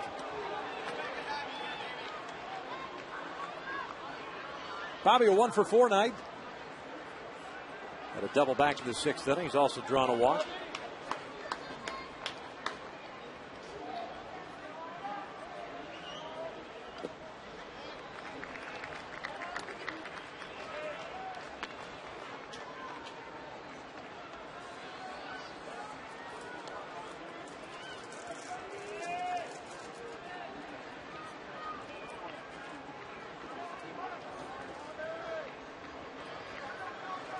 The rally M&M's now being crushed by the entire crew up here. Tommy hits one out to straightaway center.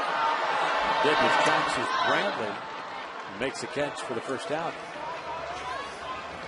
And sure enough, here comes Manny Acta. Tony Sipp is done after an inning and a third. We're going to have a pitching change here in the bottom of the 13th inning. The local boys coming in a 3-3 tie.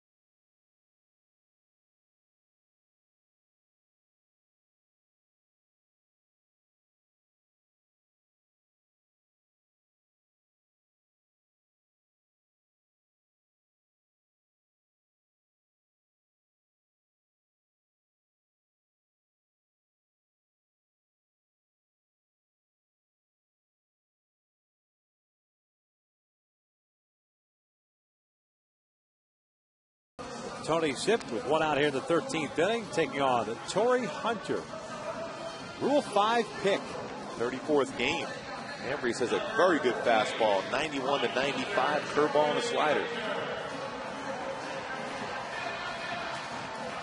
Ambrose originally a 28th round pick by the Chicago White Sox in 2002, did not sign. And from Valencia High School went on to UCLA. UCLA's co-outstanding pitcher in 05 and 06. Finalists for the Brooks Wallace Player of the Year award. Signed by the Arizona Diamondbacks as their 5th round pick in 2006. And Cleveland plucked him in the Rule 5 draft in December of last year.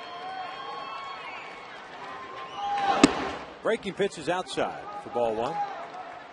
Ambrose 6'2", 235. That's how he's listed.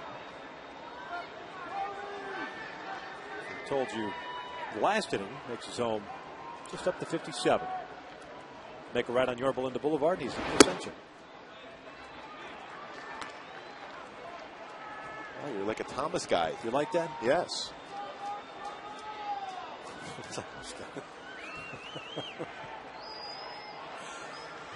I'm still making you laugh here. Oh, yeah. Torrey out to deep right field. This one's got a chance to makes the catch.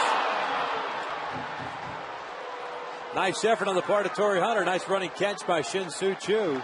2 outs. Amazing to be able to make that play when Torrey Hunter is known as more of a pull hitter. If anything, he's going to be the right center field. But Choo got a great jump on that baseball. Was running away from him. That's a pretty good swing on a hard fastball at 93 on the outer half of the plate. But Choo makes it look easy in the end.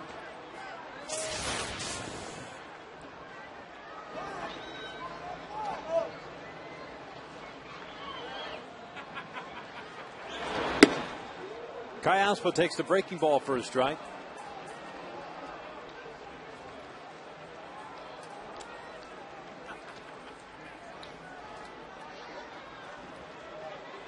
Alberta with a hit in this one, back in the 9th inning.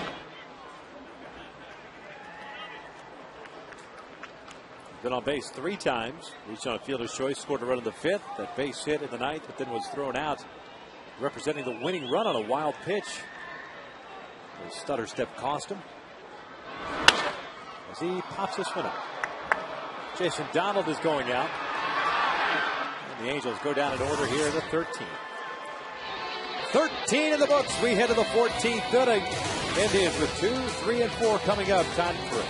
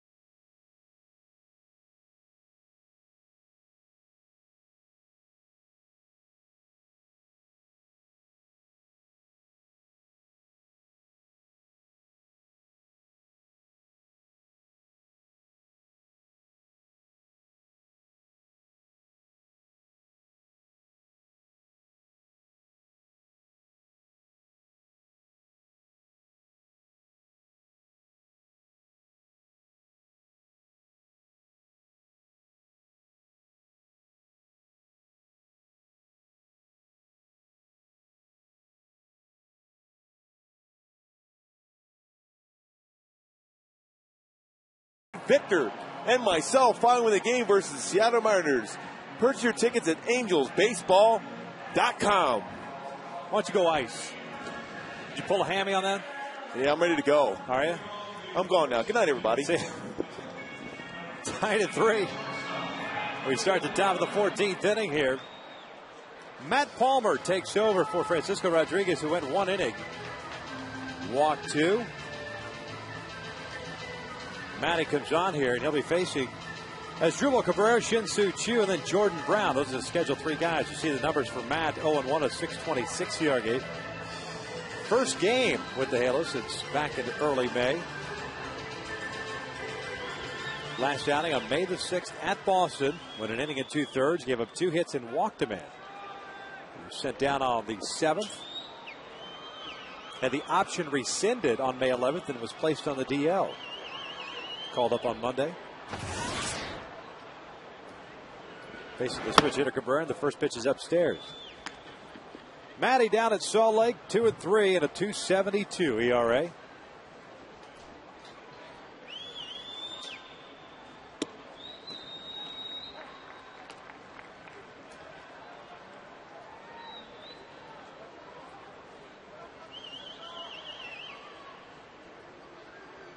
Cabrera hitless in this one.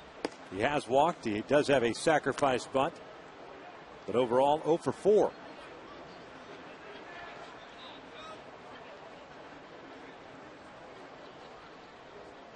Two-one pitch. 2-2. Well, Palmer does a great job as far as pitching east to west. Cut fastball in on lefty, sinks the fastball away also. There's that good changeup, curveball.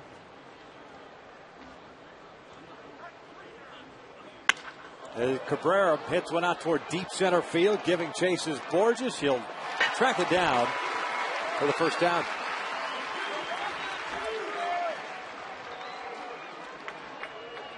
Number 17, Shin-Soo Choo. All right, this being said, this game has to end in the 14th. I have no more room in the scorebook. Well, the good thing is, Palmer, last season, every time he came on the mound, the Angels scored runs. So he's back. An opportunity here to throw up a 0 and then get another W. Scorebook's starting to look like a spring training game.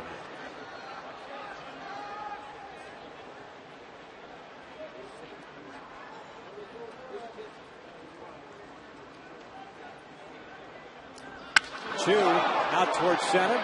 Borges giving chase. Drops.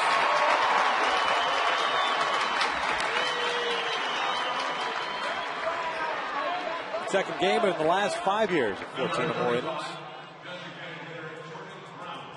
Well, it's always good to show that one was a 20-inning game against Seattle and Oakland. Well, Mark, you know what?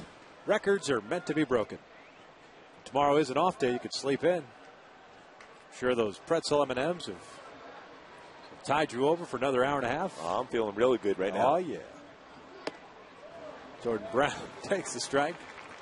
Just had a visit, basically from the two presidents. John Carpino of the Angels, Mark Shapiro of the Cleveland Indians. I've known Mark forever. His dad was my agent when I was a baseball player, Ron Shapiro.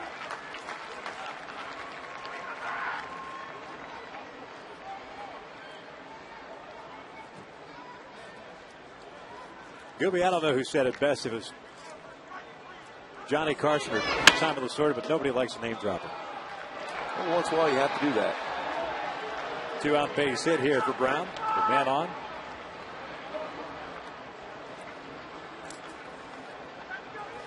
Just to keep people in check. Yes, just to make sure everyone's still listening in, cheering on the Angels. I'm sure the good folks at MLB Network just thrilled with getting ready to cut up the highlights for this game. Fired up on quick pitch. Well, why would they not? Absolutely.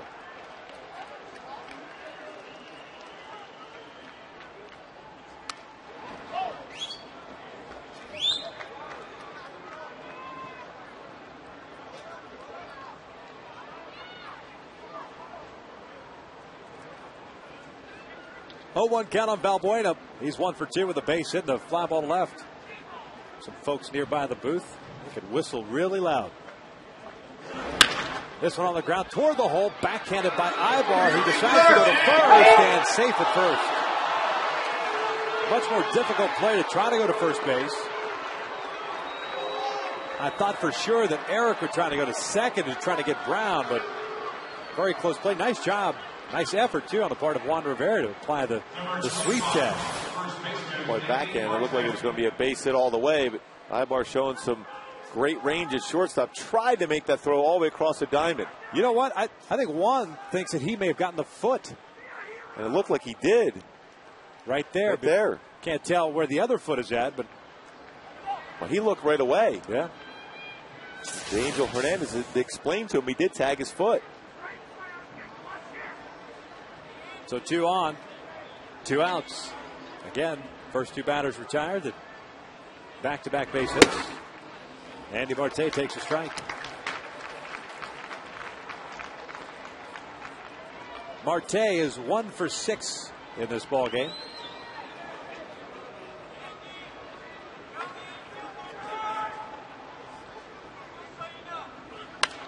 This one's fouled off to the right. No balls, 2 strikes.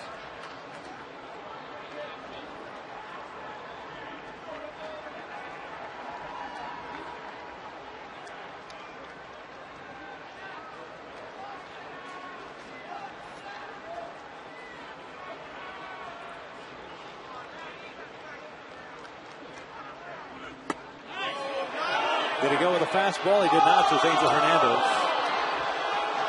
1-2. Pretty close to going and swinging at that pitch.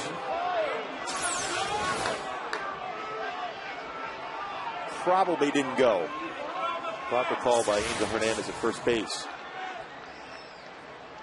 When you see a guy swinging a pitch, the guy go out of the zone again. Breaking ball, hooked foul down the left field line. Certainly not that part of the plate. You want to go off the outside corner if you can.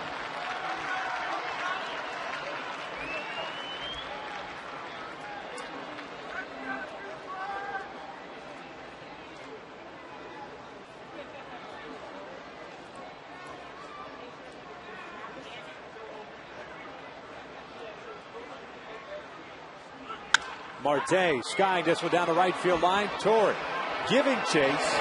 Is there, makes the catch. That will end the top of the 14th inning. We head to the bottom of the 14th. Mathis, Ibar, Rivera, the scheduled 3. We're still tied at 3.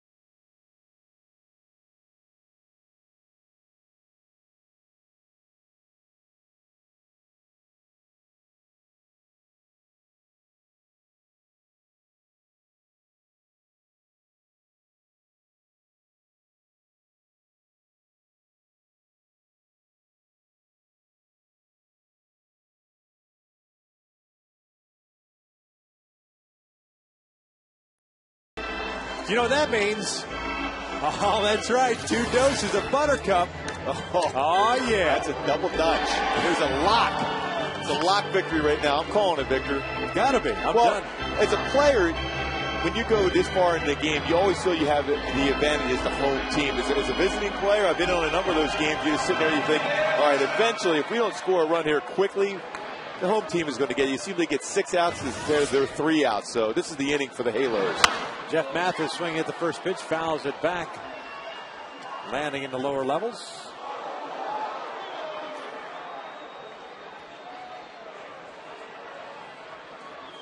No balls and a strike here on Jeff Mathis. Mathis 0 for 1. Attempting to squeeze play with 1 out. The bases loaded. Popping it up. Falls in the hole here at 0-2.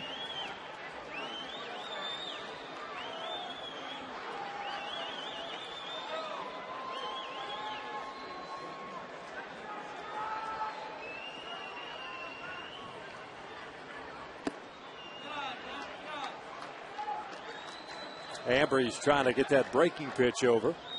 1 ball, 2 strikes.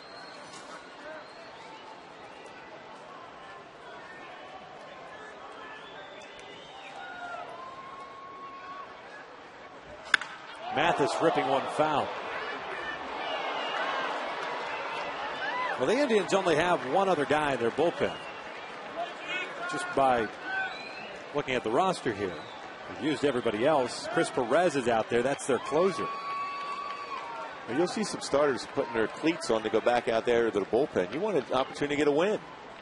Why not? Why would you not want to go down there if you're a starter? 2 balls, 2 strikes. Many a times I beg to go down there. I'd much rather have a chance to get a win with 1 inning pitches compared to going 7 or 8. Is that how one picks up the nickname Vulture? Jared Weaver? Yes. Yes.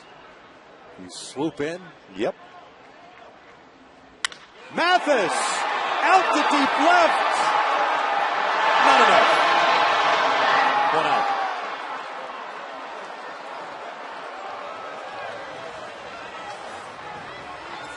Gave it a ride. Maybe around 5:30 at night that had a chance to get out. The ball was carrying very well earlier in the game.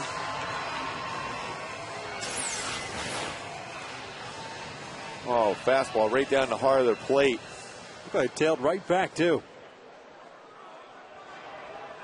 Boy, initially you thought he had a great chance. It's cooled down quite a bit tonight.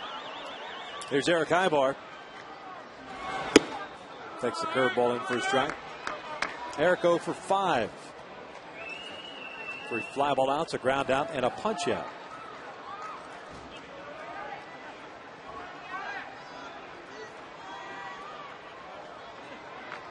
Cleveland with 3 runs, 14 hits, 15 men left on base. The Angels, 3 runs, 5 hits, 1 error, 8 left on base.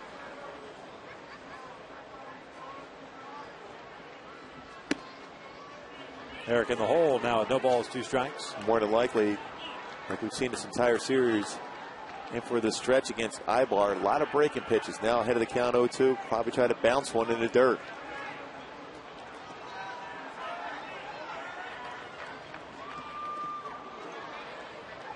Right on cue. 1 ball, 2 strikes.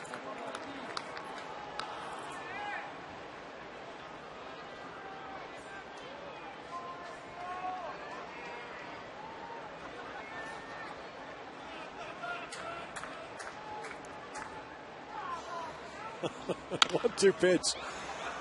And it's nice play by Ambrose. 2 outs.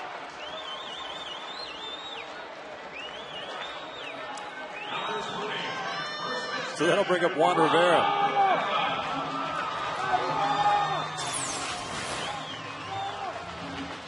Yeah, they chopped it into the ground. Ambrose made a nice play, flipped it over. You can tell, Torrey's a guy that will help all his younger players on the team to tell them what pitch not to be swinging at, what the proper approach should be at the plate.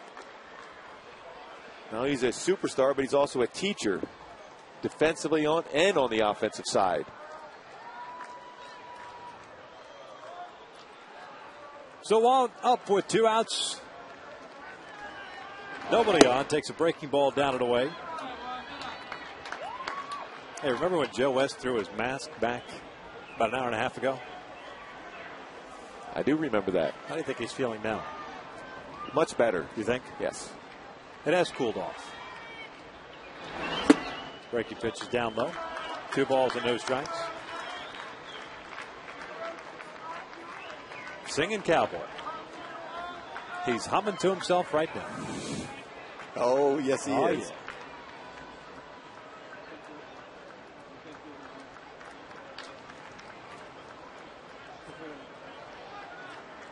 Two-0 pitch.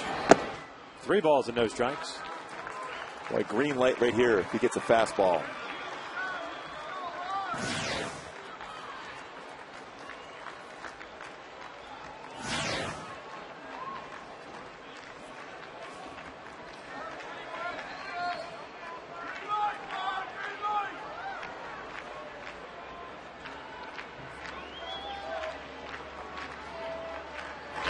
Outside, that's a 4-pitch walk.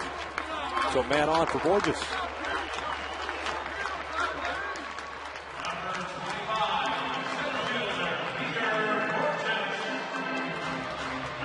Peter 1 for 6. Check that, 1 for 5, pardon me. He had a home run in the 6th inning. A couple of strikeouts. Last 2 plate appearances in the 10th and 12th innings.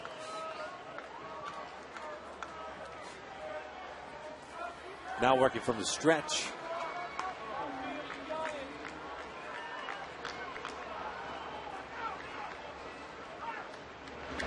Curveball is inside for ball 1. Ambrose came on with 1 out of the 13th after Tony Sipp retired Bobby Abreu. And he got Torrey Hunter, hit a fly ball to right. Callaspo to pop up to Jason Donald, the second baseman. Borges letting it fly. Foul tips that one. It's 1 ball, 1 strike. Not a bad idea either. You got a guy who's missed wide 5 times. Look for the fastball. Borges very good as far as getting his hands up in that strike zone and driving a high fastball.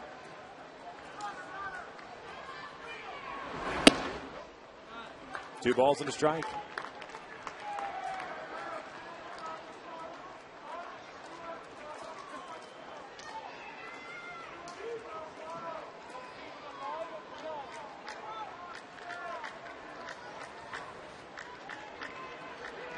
Juan, not a very big lead over at first.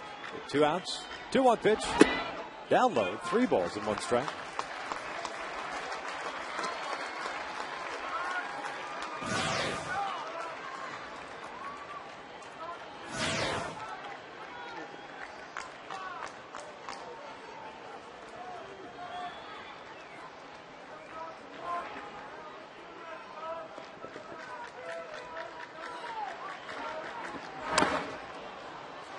Borges trying to bunt his way on here on a 3-1 count. Well, that's something Peter's going to learn as he goes along here as a major leaguer. 3-1 count, you're going to get a fastball. That's when you can be the hero, drive that ball into the alley and win the game.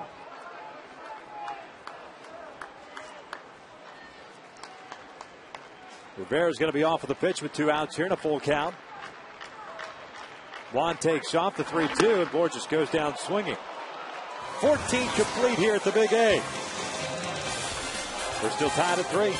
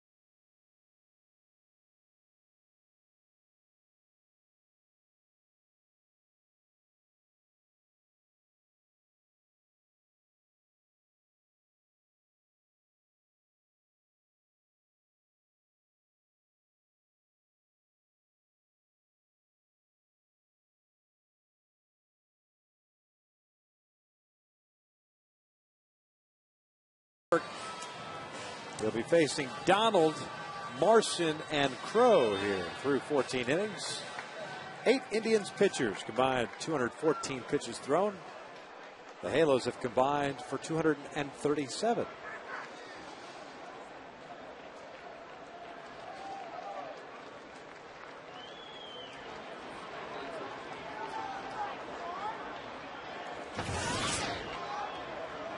Jason Donald, the second baseman, takes a breaking ball for a strike. Donald, a 2-for-6 night, a double and a base hit. He's also scored a run. Last 2 times up, he's grounded out to Eric Ibar. Time was called here.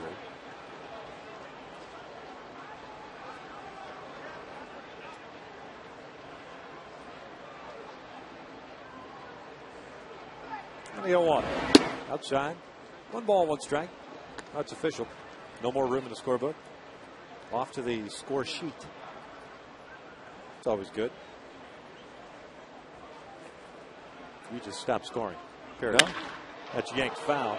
I still got 1 more inning in here in my scorecard. 1 and 2.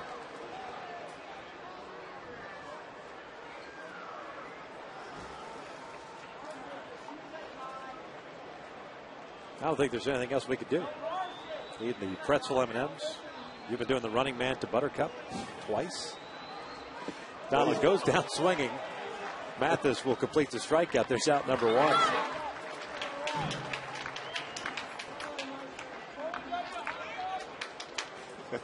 Is it the running man or the Roger Rabbit? Whatever it takes for a victory. Here's Lou Marson, the catcher.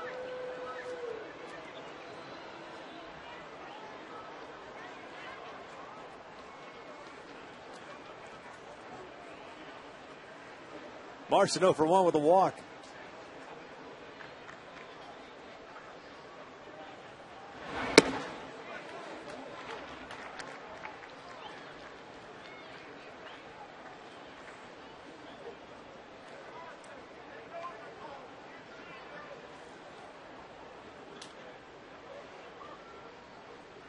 Marson drew a walk his last time up. That was against Francisco Rodriguez. Francisco went 1 inning, walked 2. Michael Kahn, 1 inning, scoreless.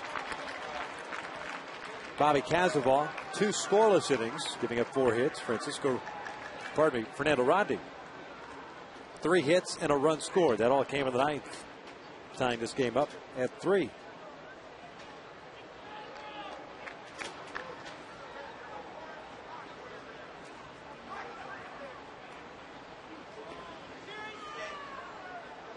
Palmer stepping back off the rubber here. Got a no ball, 2 strike count here on Marson. Trevor Crow on deck.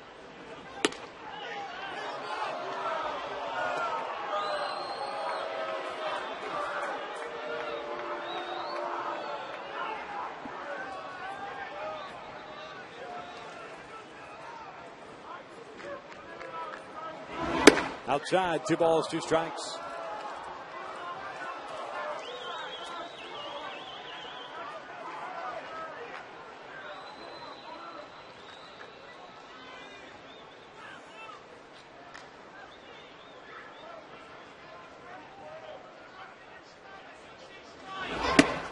Full count.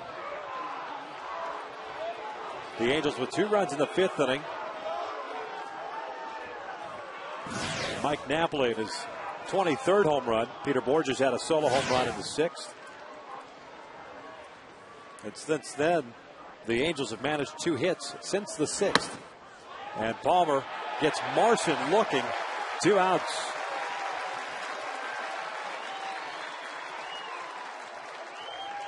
Brings up Trevor Crow. Boy, good spot on this pitch. Have to go after him with his first strike. Have a backup cutter. Cut fastball in the outside corner. Hits the spot. It's the punch out looking. Hey, speaking of cutter, I'd like to say a hearty thank you for one of our producers, Jake Cutlow, working his last game. Hey, Jay, thank you so much for really extending this out to 15 innings for us.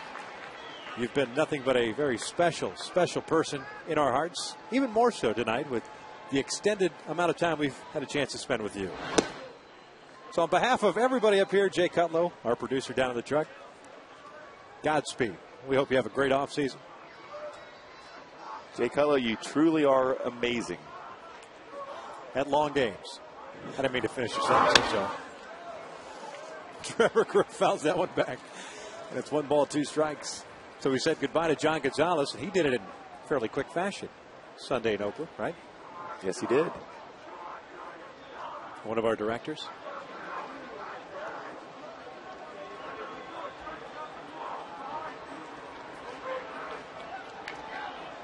One, two. Fouled back.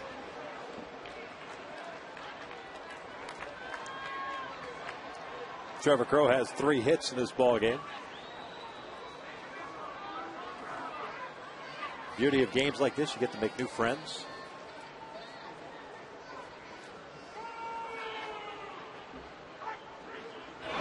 Outside, 2 balls, 2 strikes.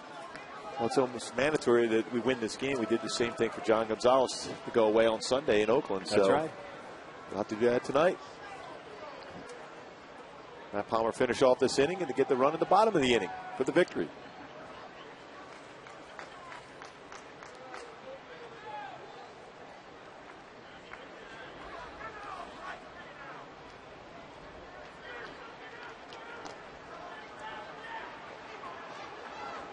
And the 2-2. Crow goes down swinging. Matt Palmer's just struck out the side. We head to the bottom of the 15th. Top of the order coming up. Tied at 3.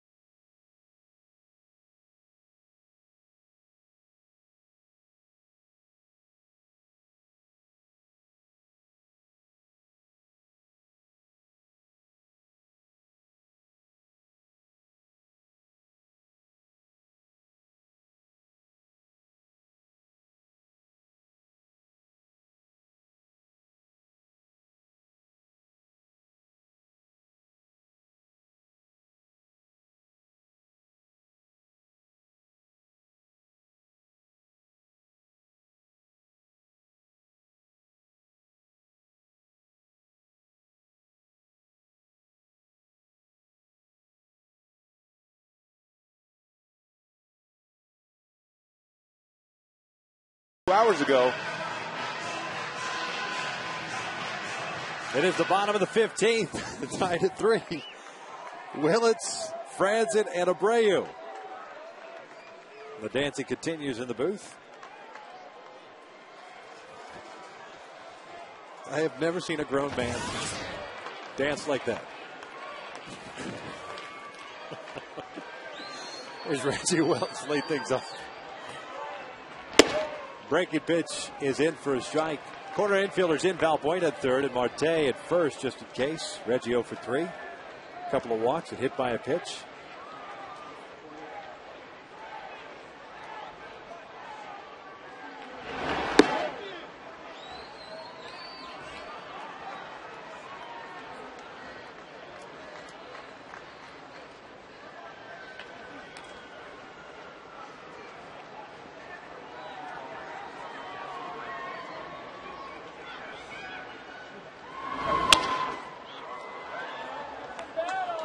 One ball, 2 strikes here on Reggie.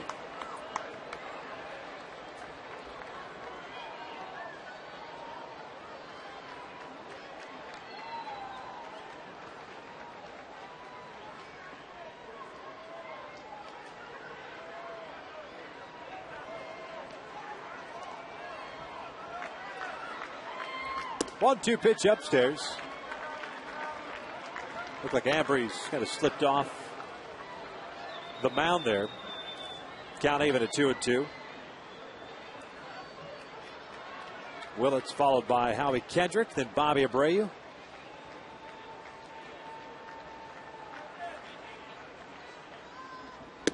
Outside. Nice job by Reggie to get the count to full. Ambry's did walk a man with 2 outs in the 14th. He's gone an inning and 2/3 thus far. Reggie pops it up. Cabrera calls off throw. Reggie's retired for out number 1.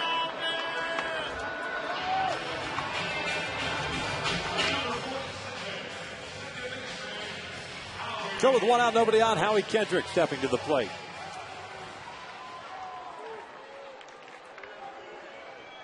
Howie's reached on a fielder's choice, grounded to second, hit a fly ball to right. 0 for 3. Pinch hit in the 9th inning.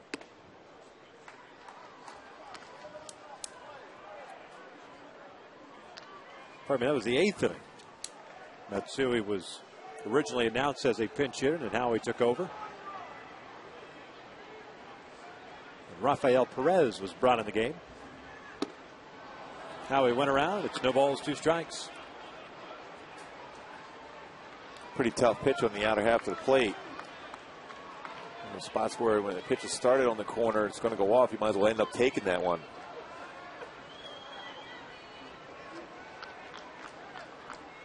On the ground to second. Donald's got it. 2 outs.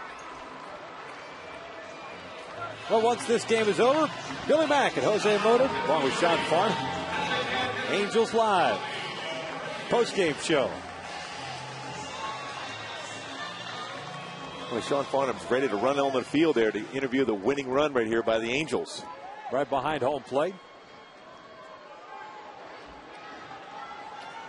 Man bleeds, Fox Sports West.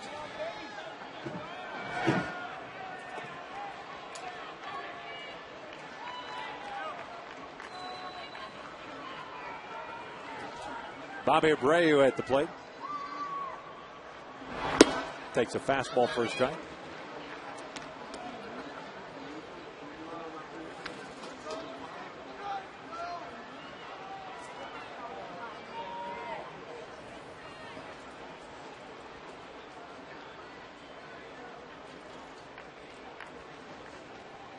Oh, 1 pitch. Oh, in the dirt.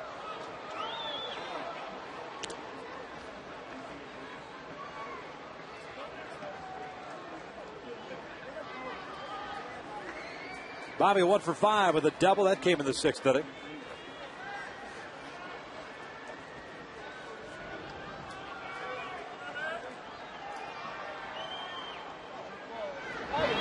Takes a curveball on the outside corner, and it's 1-2. Last man that the Angels had in scoring position was Reggie Willits with 2 outs. He stole second base. Stranded there when Howie hit that fly ball to right.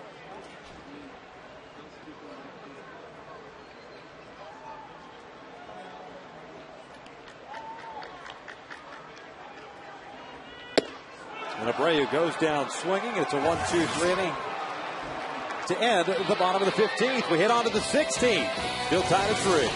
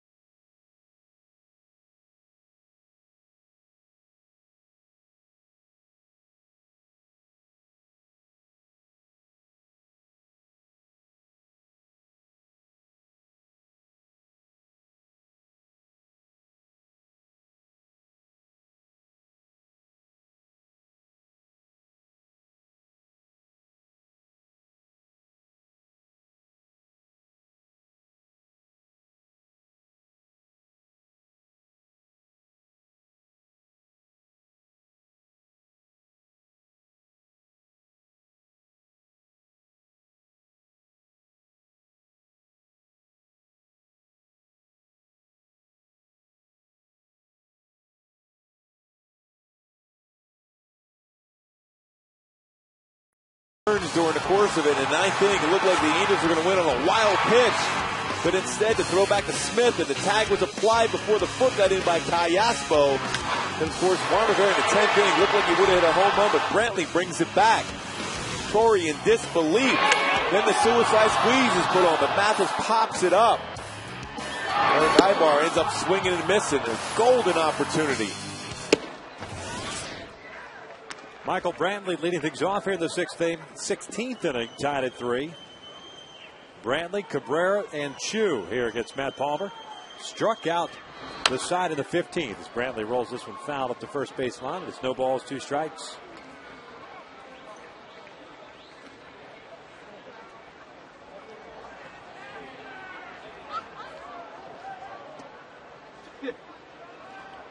Brantley's 2 for 7. A couple of singles. 10-game hitting streak.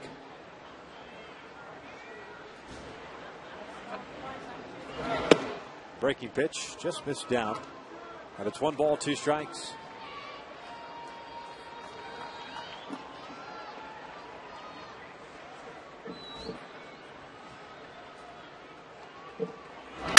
Palmer tried to deflect it, does so over to Howie Jensen. There's out number 1.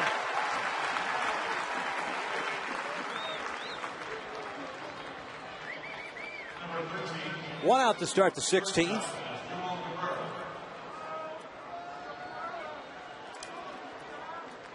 Started the 7th inning for now on.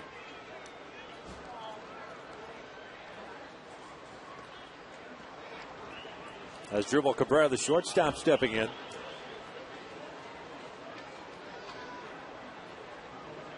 Most of the action in the American League is done. Another game that's ongoing right now. It's the game up at the Coliseum in Oakland. We're taking on the Mariners. 3-2 Seattle, that game in the bottom of the 6th inning. That game started at 7. 1-0. There's a strike. 1-1.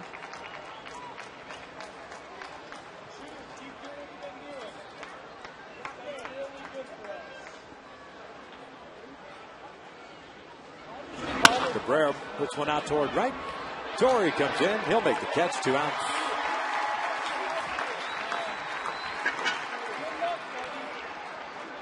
Torrey, good read on that fly ball because Cabrera had the top hand on that baseball.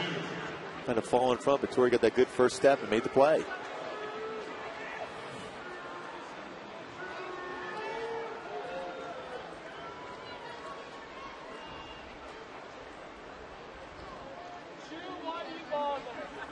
Shin-Soo Choo takes the curveball outside.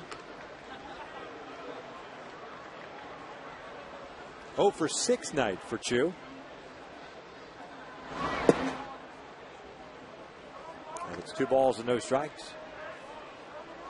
Bottom of the 16th, Torrey Hunter, Alberto Callaspo, Jeff Mathis in Schedule 3.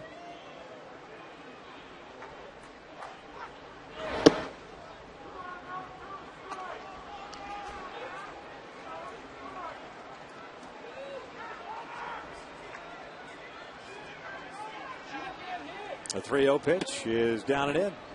So a 4-pitch walk. Uncharacteristic for Matt, especially the way he's thrown the ball over the last couple of innings. Man on board for Jordan Brown. I think that was a situation because of the power that Chu has that he wasn't going to give in to him. Not a bad decision by Matt Palmer there. Even though Chu has good speed, 18 stolen bases on the season, he probably will be going right away. But the reality is he kept him in the ballpark. Is Travis Hafner not available on an off day? That's what we heard. Complete day off. It's a 16th inning. He can stay there. I guess so. I guess that's the plan, too.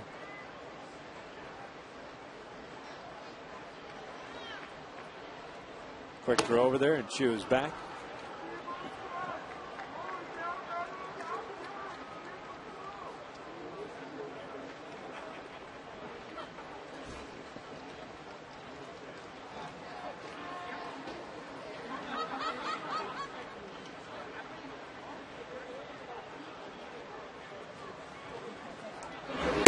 Brown takes a strike.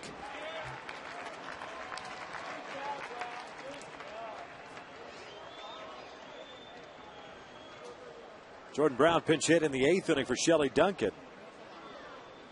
He's gone 2 for 4 since then.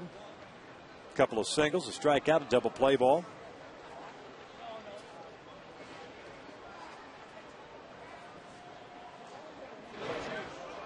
The ball gets by Rivera, and Chu will end up at second base.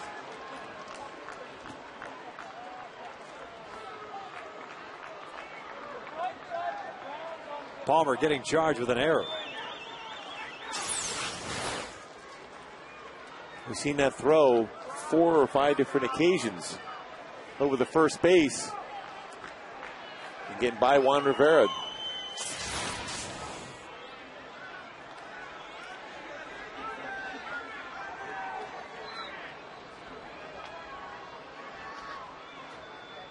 So a man in scoring position. 0-1 count here on Brown.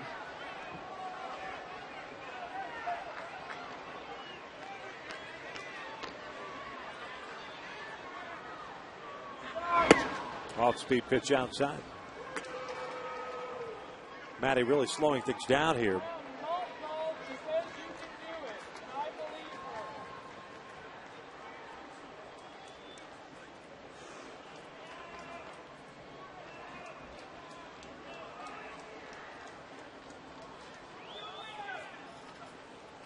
The 1-1. 2 balls and a strike.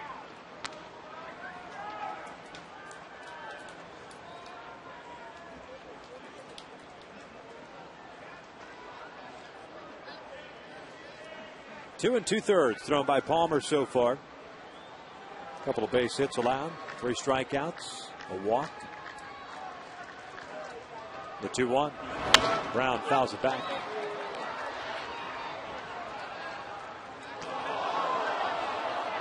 Elevated that pitch and just got underneath it, popped it up.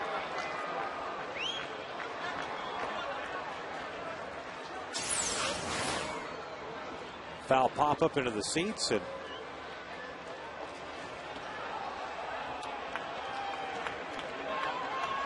what happens? It gets late in the game, and got to be prepared. Make sure you've got the proper equipment in place.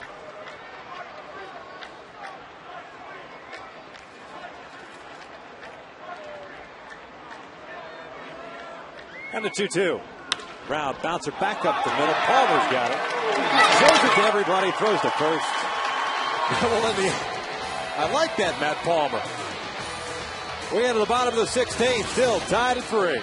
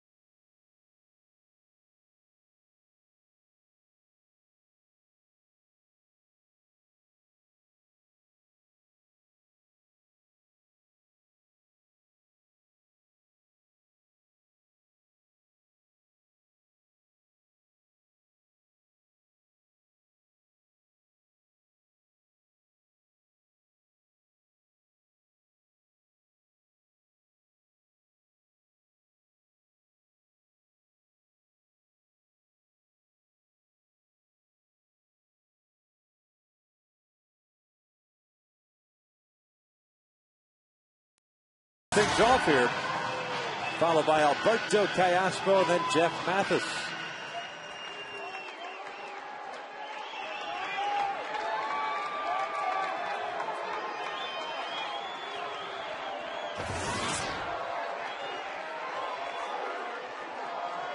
Torrey 1 for 4 with a couple of walks. Takes a fastball down and in. One of the walks, an intentional walk that came in the 6th inning.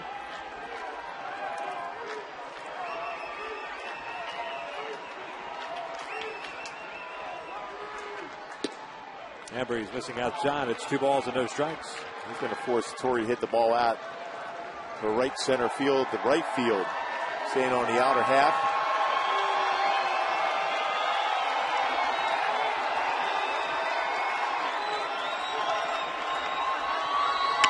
Torrey out toward the alley in left center field. That gets down for a hit and all the way to the wall. Hunter on his way to second with a leadoff double.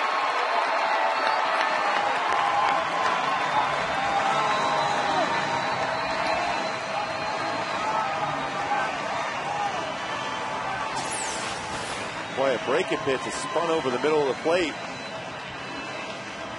Torrey taking it upon himself to get in a scoring position. Crushed that ball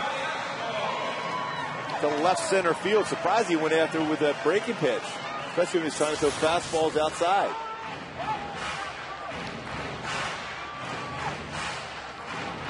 Callaspo at the plate now. Valbuena way out of the grass looking for the bunt. Dino Ebel flashes the sign. Callaspo steps in. He might be swinging away here. Callaspo 1 for 5. Pops it up behind the plate. This one will land in the seats.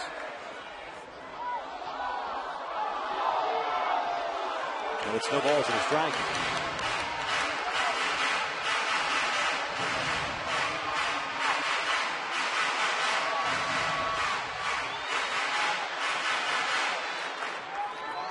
Trevor Bell with the rally cap.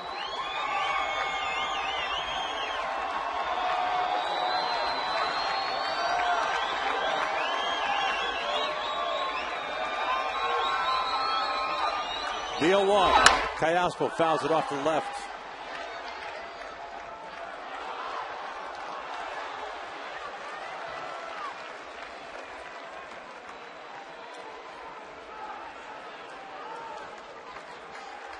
Torrey with the leadoff double at second base.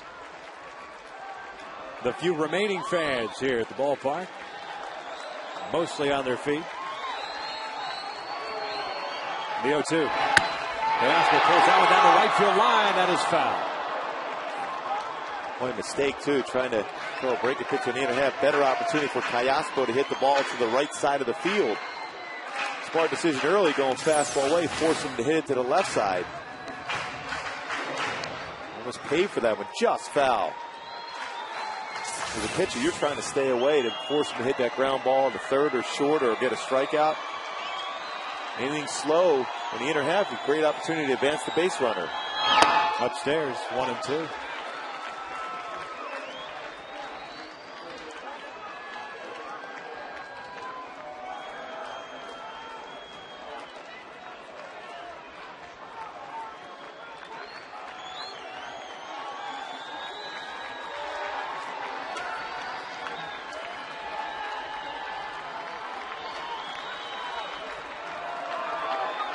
Mathis on deck. Ibar to follow him if we get that far. Callaspo backing out here. Trying to get it going somewhere. Tony Danza shedding a tear.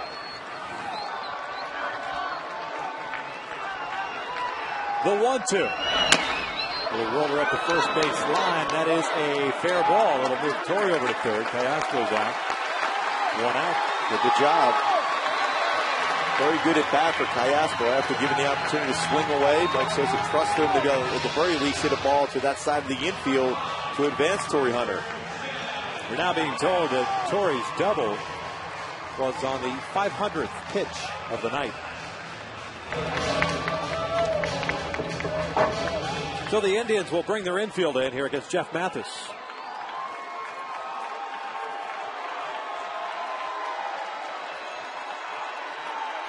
Mathis 0 for 2.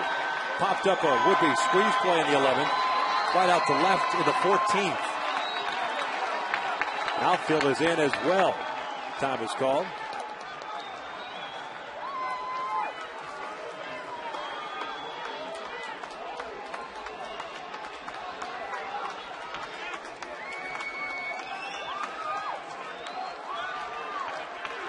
First pitch. Mathis on toward right. That is going to be deep enough. Drew's got a great arm, but not that good. Torrey tags. He's going to score. Light that baby up as Jeff Mathis has picked up the game winner. And the Halos pick it up in 16 innings, 4-3 the final. Boy, what a sweet victory it turned out to be for the Angels. Torrey Hunter with that double. You can see him wanting to screen throughout his entire ball game. Gets the leadoff double, gets in the scoring position on a good out by Callaspo, and Mathis gets another opportunity this time, gets a pitch elevated enough, hit that fly ball in right field to win the game for the Halos. They salvage at least one game here against the Tribe in a 3-game series. Well, Matt Palmer, a very nice job in relief, picks up the win. Hector Ambrose, the local product, takes the loss again. A 4-3 win for the Halos here. It took 16 innings, but finally got the job done and move over 500. Salvage the finale here of this 3-game set after losing the first 2 to Cleveland. In almost 5 hours, got the job done. Angels win it 4-3. Let's go down to the field and Sean Farnham. All right, thanks so much, guys. Here with Torrey Hunter. Torrey, what you been up to the last 5 hours? Oh, man, just playing baseball. You guys haven't made anything easy for yourselves over the last couple of weeks. Talk about just getting this win, getting this victory. You know, today, man, we have fire, we have fight, and that's all I care about. Just go out there and play hard for the fans, and just have a good time. That's what we did today. You know, we saw that fire from you actually when you came up in the ninth. That ball that you hit, you thought that it was out for a second. You kind of kicked the line as you went back through. But on the 500th pitch of the night, as Victor was just saying, you get the double to get on board. They move you across, and you manufacture a run. 500 pitches, man. It's time for me to go to bed. Well, we were just out there, man. We was grinding both teams, Cleveland, the Angels, man. We did what we had to do. We brought the fans a long night, but they had a good time, right? I think the fans are happy that they got the win. And Torrey, for you guys in this series, you guys have been just scrambling. Casimir comes back out today, pitches so well, gets a no decision. But talk about what Scott Casimir brought.